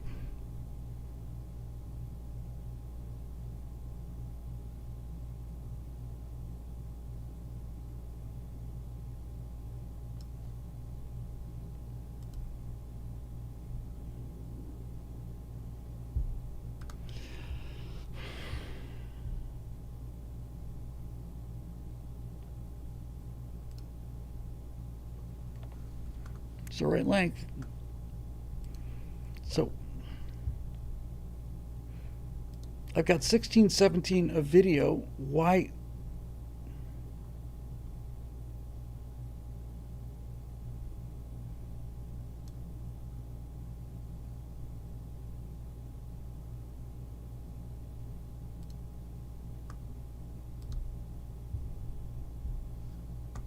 Uh-huh.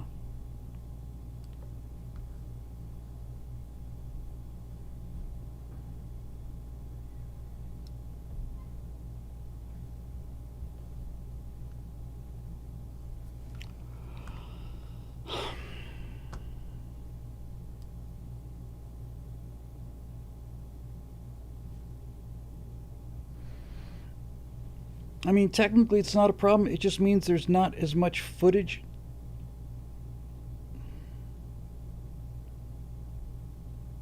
The length is right.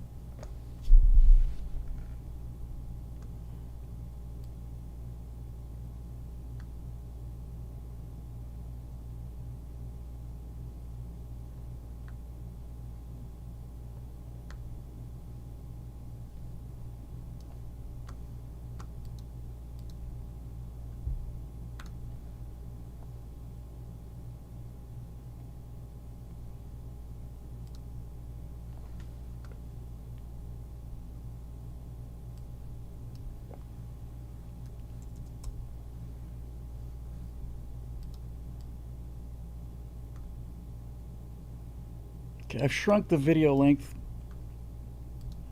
I'm kind of cheating here.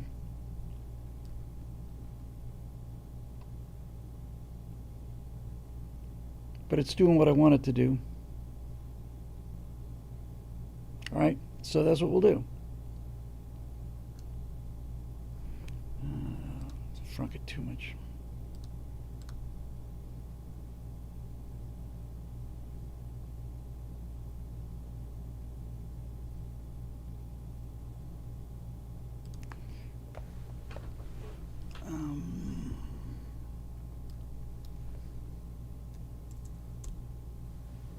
All right.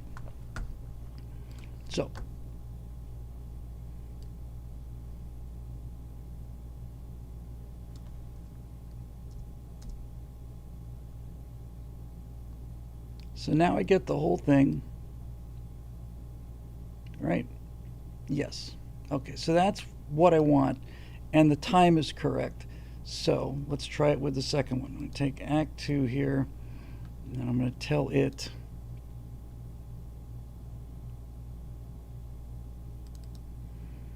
Scene 2. I'm going to tell it that I want this composition to be 25:10.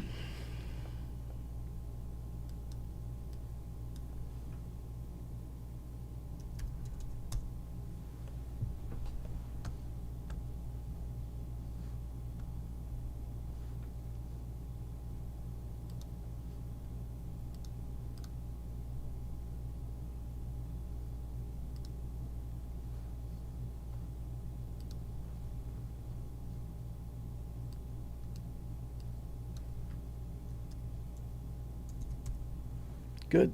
That length is right. Now I have to go in here to scene 2 and media 2.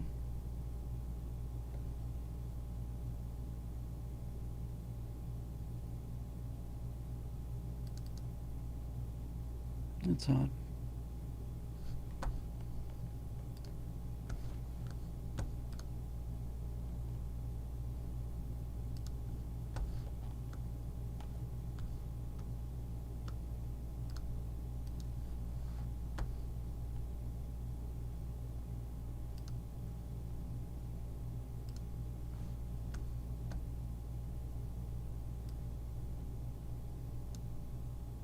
Okay, good.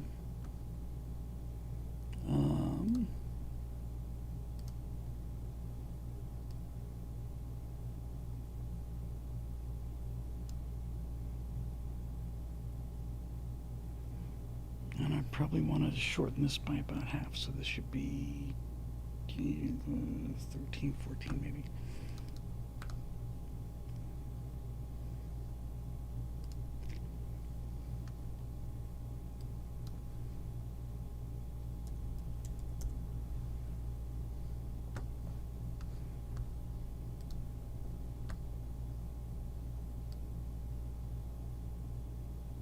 Guderian. He's not up there very long, but are we getting all of this?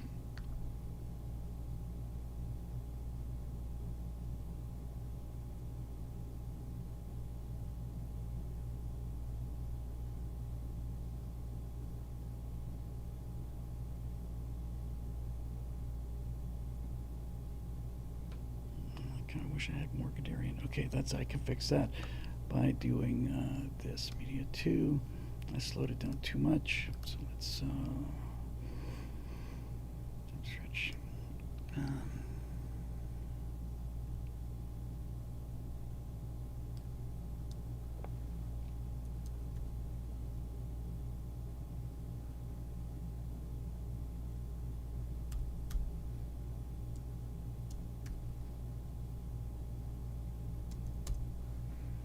Let's see if this gives me more Guderian here. Now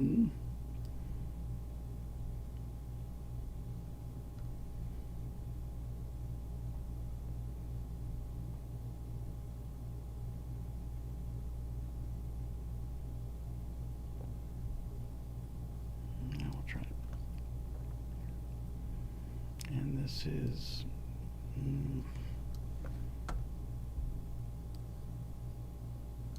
It should be about 25 seconds. All right. Yep.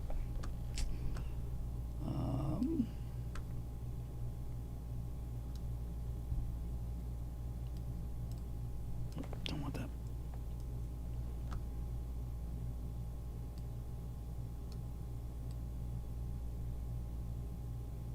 Where is this number on the screen? This should be obvious.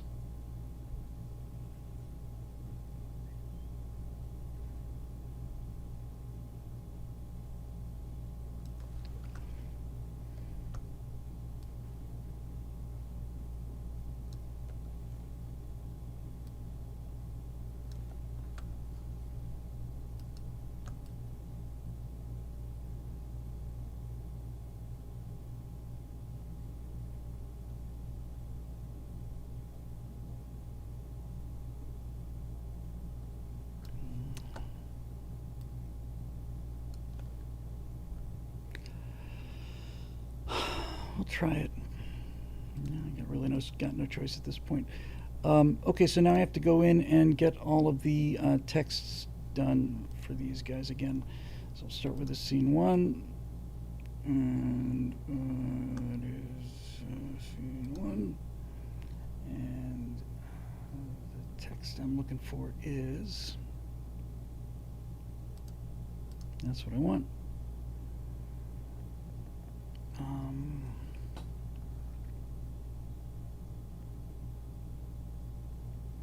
Main text.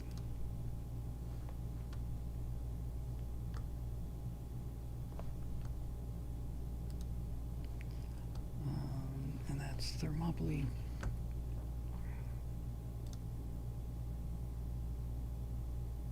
How did I do this before?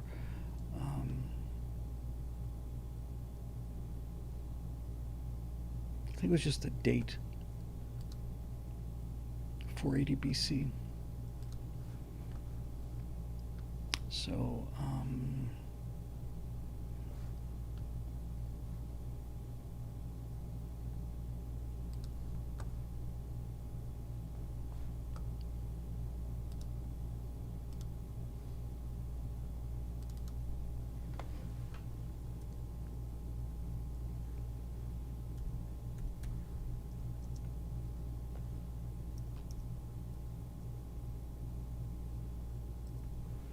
480 BC.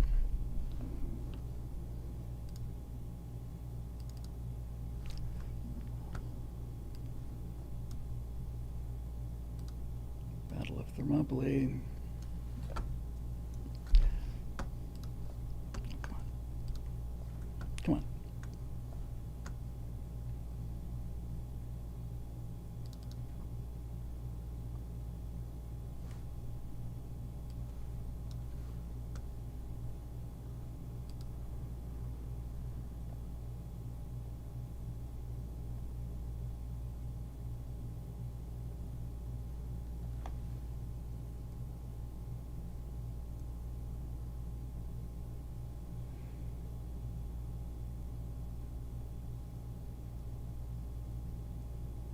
Did I lose a text layer here?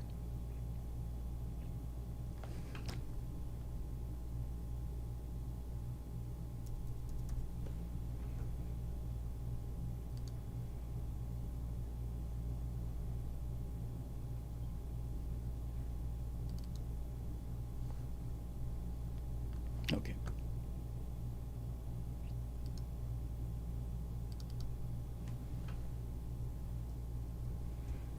For ADBC Battle of Thermopylae, that's good. And then this becomes I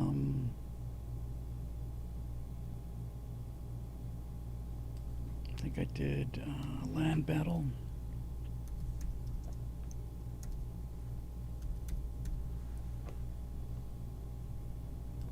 And then I think it was single domain warfare. That looks right.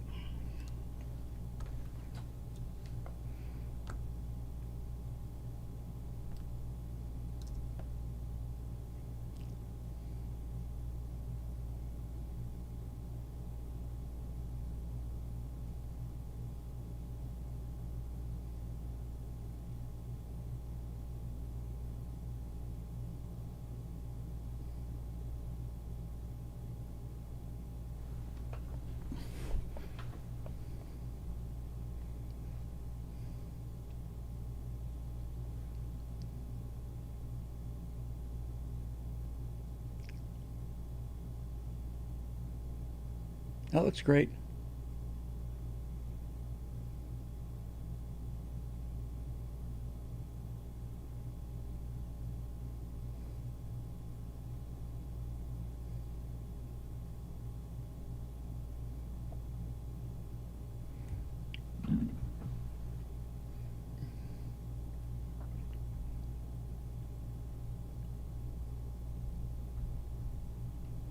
Groovy?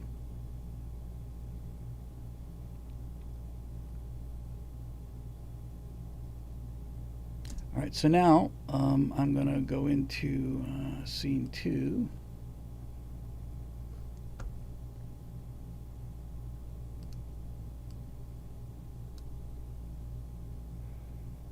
And I'm going to go this.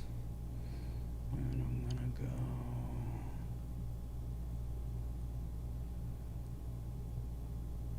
this. And this is going to be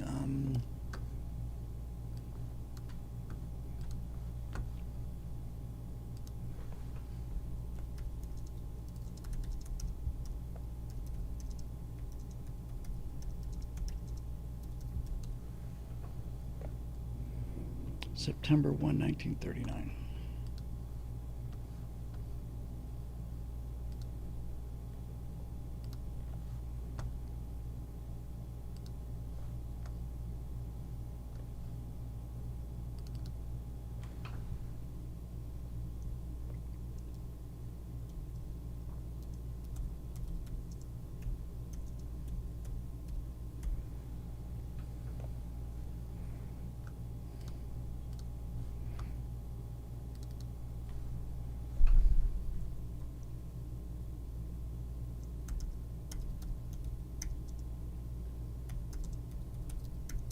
Invasion of Poland.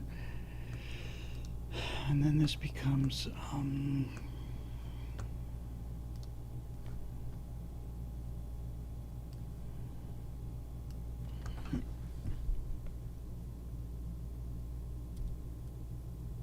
land and air battle.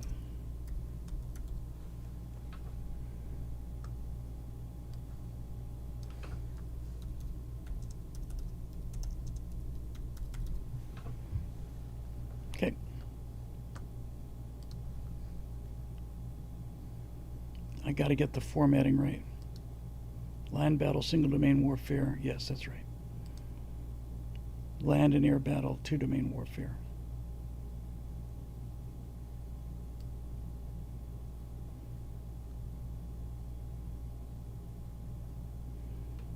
Okay. Seems to be working. The third segment is D-Day and the invasion of Marianas.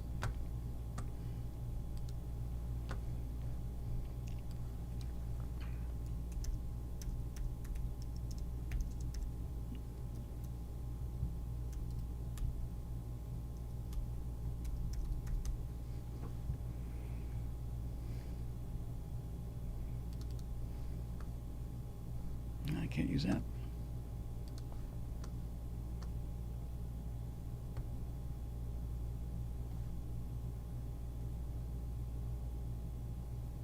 So this one has three domain warfare.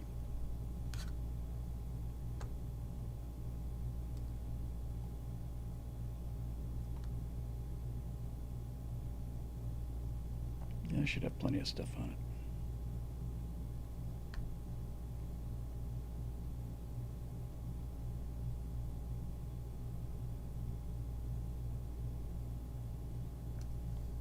Let me see if another one's any better.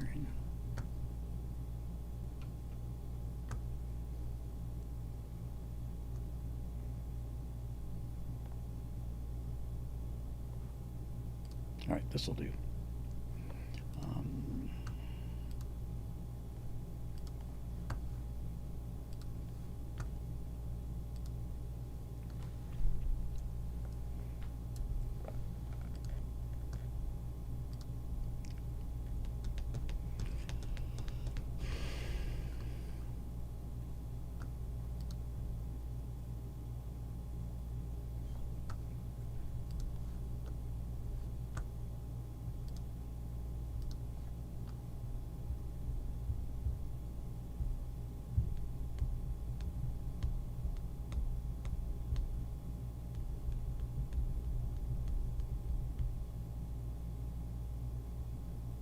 Come on, baby.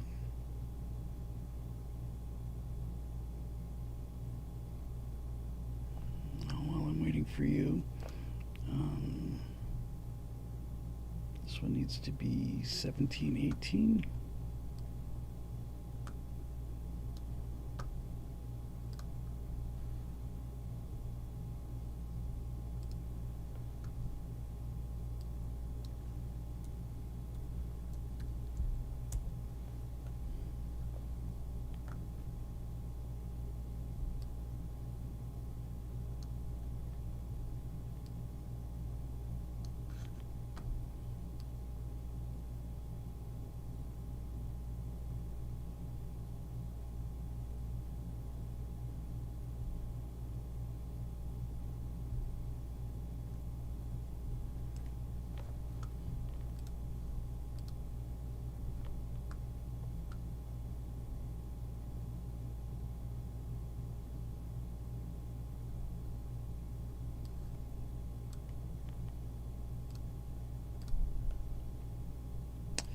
So I have to do two for these Marianas. I have to do D-Day as well. That's what they wanted, so that's what they're going to get. Back to Premiere again. Telling you this, yeah, you know what, I should save it just in case. Marianas. Total time on this is 1718. So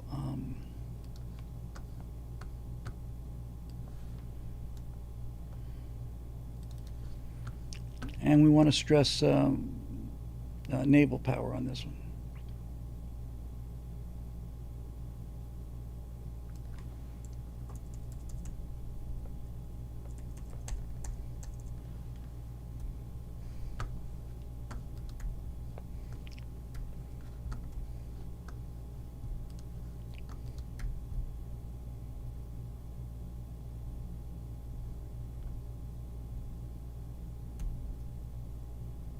It's kind of boring.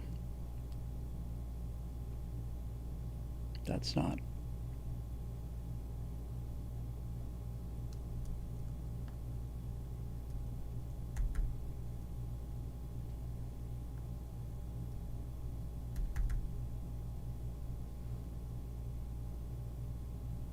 Great.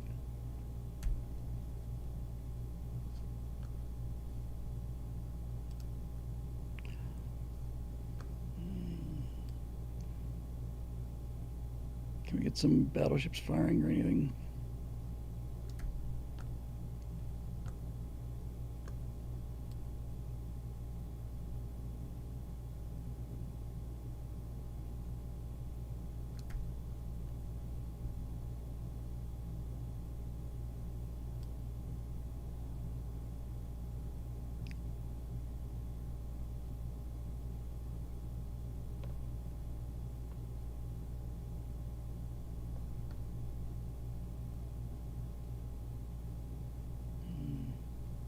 After you've been doing this for a couple decades, you get a real feel for footage, you know.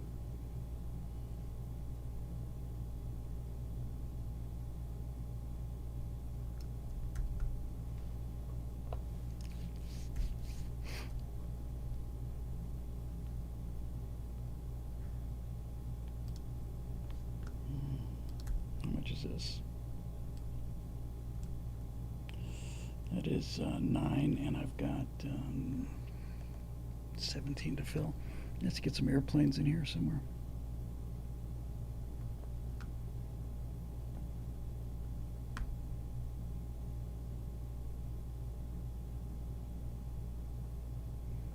And the Japanese weapons were just crap. Their tanks were crap. Their machine guns are crap. Their rifles are crap. Thank God. I need a little bit of air power in here.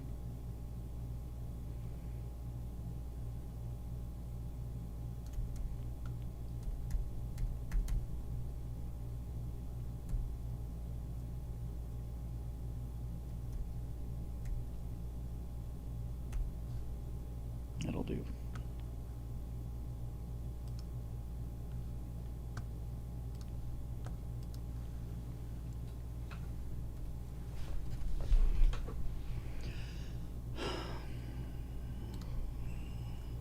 Oops. No, I don't want you here. I want you here. That.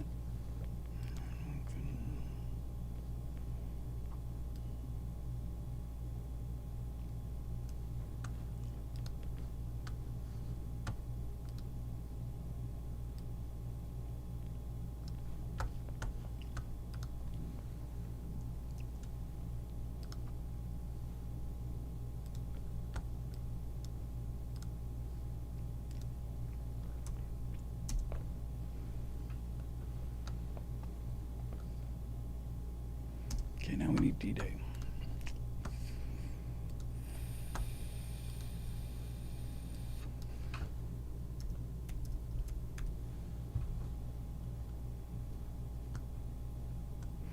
Man, that Saving Private Ryan was a great film. That really was just an amazing film.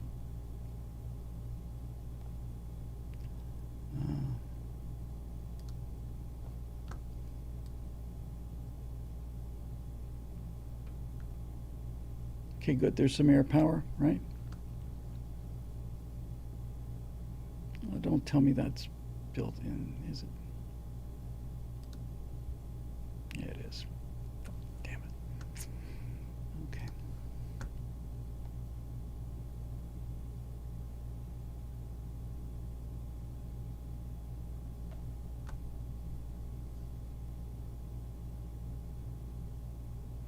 DDM 4K actually looks really cool.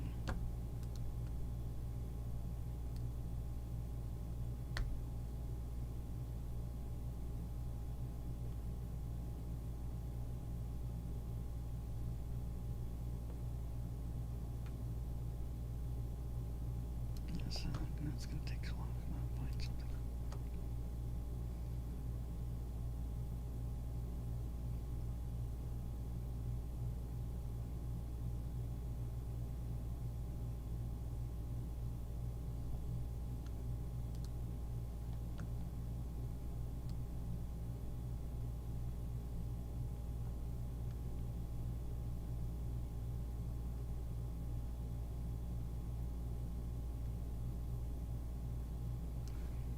just too long. Come on, I gotta get moving here.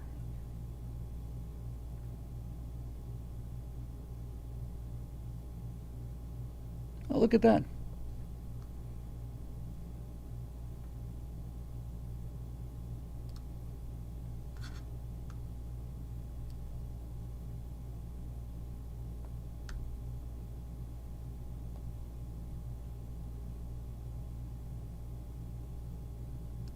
Come on, this shouldn't be this hard.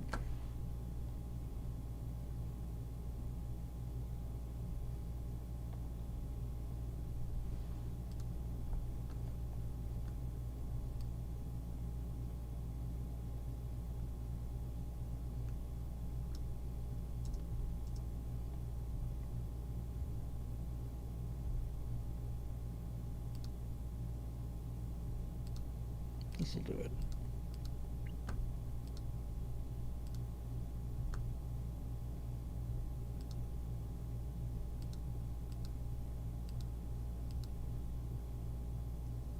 All right, that'll work. I'm overthinking this, as usual.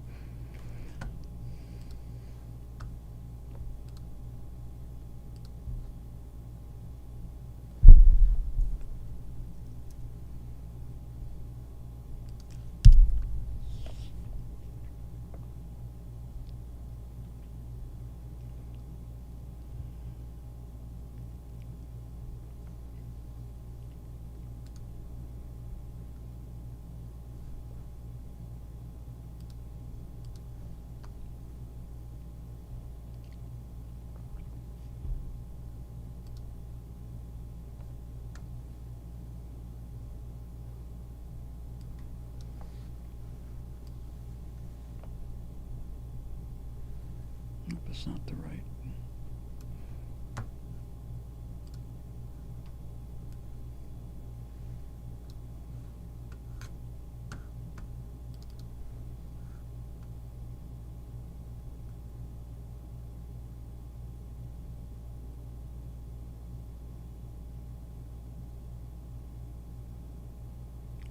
Where was I putting these things?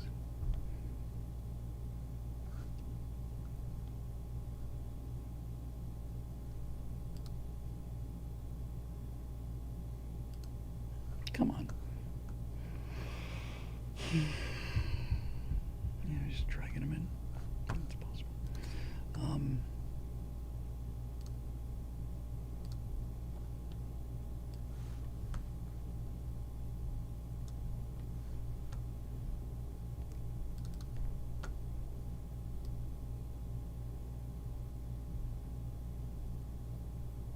You can see the main reason I'm going to all this trouble is this footage is actually kind of, obviously, needless to say, pretty crummy. But by putting it in a box like this, it takes away a lot of that. Actually, kind of, adds to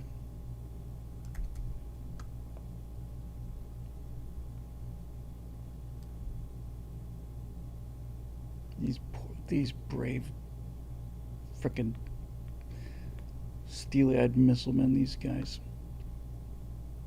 Paratroopers, good. Paratroopers, good.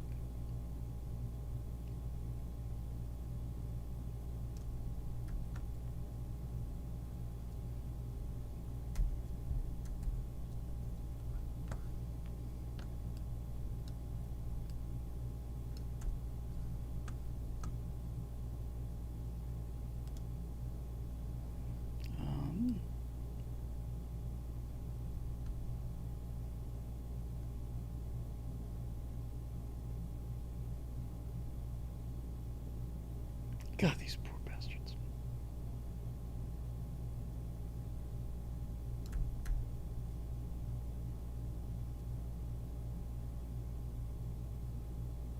Oh.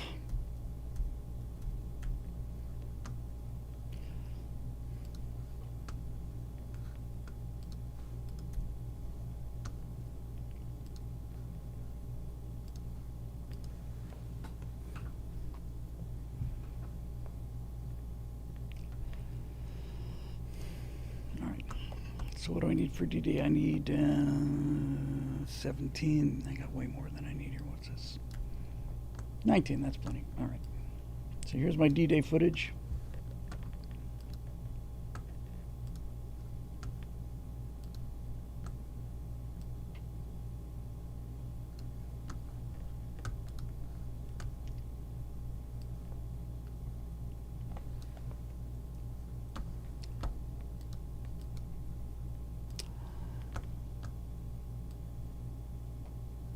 Okay, so let's put this as segment 3.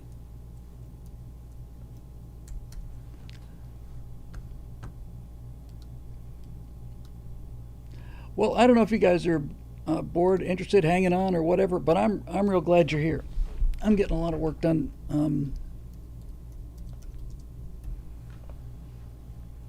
And real glad to have the company. So let's export this.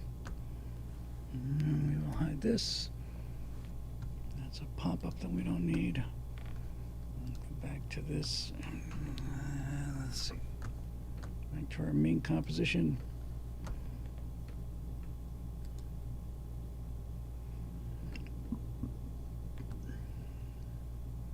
Close these things that we don't need. We don't need scene 1, don't need media 1, don't need scene 2, don't need media 2, don't need main text 1, don't need main text 2.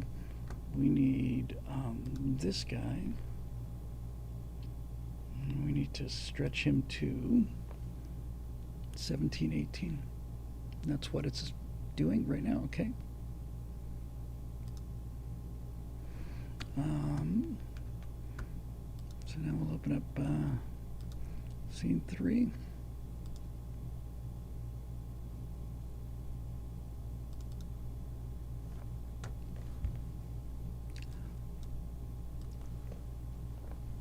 And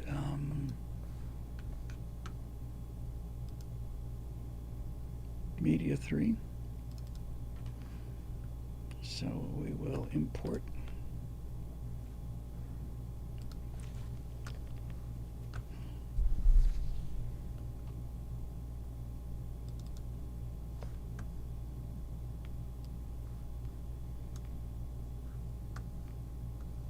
I want to make this a little longer.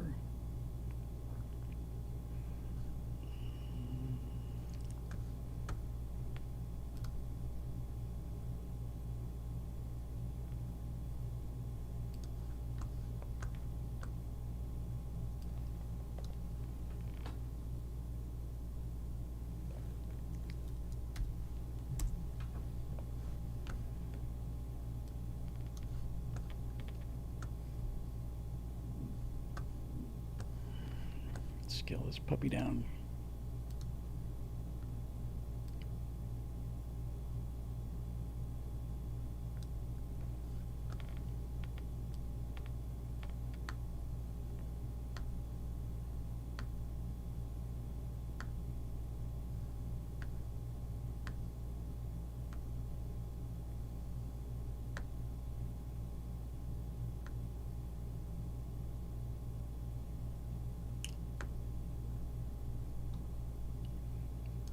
Okay, now I think this one needs to probably be shorten this by half, right?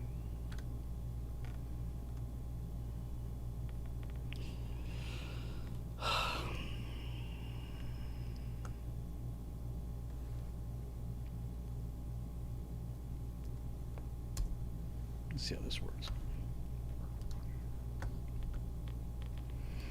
So we roll out of Guderian.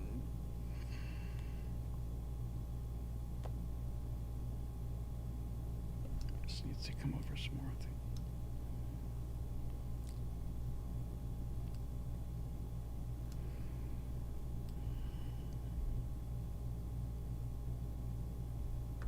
And all this groovy footage there. There's airplanes, guys jumping out of airplanes, guys going ashore. Yep, all right, we're good. So now we have to go back to scene 3. We have to do our text again.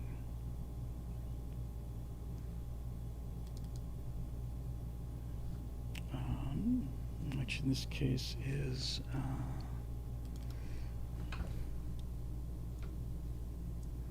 June 1944. And this one is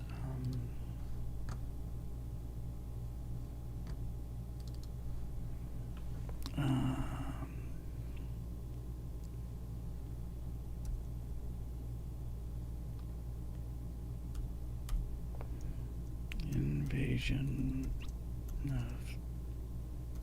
the Marianas and Normandy. And then this needs to be, what do we decide?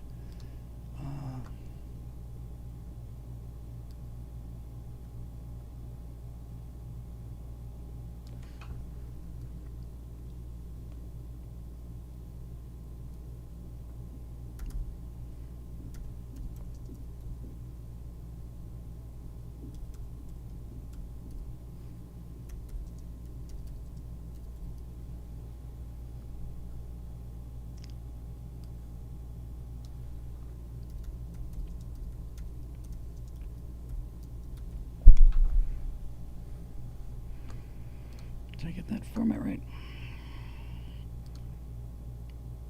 Land battle, yes. Land and air battle, yes. Land, air, and sea battle is what that should have been.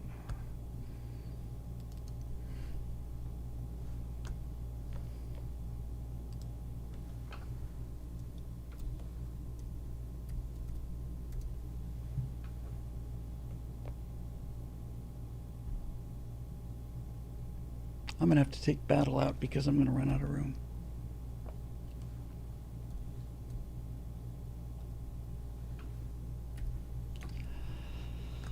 Which means I have to take it out of the other ones as well. So, come on. Thing two. One.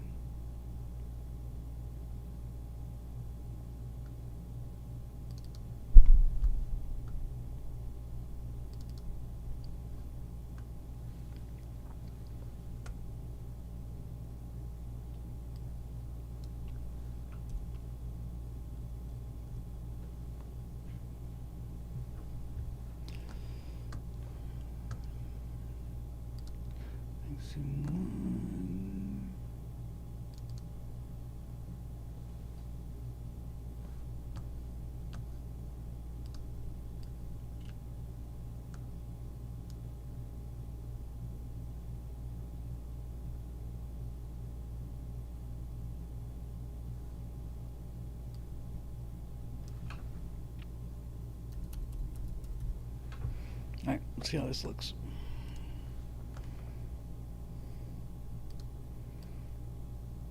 Land surface single domain warfare, Battle of Thermopylae for NBC. Get most of the footage there, yes. Transition goes to, seems to go well. Goes to Guderian, and we get land and air. Two domain warfare, yes. Invasion of Poland. And that gets us to here. Land, air, and sea, four domain. That should be three domain warfare.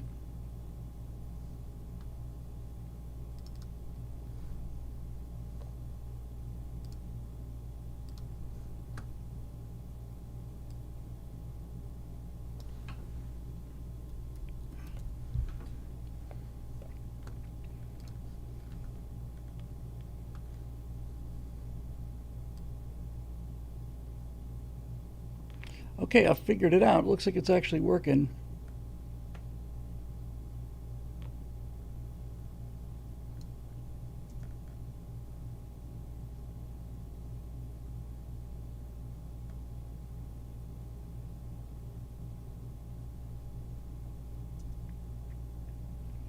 I'm just going to fix one thing because it's bugging me. So I'm just going to have to fix it. And that is this shot.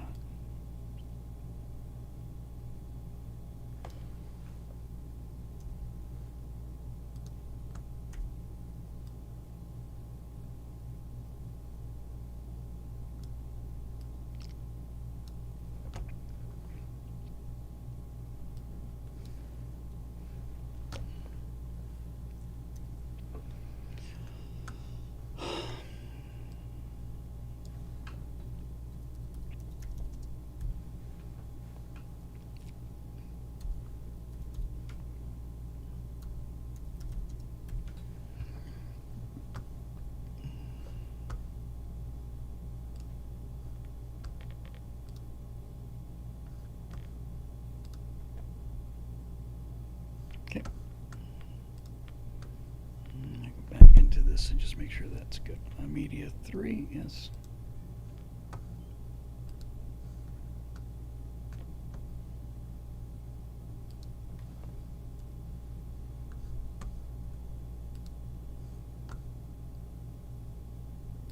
There's just a tail on there that I just didn't like going out on that German machine gun. Come on.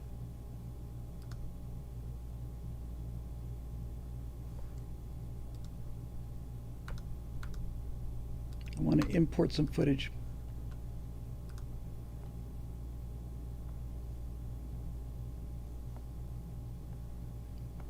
I don't want to do it there.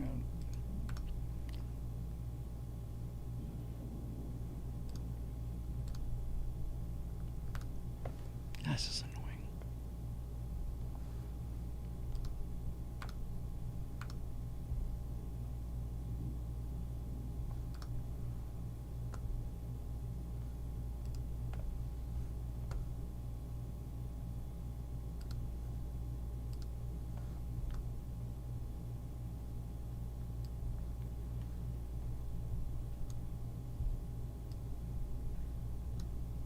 Come on.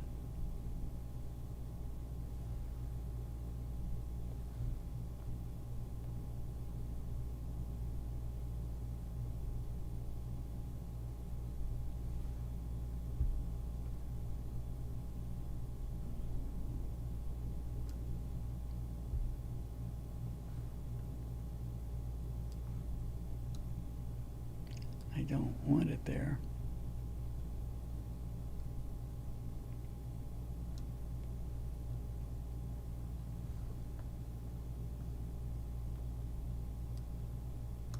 Oh, screw it. I don't care. It doesn't matter. You just know where it is.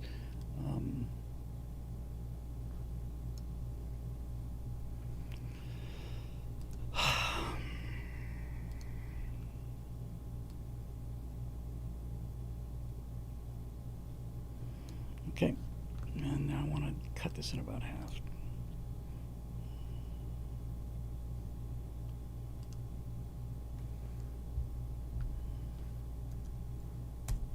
Okay, let's see how that looks.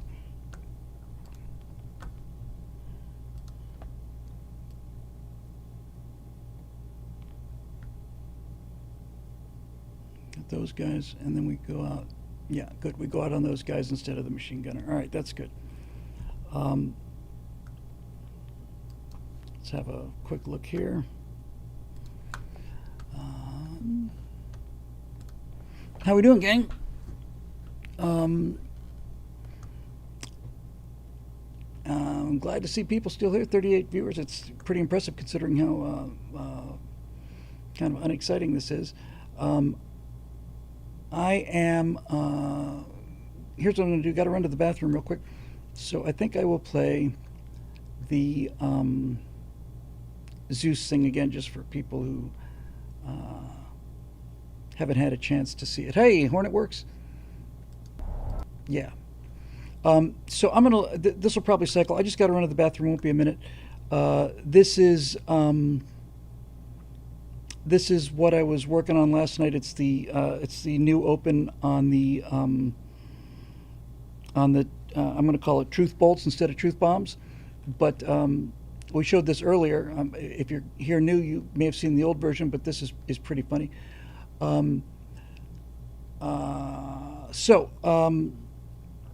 Enjoy this and let me know what you think if you haven't seen it already, and I will be back in just a few moments.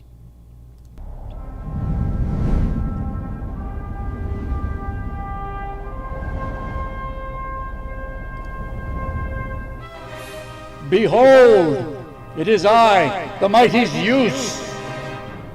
Hey, how's it going? In the before times, in the time of the Grups, many years ago, I appeared unto you in forms that I thought you could understand. Afterburner, firewall, and the very earth shook with their power and majesty. But lo, that was many years ago. Now, behold, the great cosmic clock. It is time that I should again appear before you in a form familiar to you. Oh Racist! Homophobe! no! Homophobe! Fascist! Silence, you puny mortals!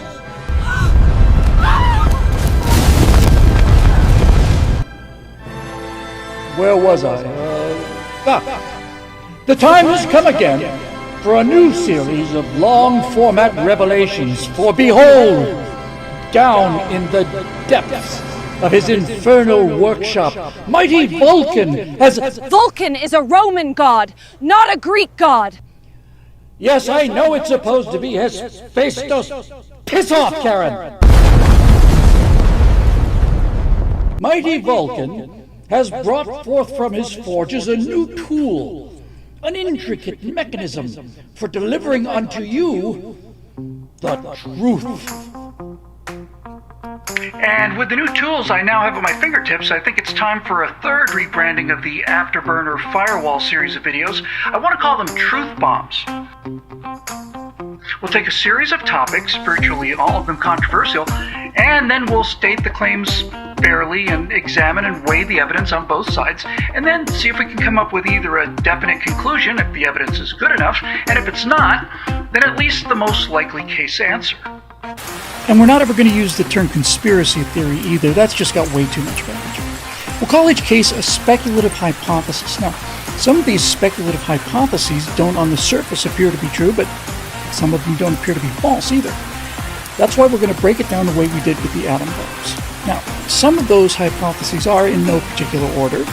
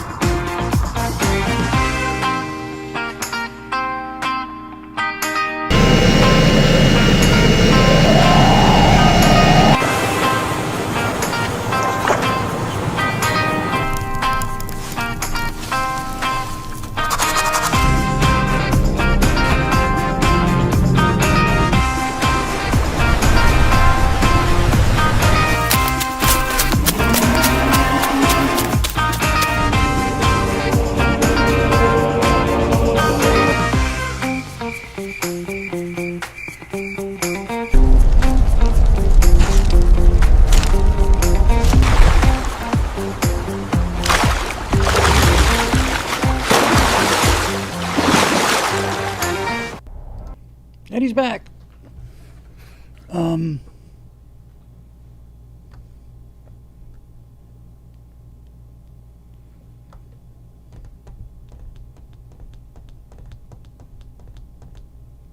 Okay, the good news is this, as far as the project we've been working on for the last couple hours, from now on I get to make my own footage, because the next three are JDAMs over Baghdad, cyber war, and AI. So I don't have to go chopping up so much footage as I did before. So let's see what we've got.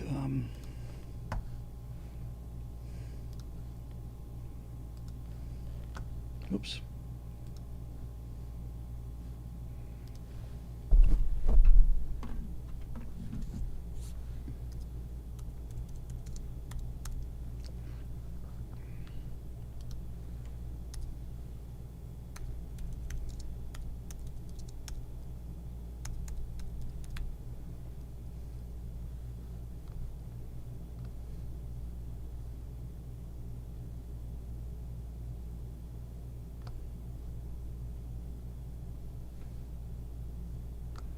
This is all game footage.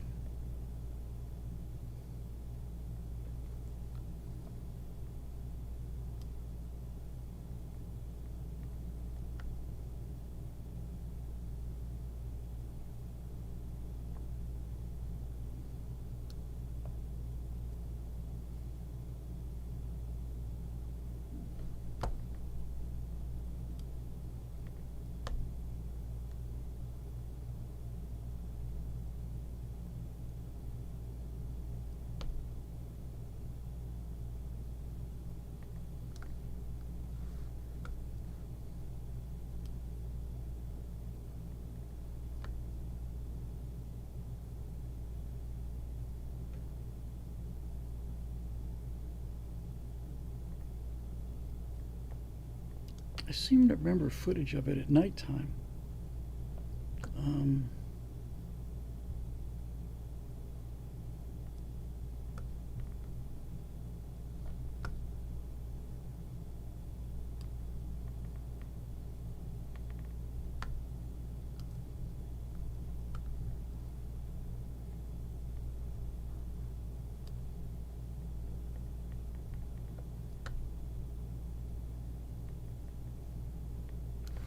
One nice thing I can do here is I can do like an image search.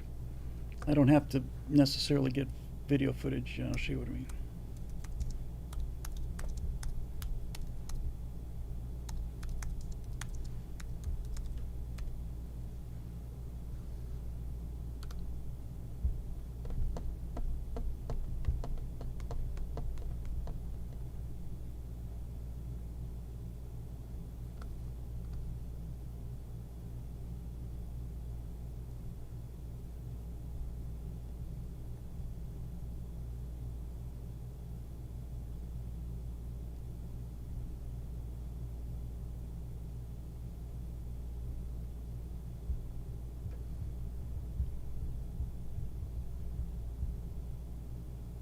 How long is this segment?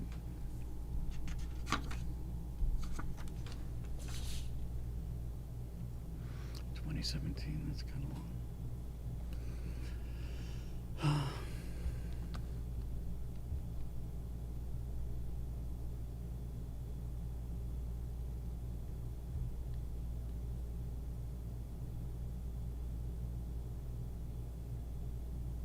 This is the shot I'm looking for.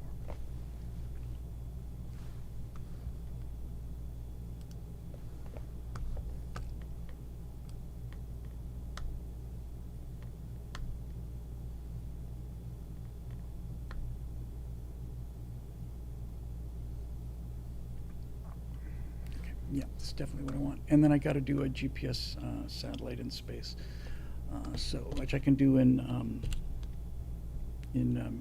Midjourney. So I think this will be the last footage I have to download.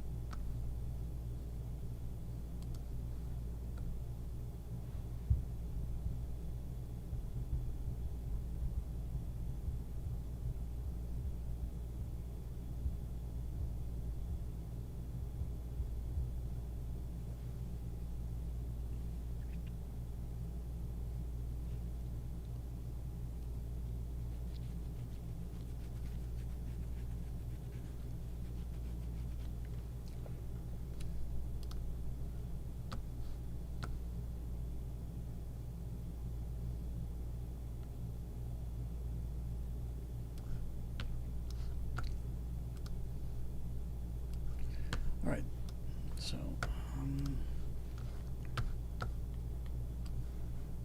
and I need 2017, but I need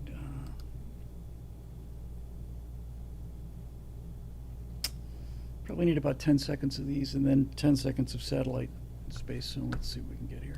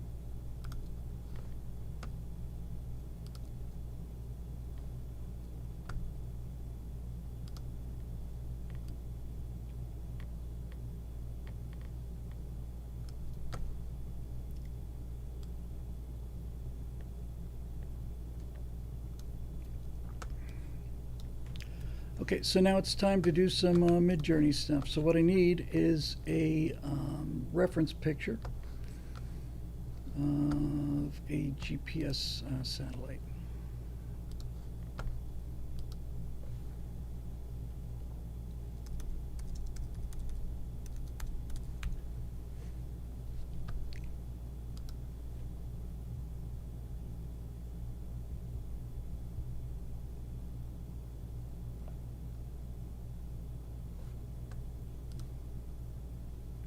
Kind of boring looking,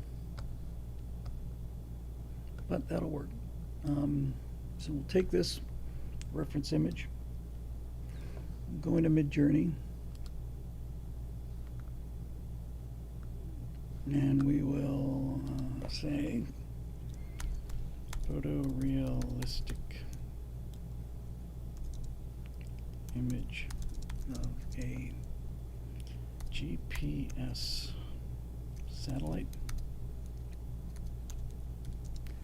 high over the night side of Earth. And of course we'll have to refine that, but it'll give us a start, and we'll give it this for a reference. Oh, come on.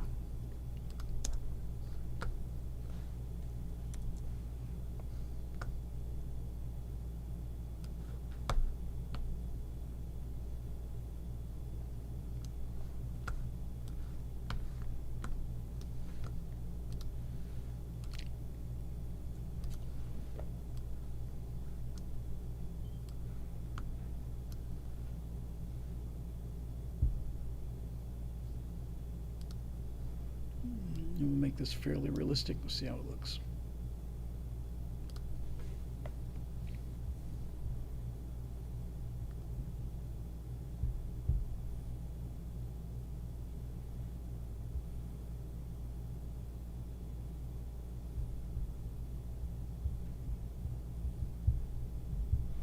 This is already going to suck, I can tell.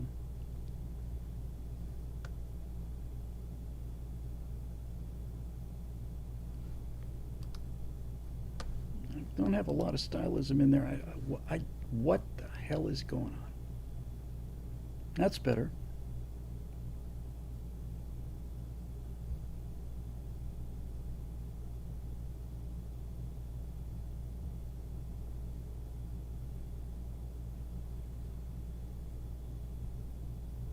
We can do better than that, but it's a start.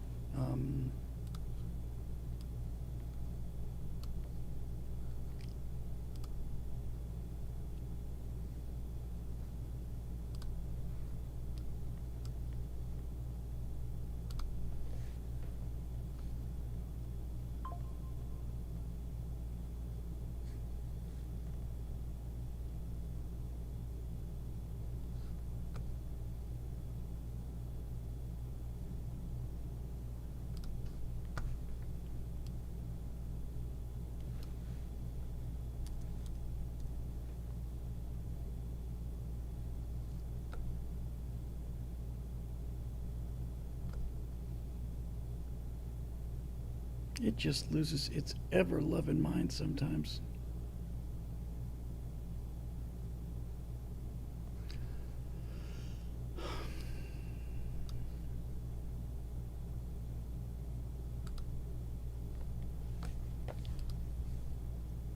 Usually when I take the aesthetics up this high, it looks like crap. I'll probably take them back down again, but it won't happen.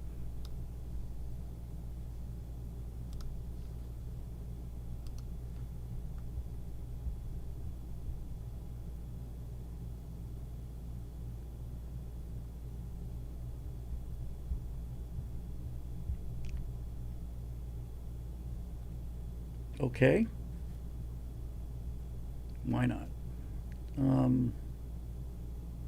Yeah, I need to take the stylization way down. This is just silly.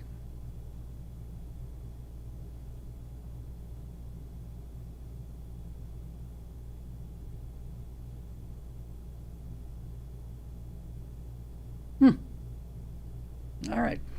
Well, that's crummy. Let's do this.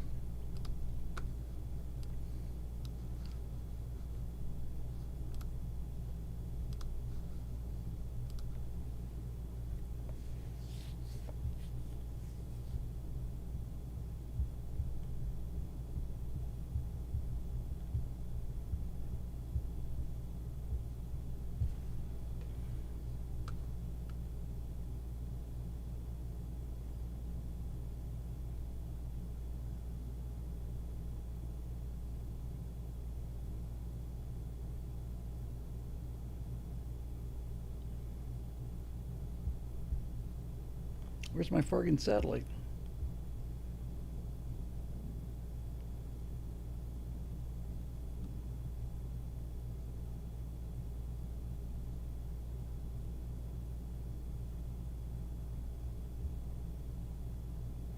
It's not great, but it's not terrible.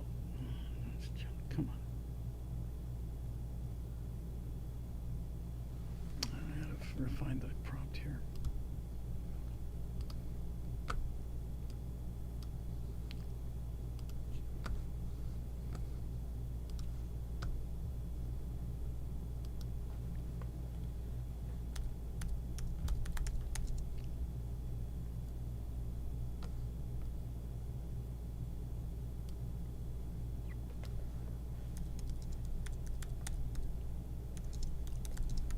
The lights of a large city can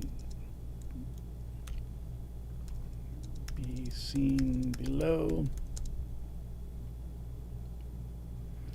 Do not add a moon.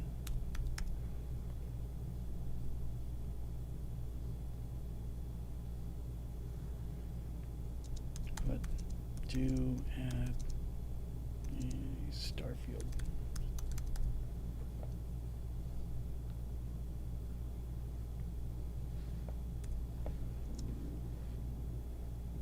Position the satellite so that it is not directly over the Earth in the background.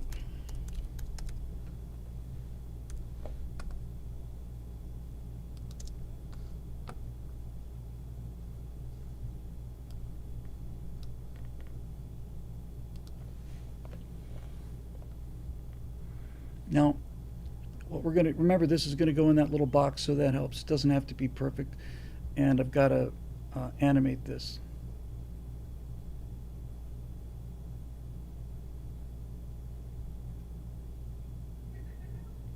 Remember that part where I said, do not add a moon?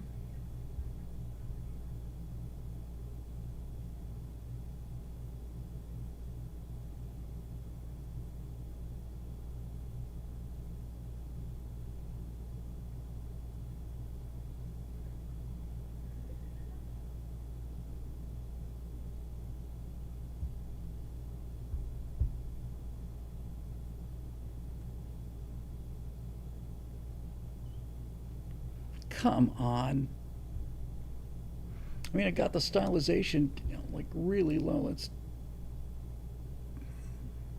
see.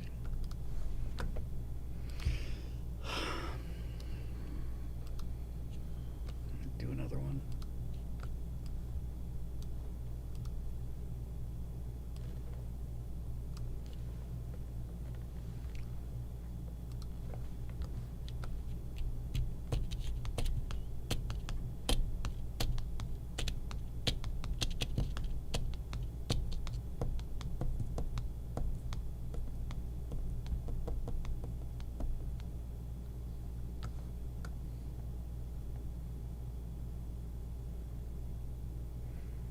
Do not add a moon. I can take that moon out.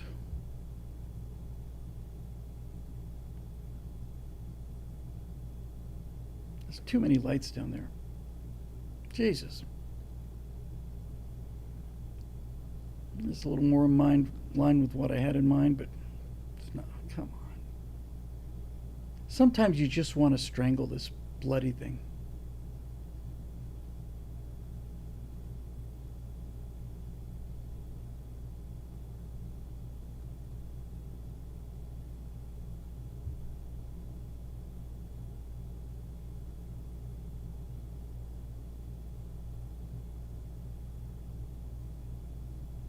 All right.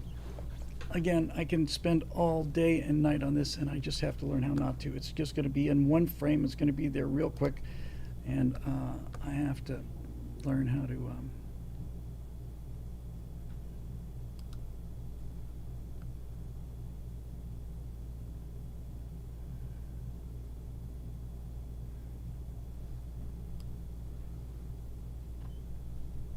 gonna try something here.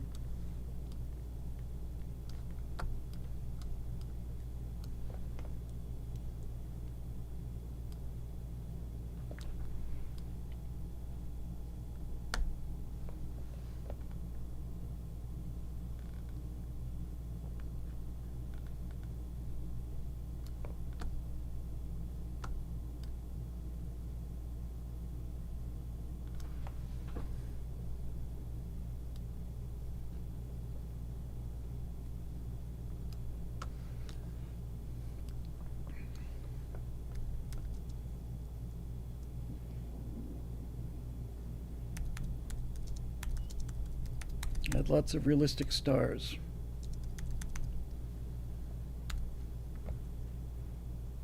Will it? Or won't it?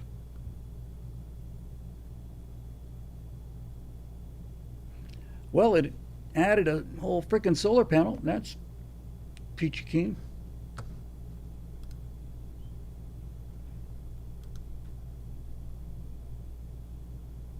I swear, it's just bat guano crazy. All right.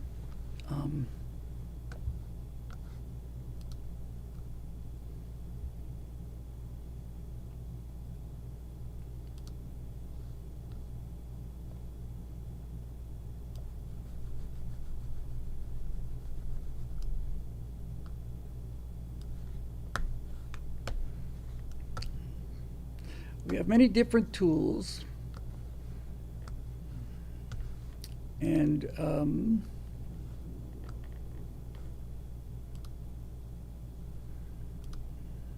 want to edit, I want to create. I don't want that either. Let's come on. I want that image. It's like I said, it's the best one I've got. I just want to download this. I'll give it to Photoshop. Photoshop's not as smart, so it'll behave itself better, I imagine.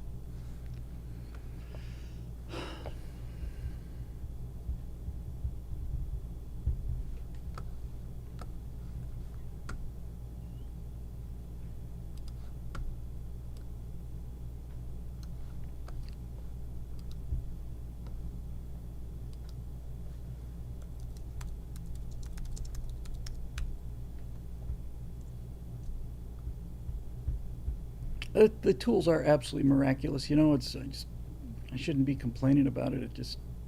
They're just miraculous. But they just sometimes just gets frustrating.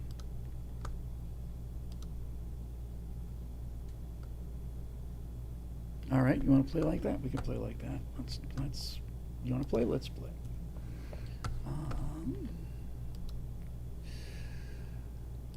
Got artifacts there, so let's contrast this sky right out of there.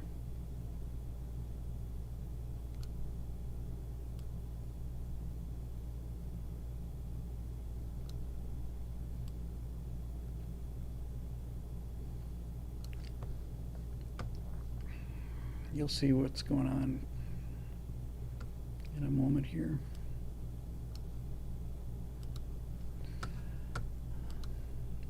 I honest to God do not know why I waste this kind of time. I'm just, you know, a perfectionist about these things, and it's just stupid.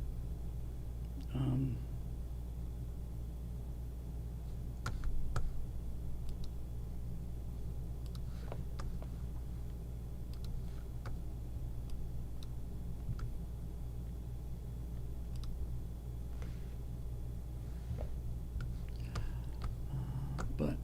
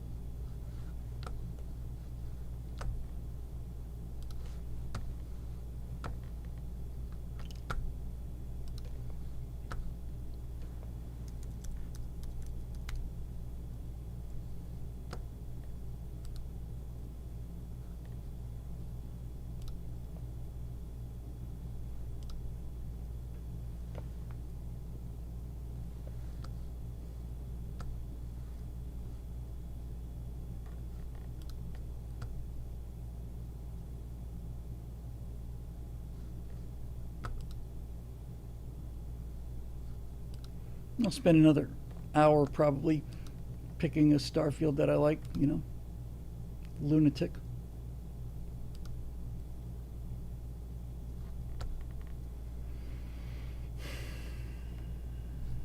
Really.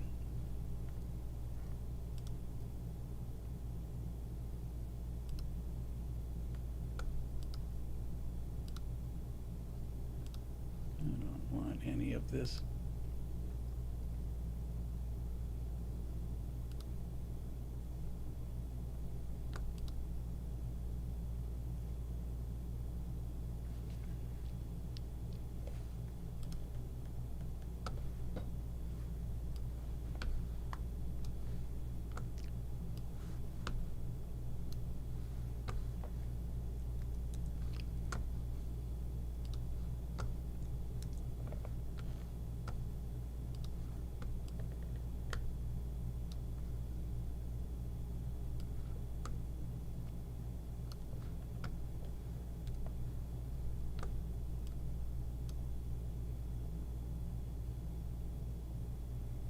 That's a bit much.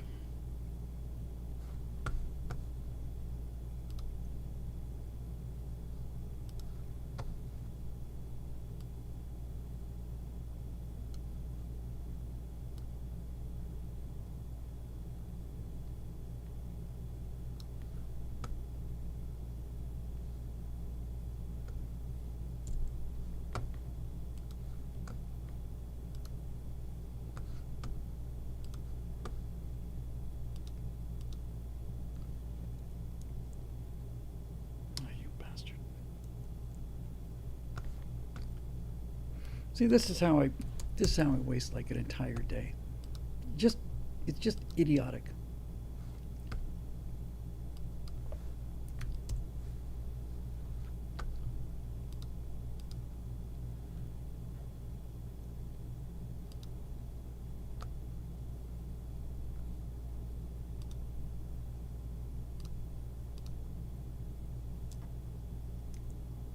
Done.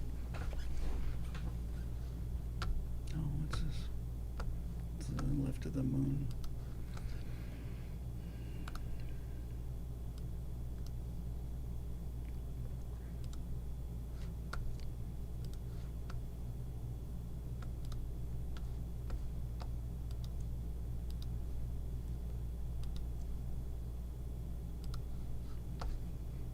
Idiot.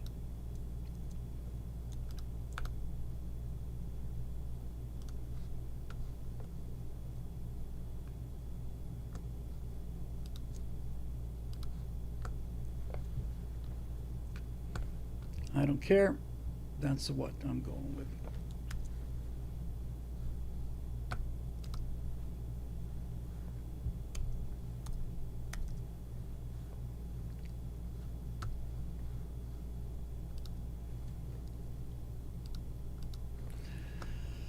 Okay, now we have to go back to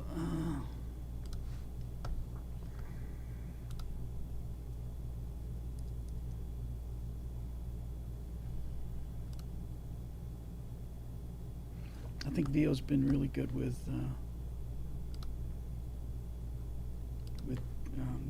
text adherence.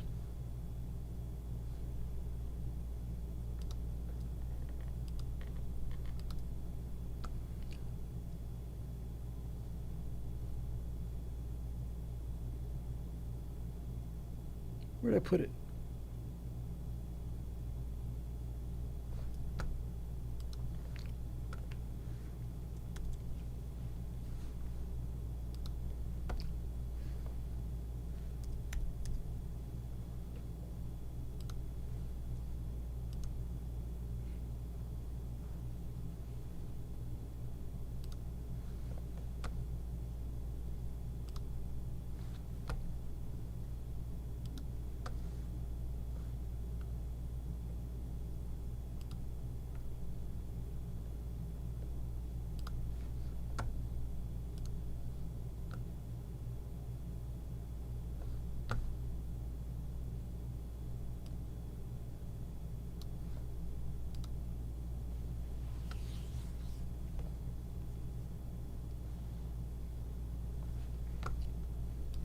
Okay.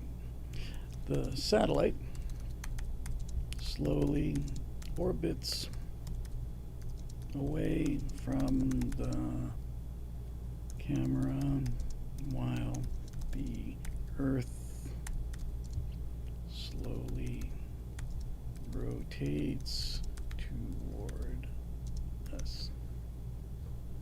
And I put it in caps so it would listen.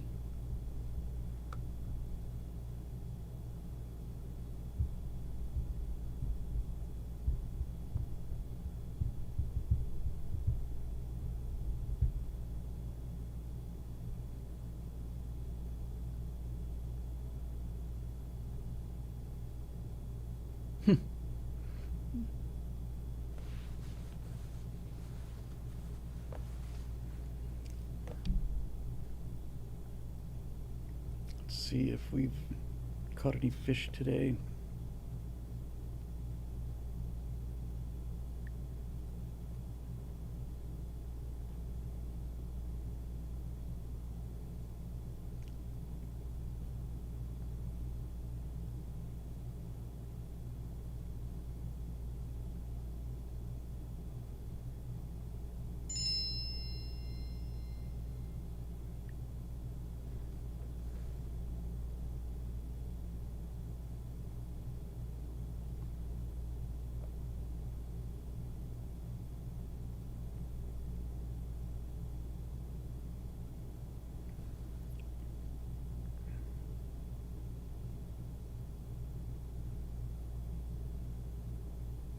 No, we made $600. I'll take it.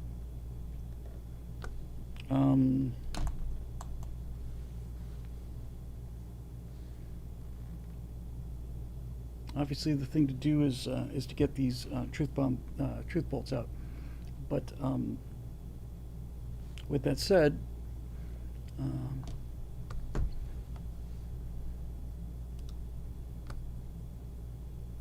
too fast. Probably should have done it the other way around. Yeah, I should have had the thing orbiting towards us.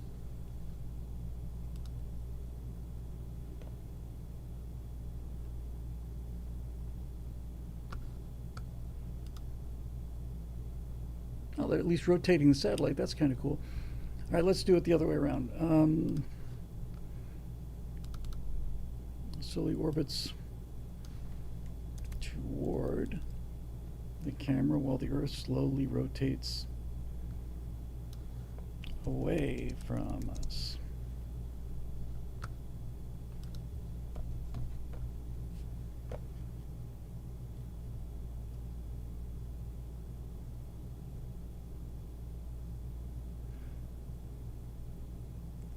Yeah, I saw it, Marisha. That's a great idea about Natasha's music. Let's see if I can get hold of that.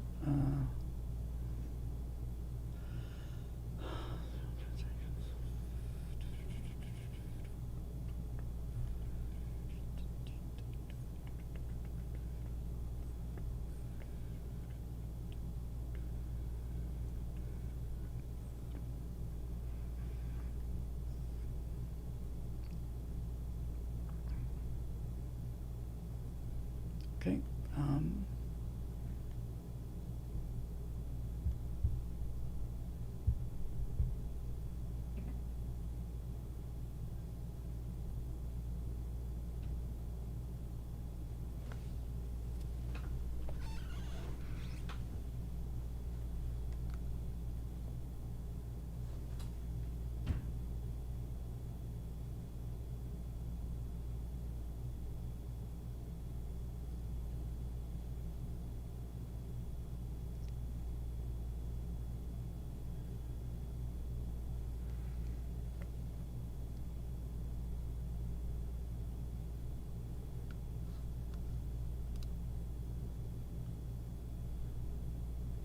That's not bad.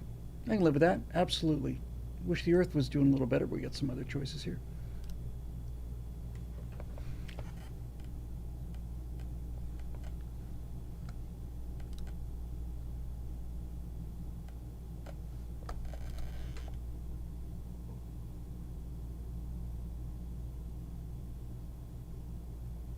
that thing is rotating.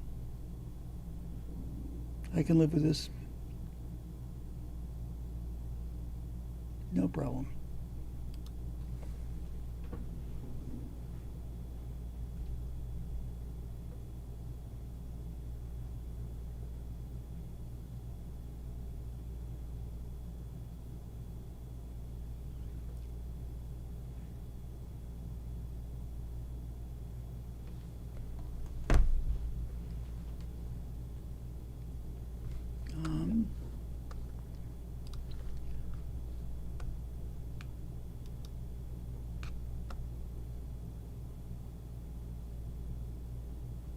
Is this the one I wanted?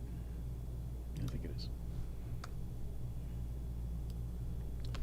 Okay, and we'll go back to here. And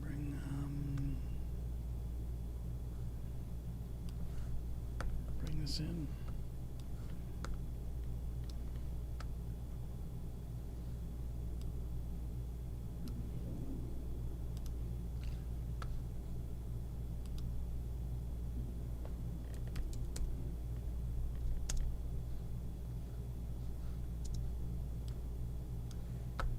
That is 20 seconds. And I need 2017. It's 2019. Perfect. That's perfect. So let's go ahead and export that. Hang on.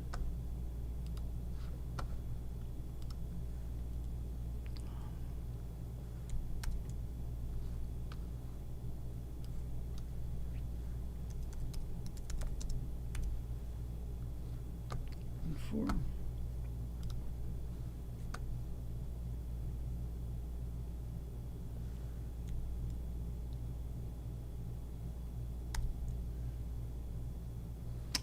Okay, back to After Effects. So that's 3 domain warfare. Segment 4.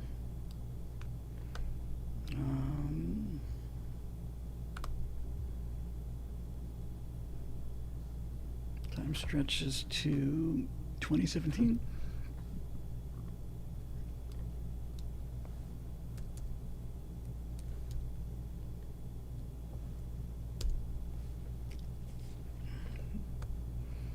And then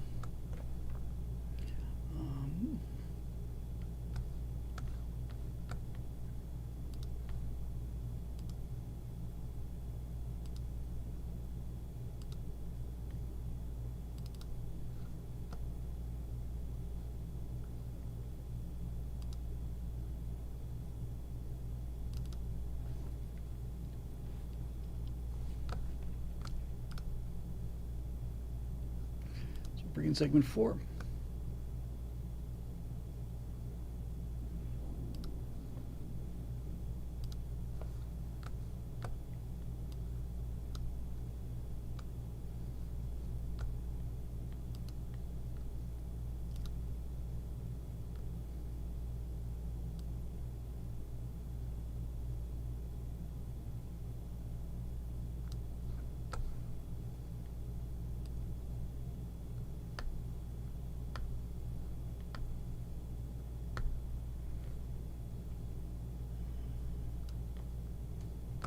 Generally,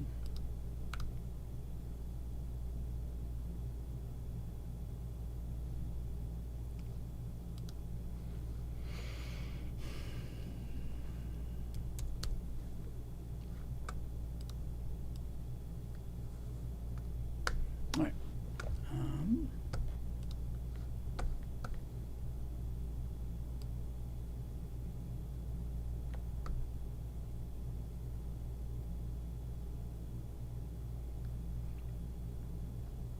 Not enough satellite time there, so I got to shorten that media some more.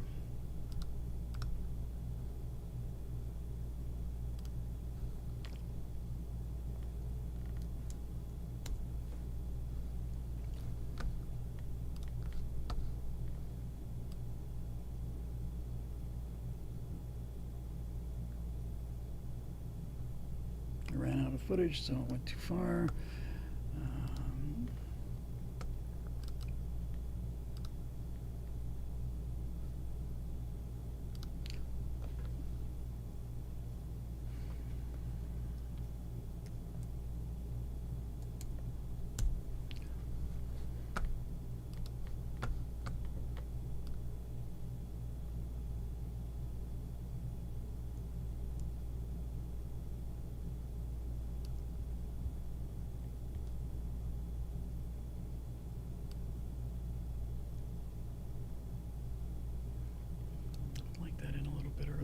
actually.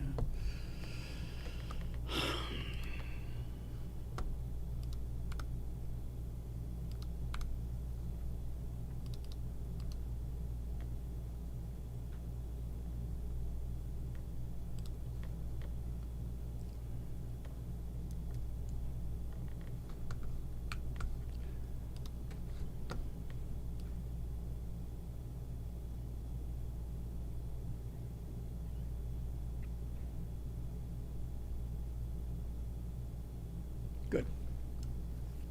So I move this over here.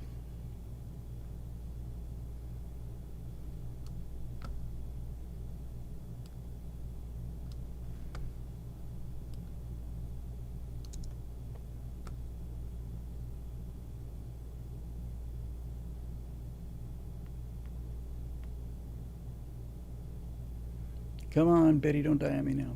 Here we go.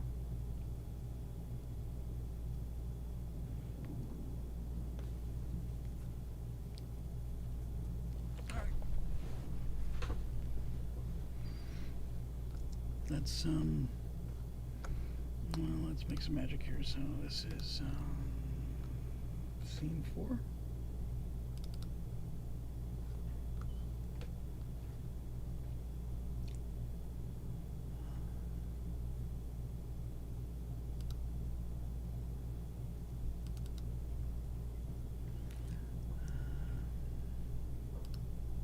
What's the date on that?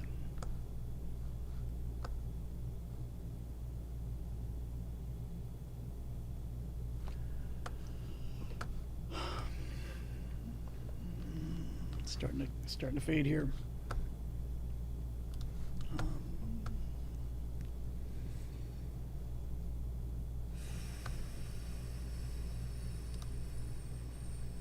Documents. Come on.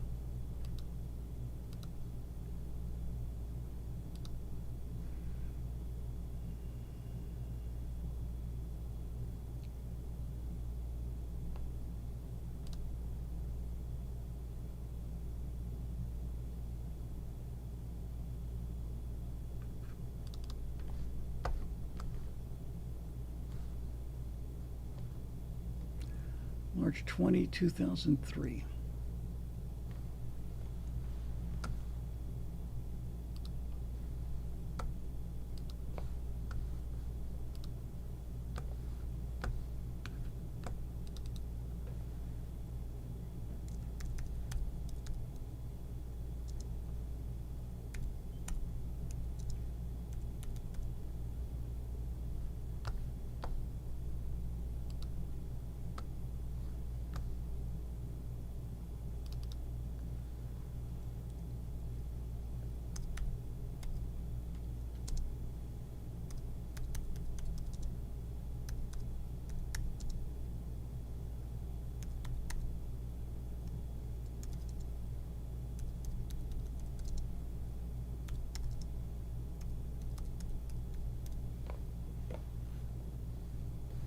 And then it has been,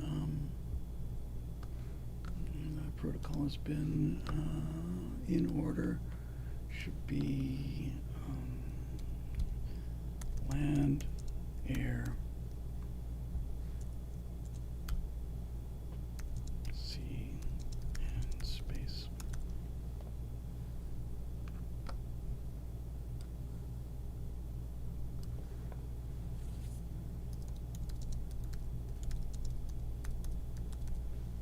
That looks right.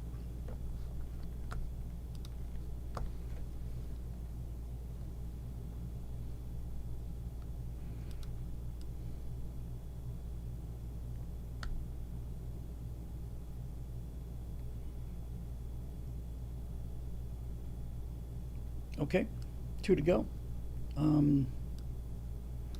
This next one is cyber, which is fun because I get to do some fun things in oh, come on, I'm really starting to lose it now. I get to do some fun things in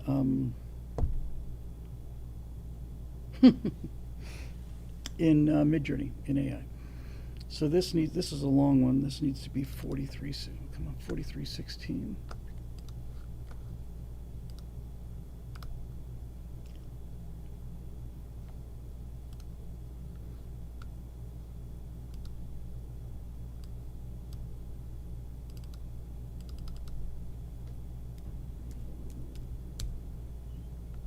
a good sign anyway. That's right.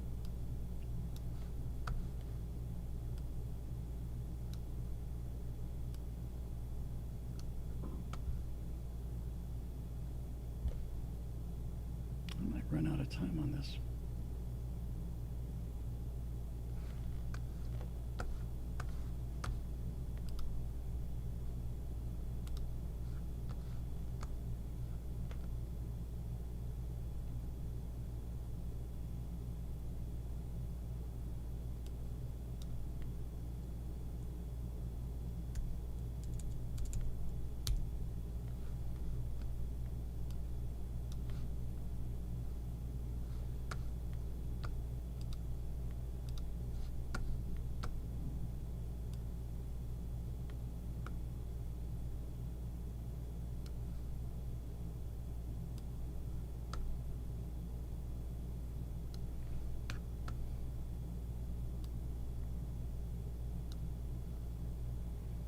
So this is cyber warfare. Now I've got let me see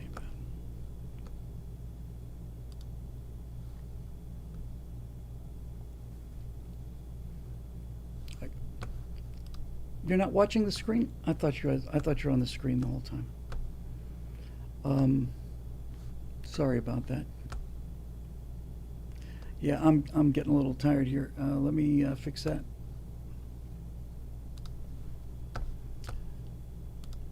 Sorry about that. Okay. Okay. Think, Bill. Think. Okay. Cyber. Where did I put that? I put that in. View graphics, I think.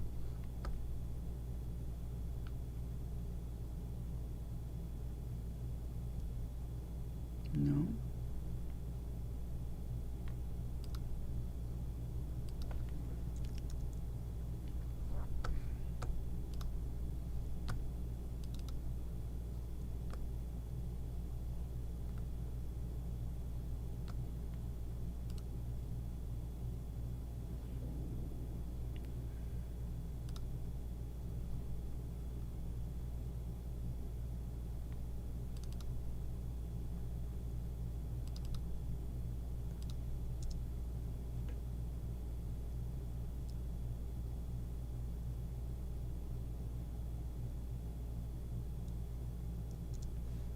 So that's my cyber attack thing.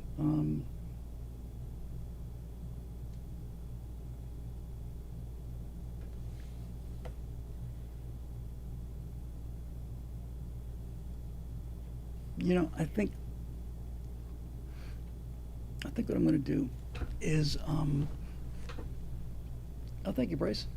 I think I'm going to, I'm getting foggy. I think I'm going to bail out on the stream. I'm going to go home, get some sleep, come back tonight, and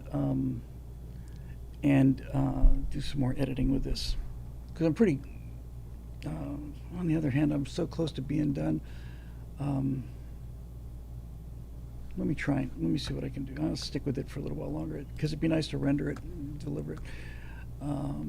So let's try this.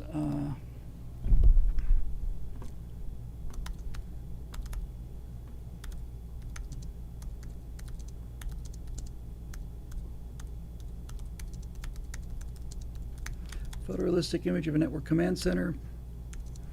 The room is dark and lit only by the blue light of the various high-tech displays. A number young men and women are sitting at stations monitoring the data streams on there. Thank you. You're not seeing the active screen that I'm on. Sorry. Yeah, I'm losing it fast here. Hang on a sec.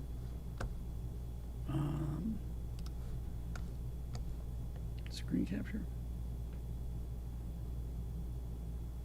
Why is that not showing up?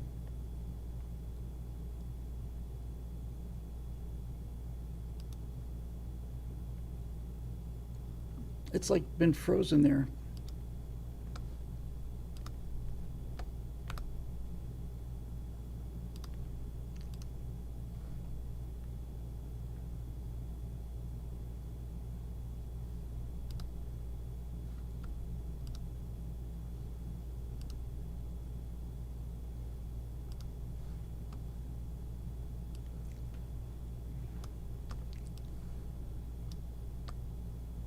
I guess it just locked up, but I've got it back now.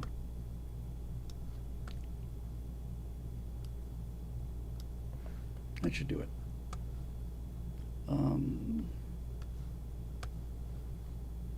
Where was I? Great.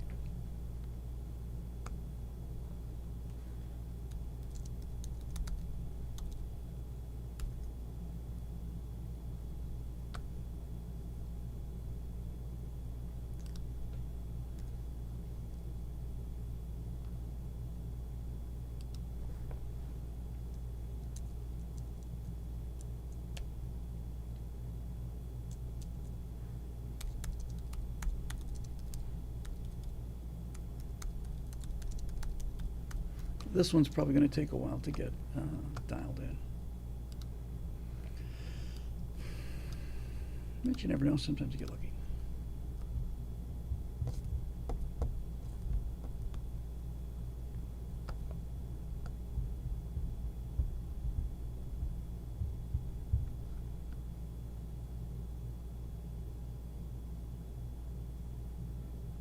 Wow.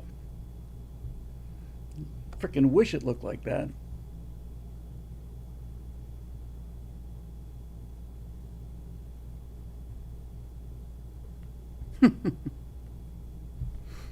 Okay. Let's walk it back here, kids.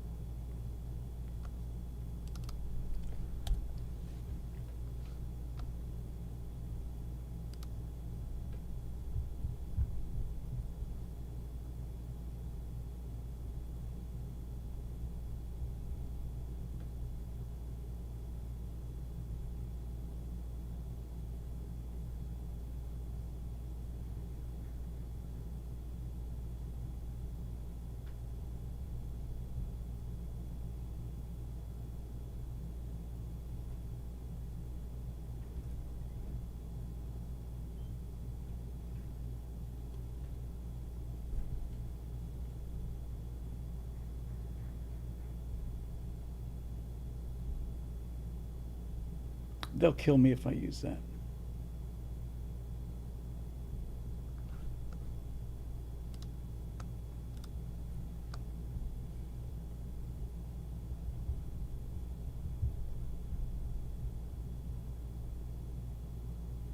Okay, I got to get rid of high tech. There's a lot of keywords that Midjourney likes. Like if you put in sci-fi, you're almost certainly going to get a helmet. You know, that kind of thing.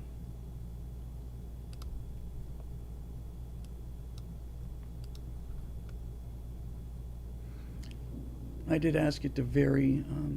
Yeah, it just looks like it's on a spaceship. It's just not going to fly. Way too busy.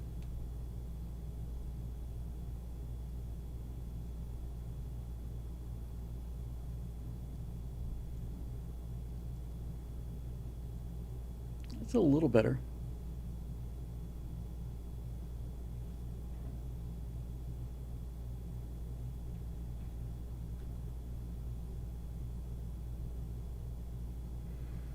That's not too bad.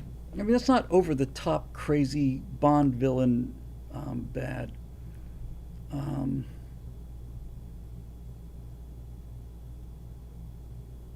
What is my aspect ratio on this? Yeah. Let's try another batch.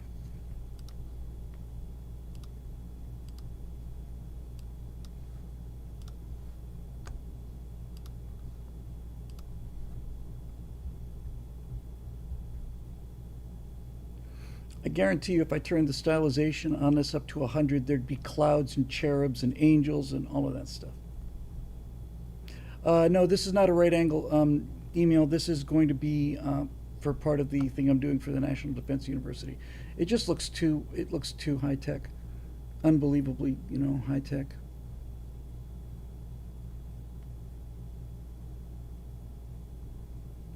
That's at 50. That's when it's just useless at 50. Let's try. Oh, that's at 0. Let's try 150. Sometimes a sweet spot. There's too much going on. A number of men and women. Let's just say a few.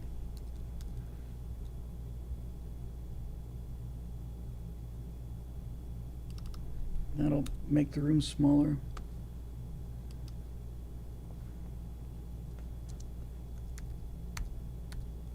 Small network control center.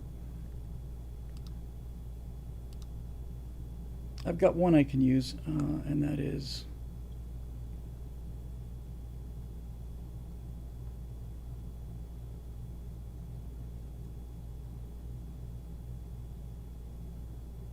that one. Doesn't bother me too much.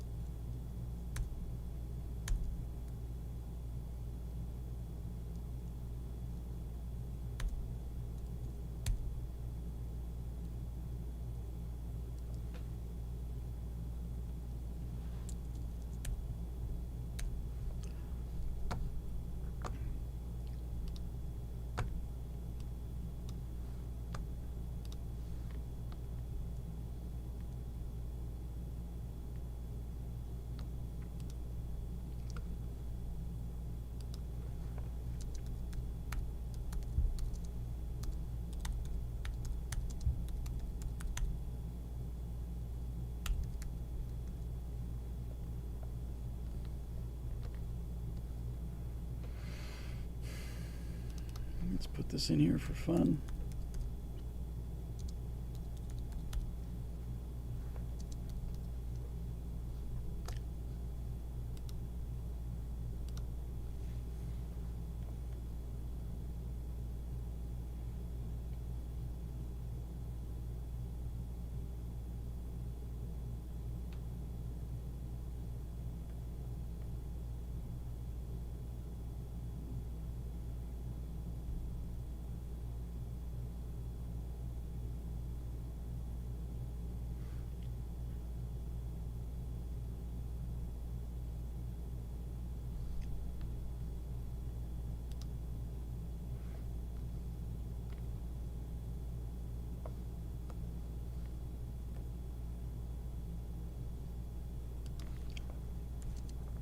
Do not use too many monitor displays.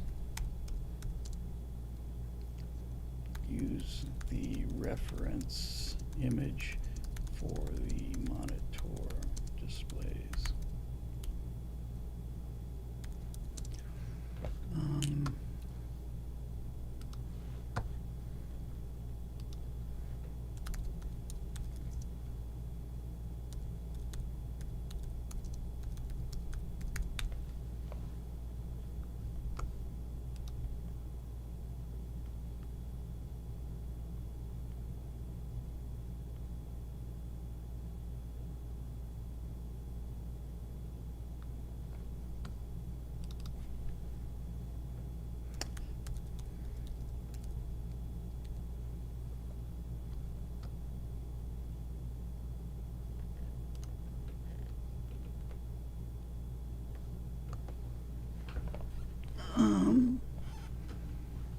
This is more along the lines of what I'm looking for, I think.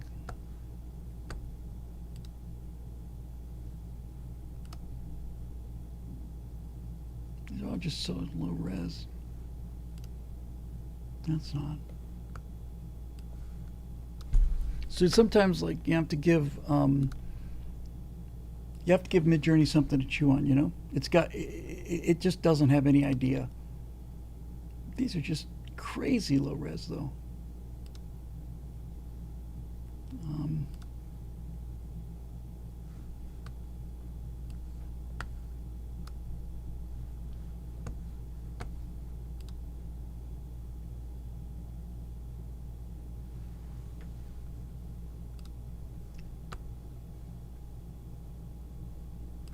Let's see what it does with these.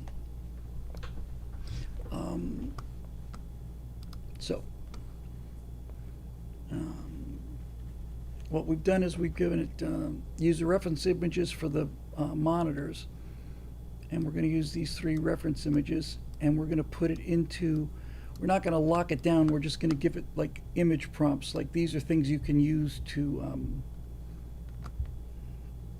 you know, do what we ask you to do. So let's see.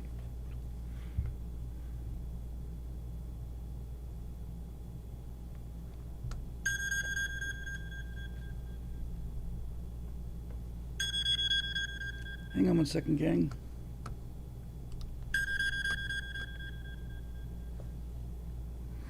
Hey, buddy, hang on just one second, okay?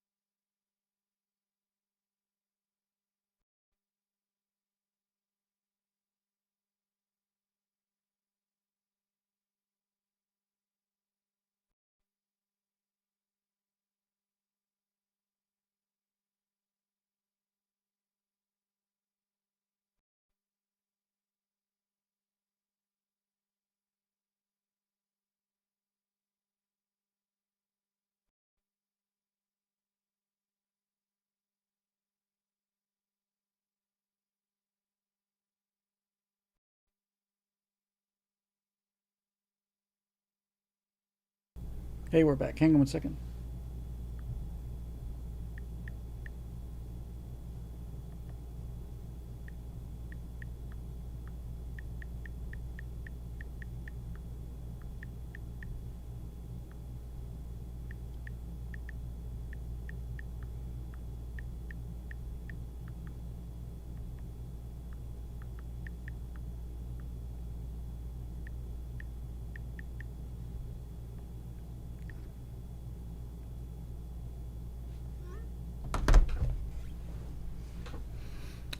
Okay, sorry about that. So you could see that didn't go so well. Let's try it again. Yeah, it just didn't know what to do with that.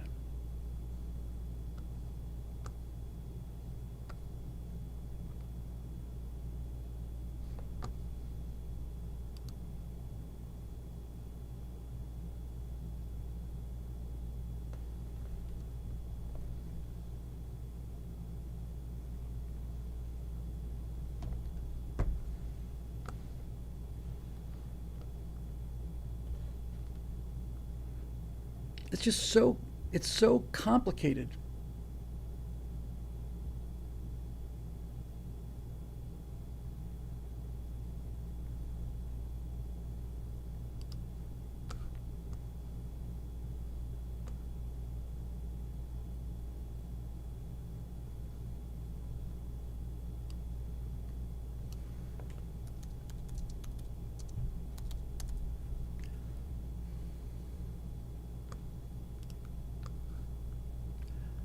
Um,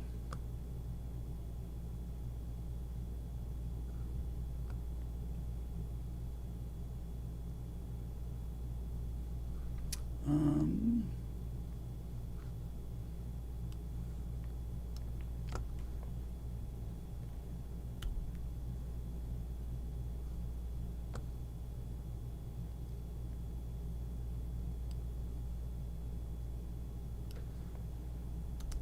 Let me change this to indoor office space, because when it hears control room, it just goes nuts.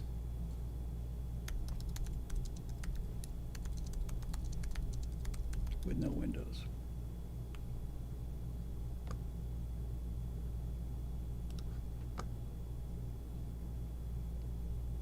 Yeah, it hears like, you know,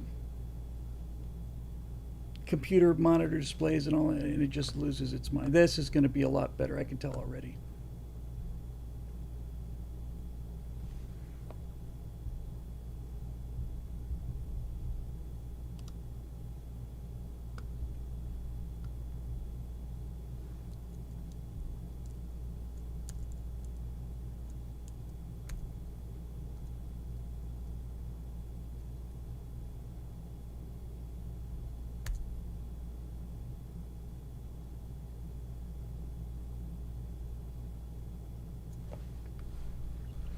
I want the room darker than this.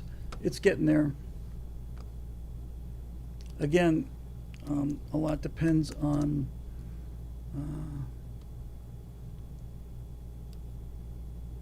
the order it gets it.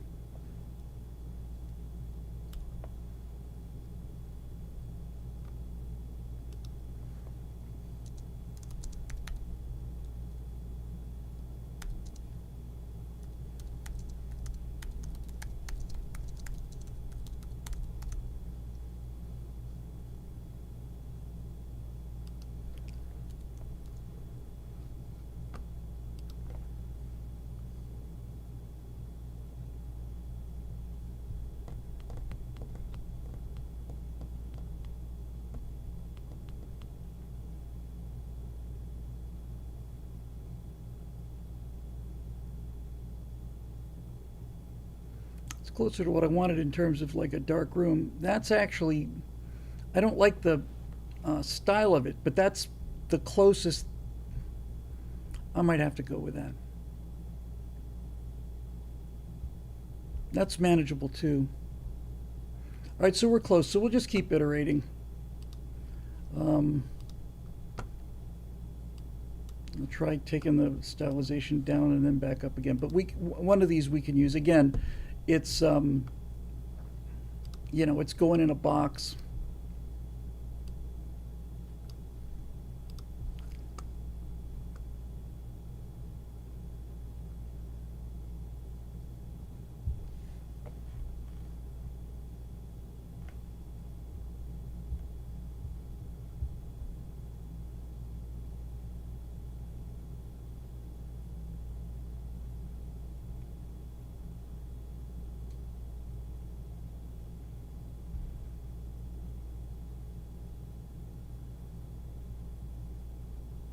Why this ceiling thing? Gee, I specifically said don't touch the ceiling. Okay.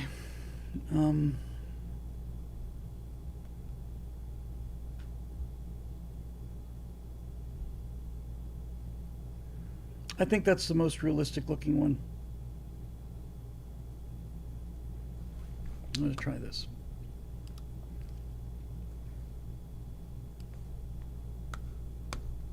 Now we'll go to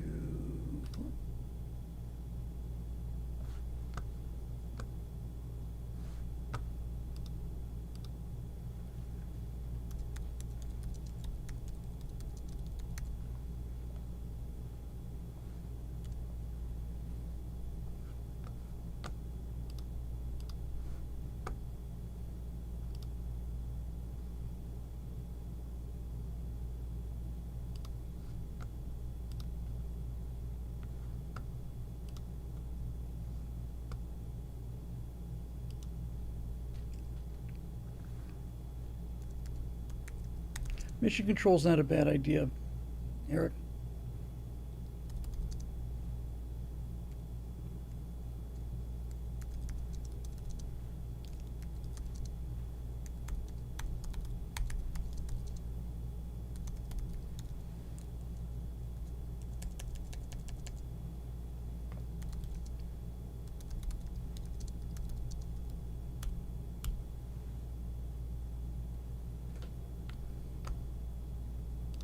Let's try mission control and see how that works.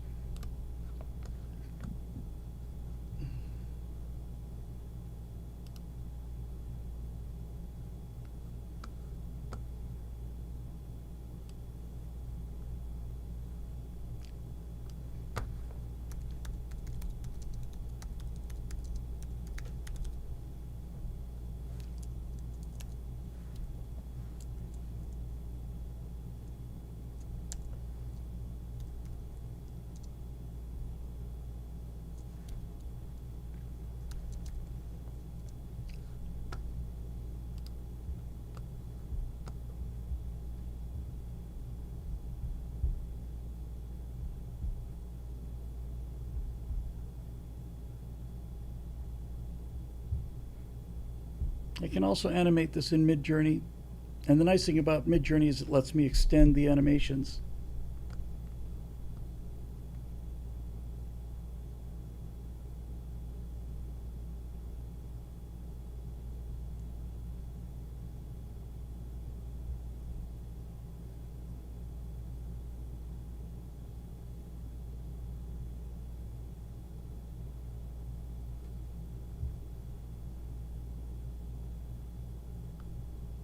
What happened to my mission control prompts?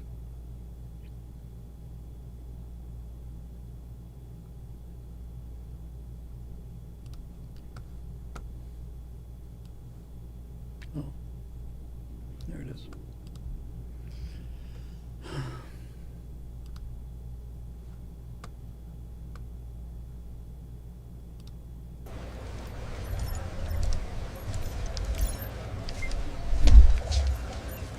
That's very good.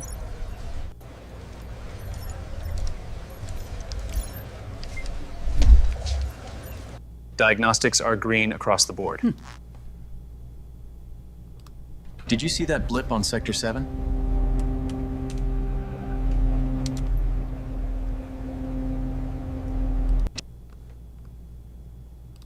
Keep an eye on Sector 7. Roger that. Checking now. Well, that was kind of Keep an eye on Sector 7. Roger that. Checking now. Keep an eye on Sector 7. Roger that. Checking now. kind of like. Keep an eye on Sector 7. I'll use both of these, and I'll interconnect Roger that. with, Checking now. with the cyberspace animation. And I'll Keep do an eye another on Sector cyberspace 7. Animation. And hopefully that'll do Roger it. that. It- Checking now. Keep an eye on Sector 7. Roger that. Checking now. Keep an eye on Sector 7. Roger that. Checking now. Image. Keep an eye on Sector 7. Series. Roger that. Checking now. Keep an eye on Sector 7. Roger that. Checking now. Keep an eye on Sector 7. Roger that. Checking now. Keep an eye on Sector 7. Not what I had in mind. Roger that. Checking now. Keep an eye on Sector 7. Roger that. Checking now. Magic word there, cyber. Keep an eye on Sector 7. Roger that. Checking now. Keep an eye on Sector 7. Roger that. Checking now. Keep an eye on Sector 7. Roger that. Checking now. Keep an eye on Sector 7. Roger that. Checking now. Keep an eye on Sector I'm gonna run 7. this prompt again just because I liked it. I just thought it was. Roger that. Checking now. Keep an eye on Sector 7. Roger that. Checking now. Keep an eye on Sector 7. Roger that. Checking now. Keep an eye on Sector 7. Roger that. Checking now. Keep an eye on Sector 7. Roger that. Checking now.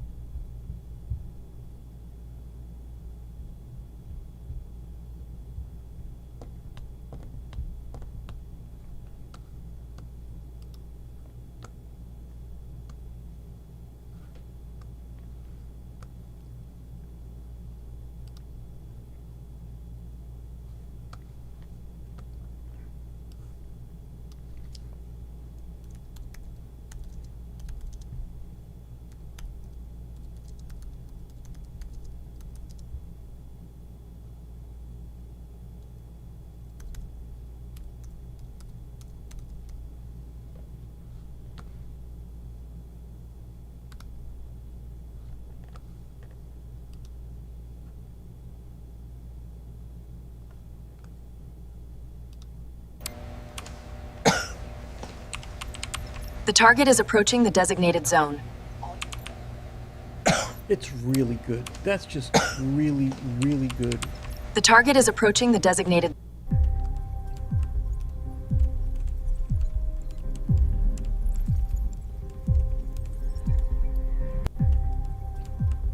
Yeah, that guy walks through the monitors there.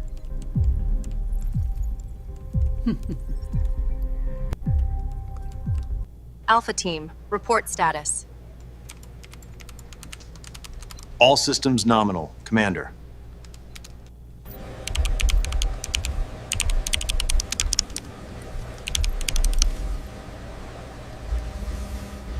Okay, so is it this one or is it this one? Zone.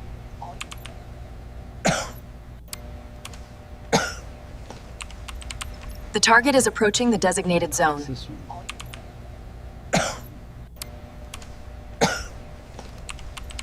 The target is approaching the designated zone.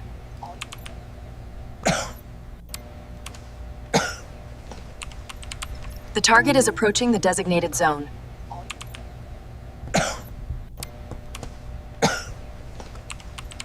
The target is approaching the designated zone.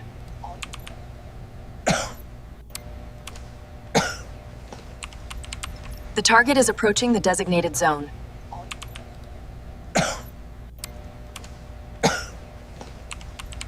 The target is approaching the designated zone.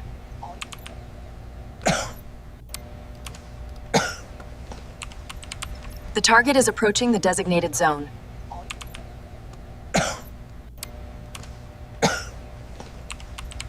The target is approaching the designated zone.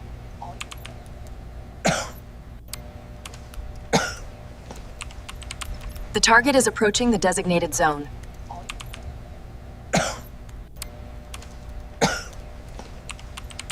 The target is approaching the designated zone.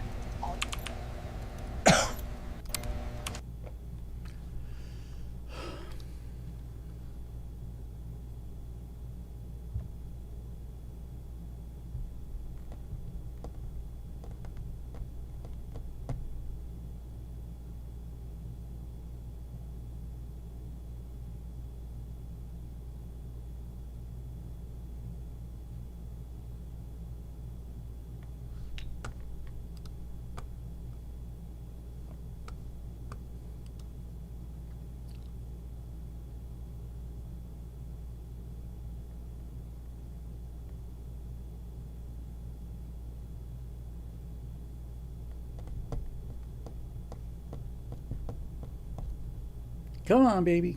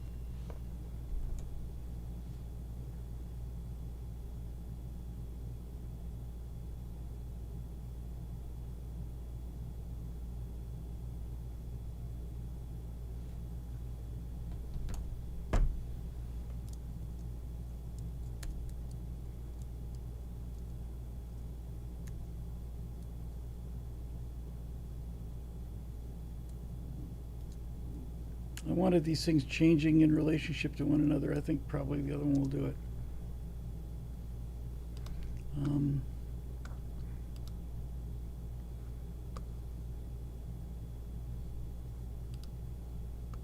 Yeah, that's what I want.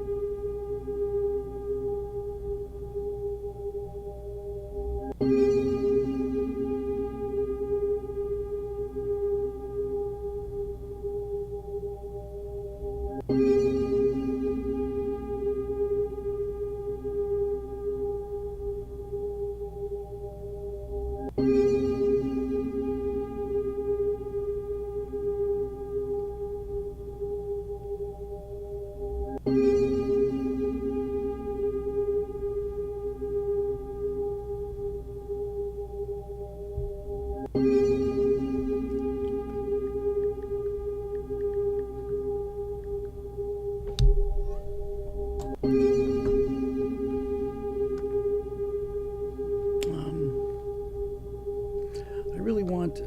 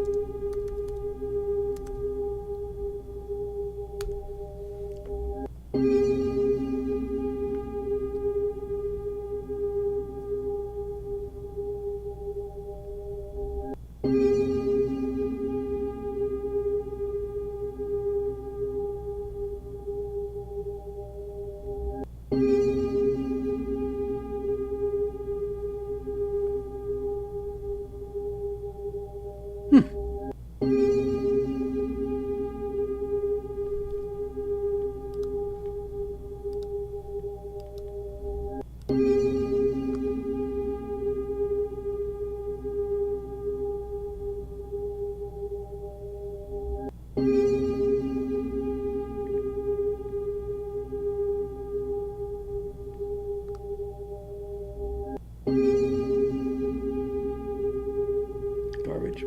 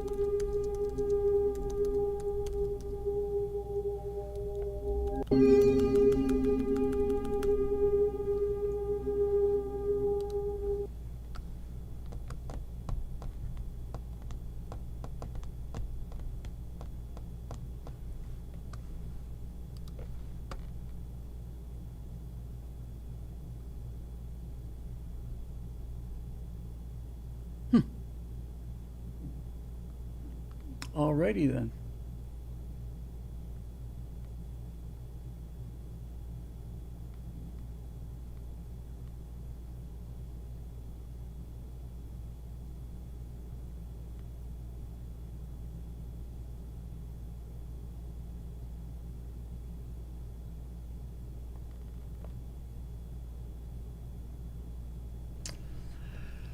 Well, I think I'm going to just have to,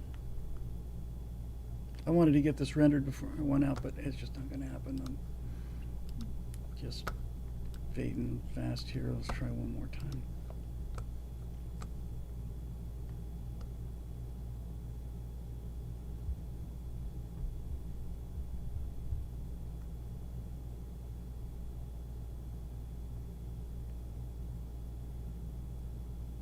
The Sector 7 eye-keeping guy and the designated zone chick. Are those the controllers?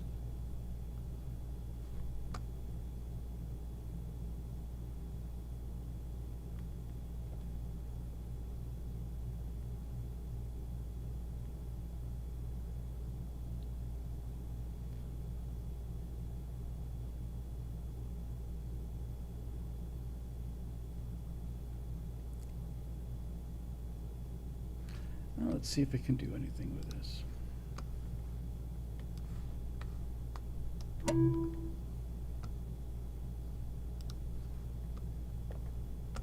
I told it to speed this up.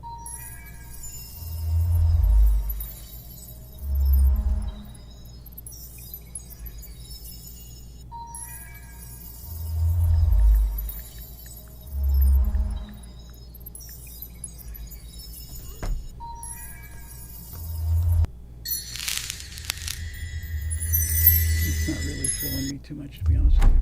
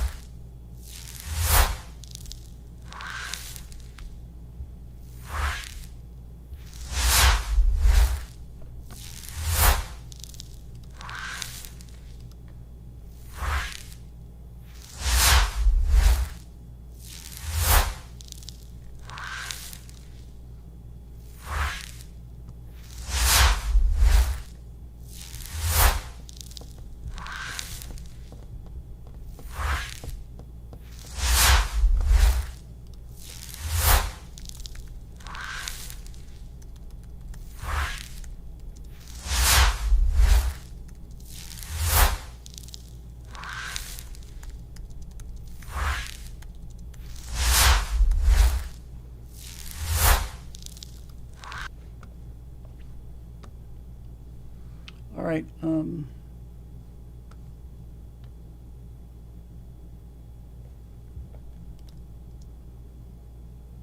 I need. Where did it go?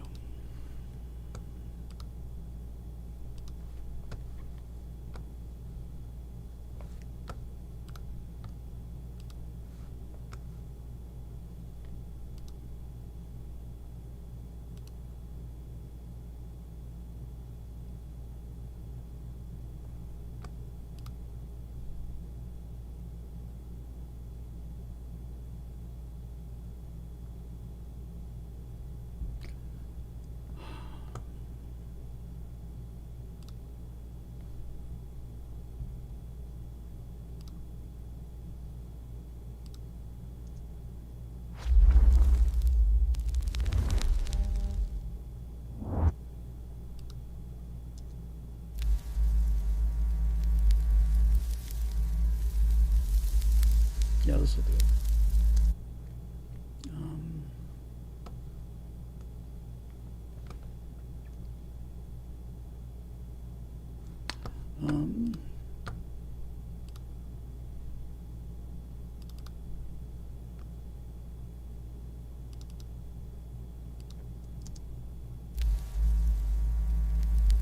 All right. Let's do this.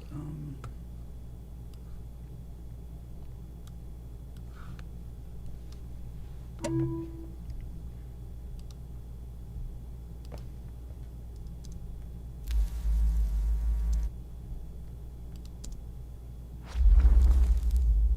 right, so this one has to be longer.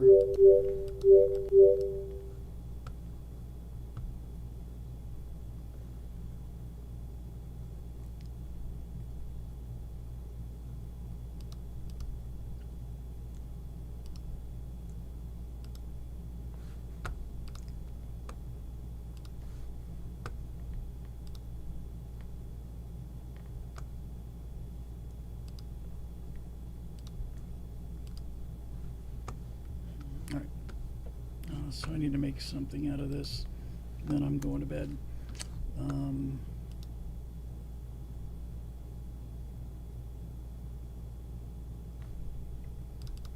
Approaching the designated zone.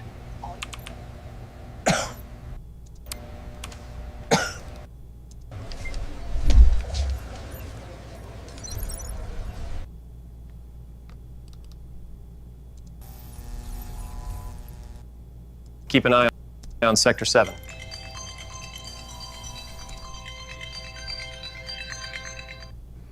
Honey, hang on a sec, okay?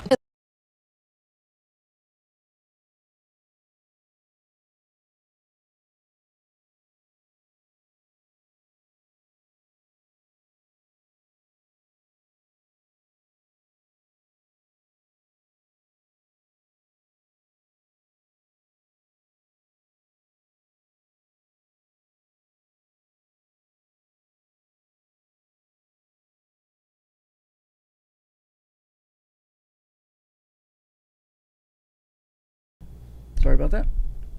All right, let's have a look here and see what we've got. I hope this is long enough. I don't want to. It's a lot. That's 40 seconds. That's pretty much exactly what I need.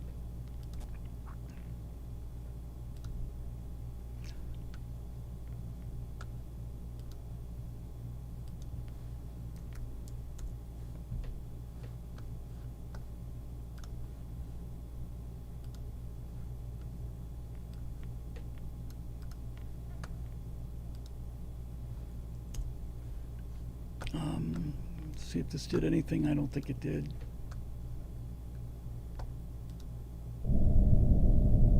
No, that just looks kind of cheesy.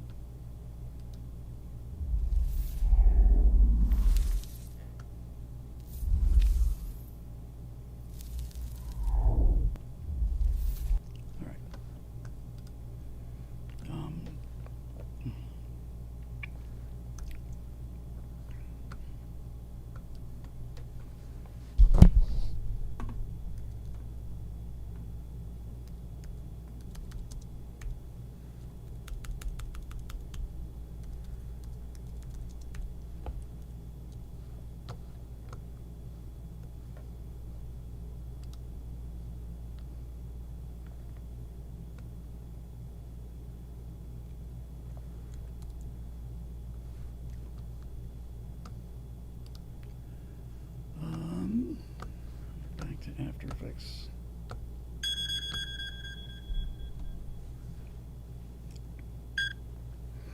Hey, buddy, I'm on a live stream. Can I call you back? Are you home? Are you back in the U.S.?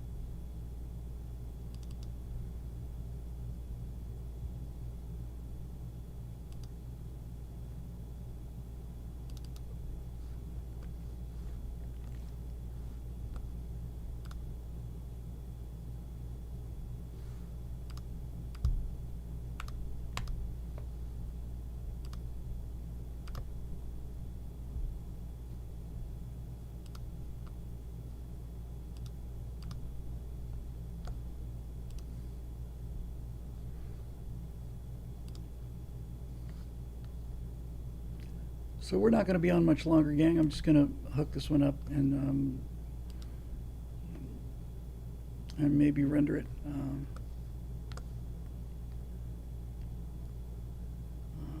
This needs to be extended.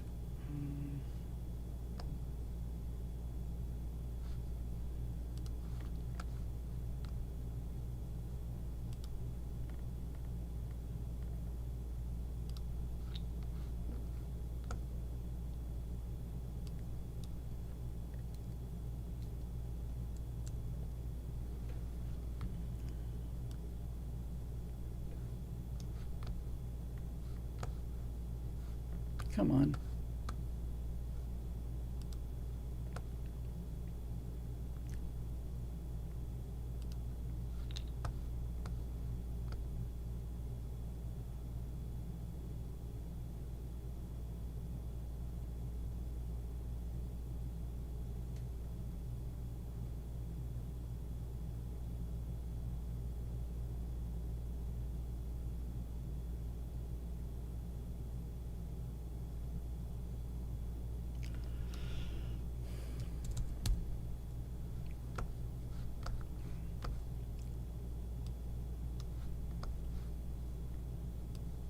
All right, let's try this.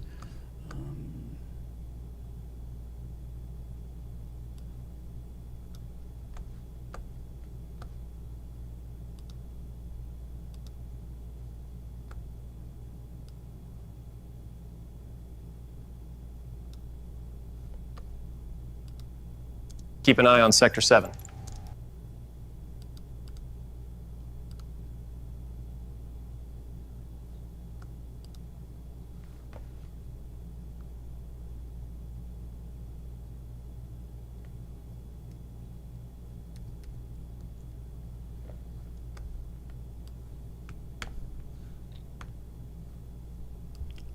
What is going on?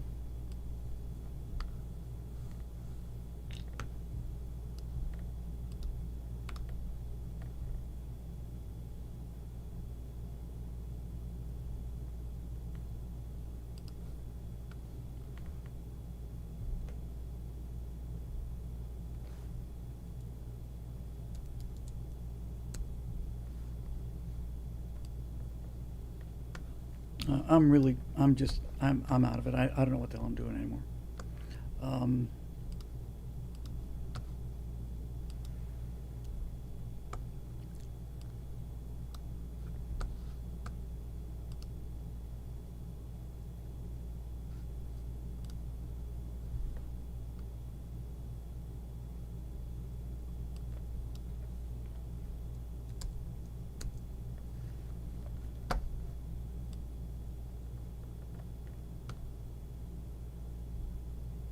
right, let's try that.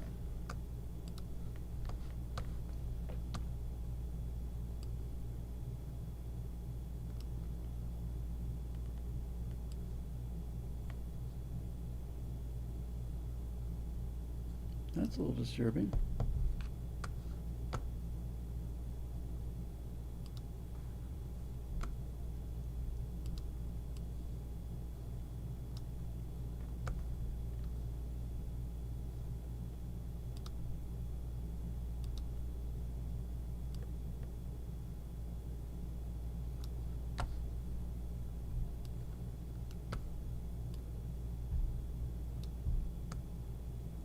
Media 5.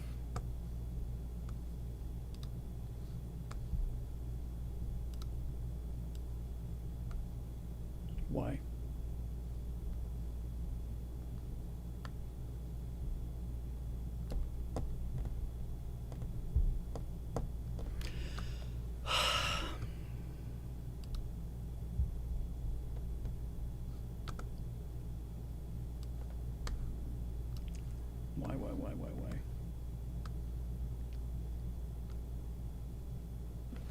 Why? I am really, I think I'm going to need to get out of here. I'm just cooked.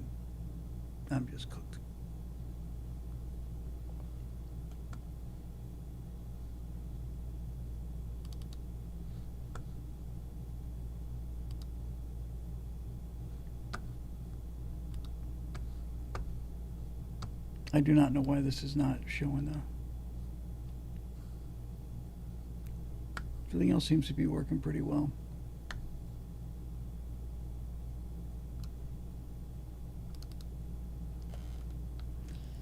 Main text player, picture 5.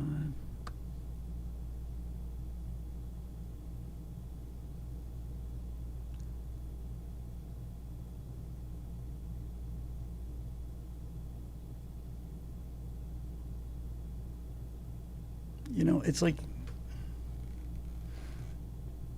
it's possible I deleted a layer by accident. I don't know.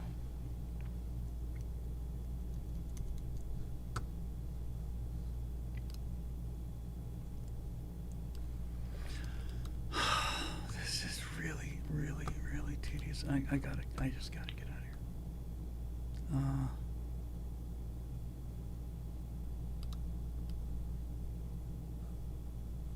Everything else is good.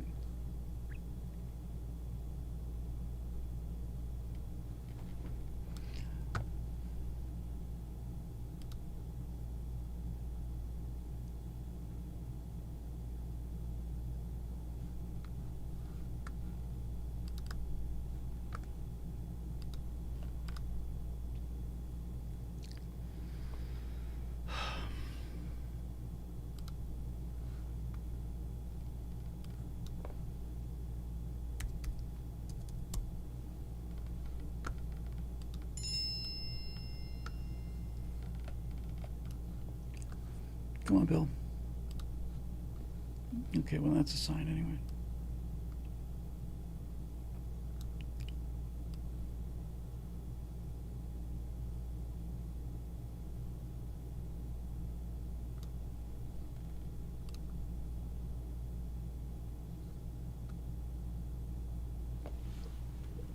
Frames.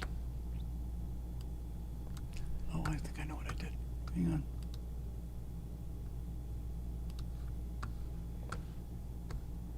Yes.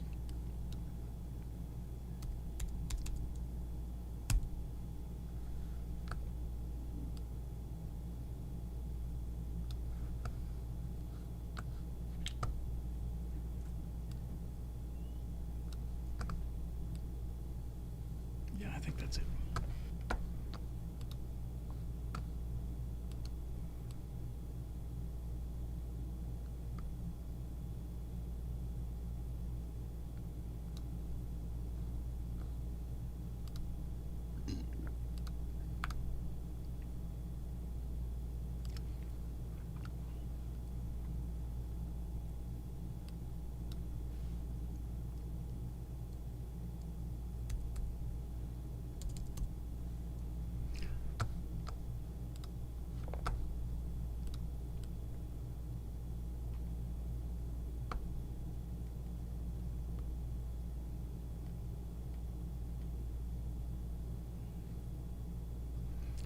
Still needs a lot.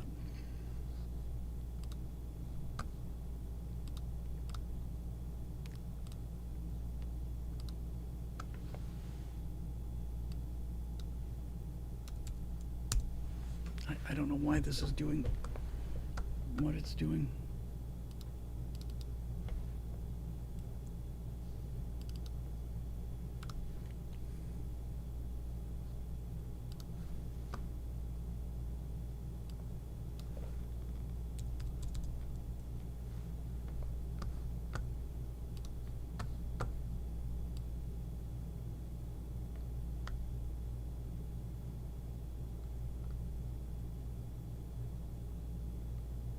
I can live with that.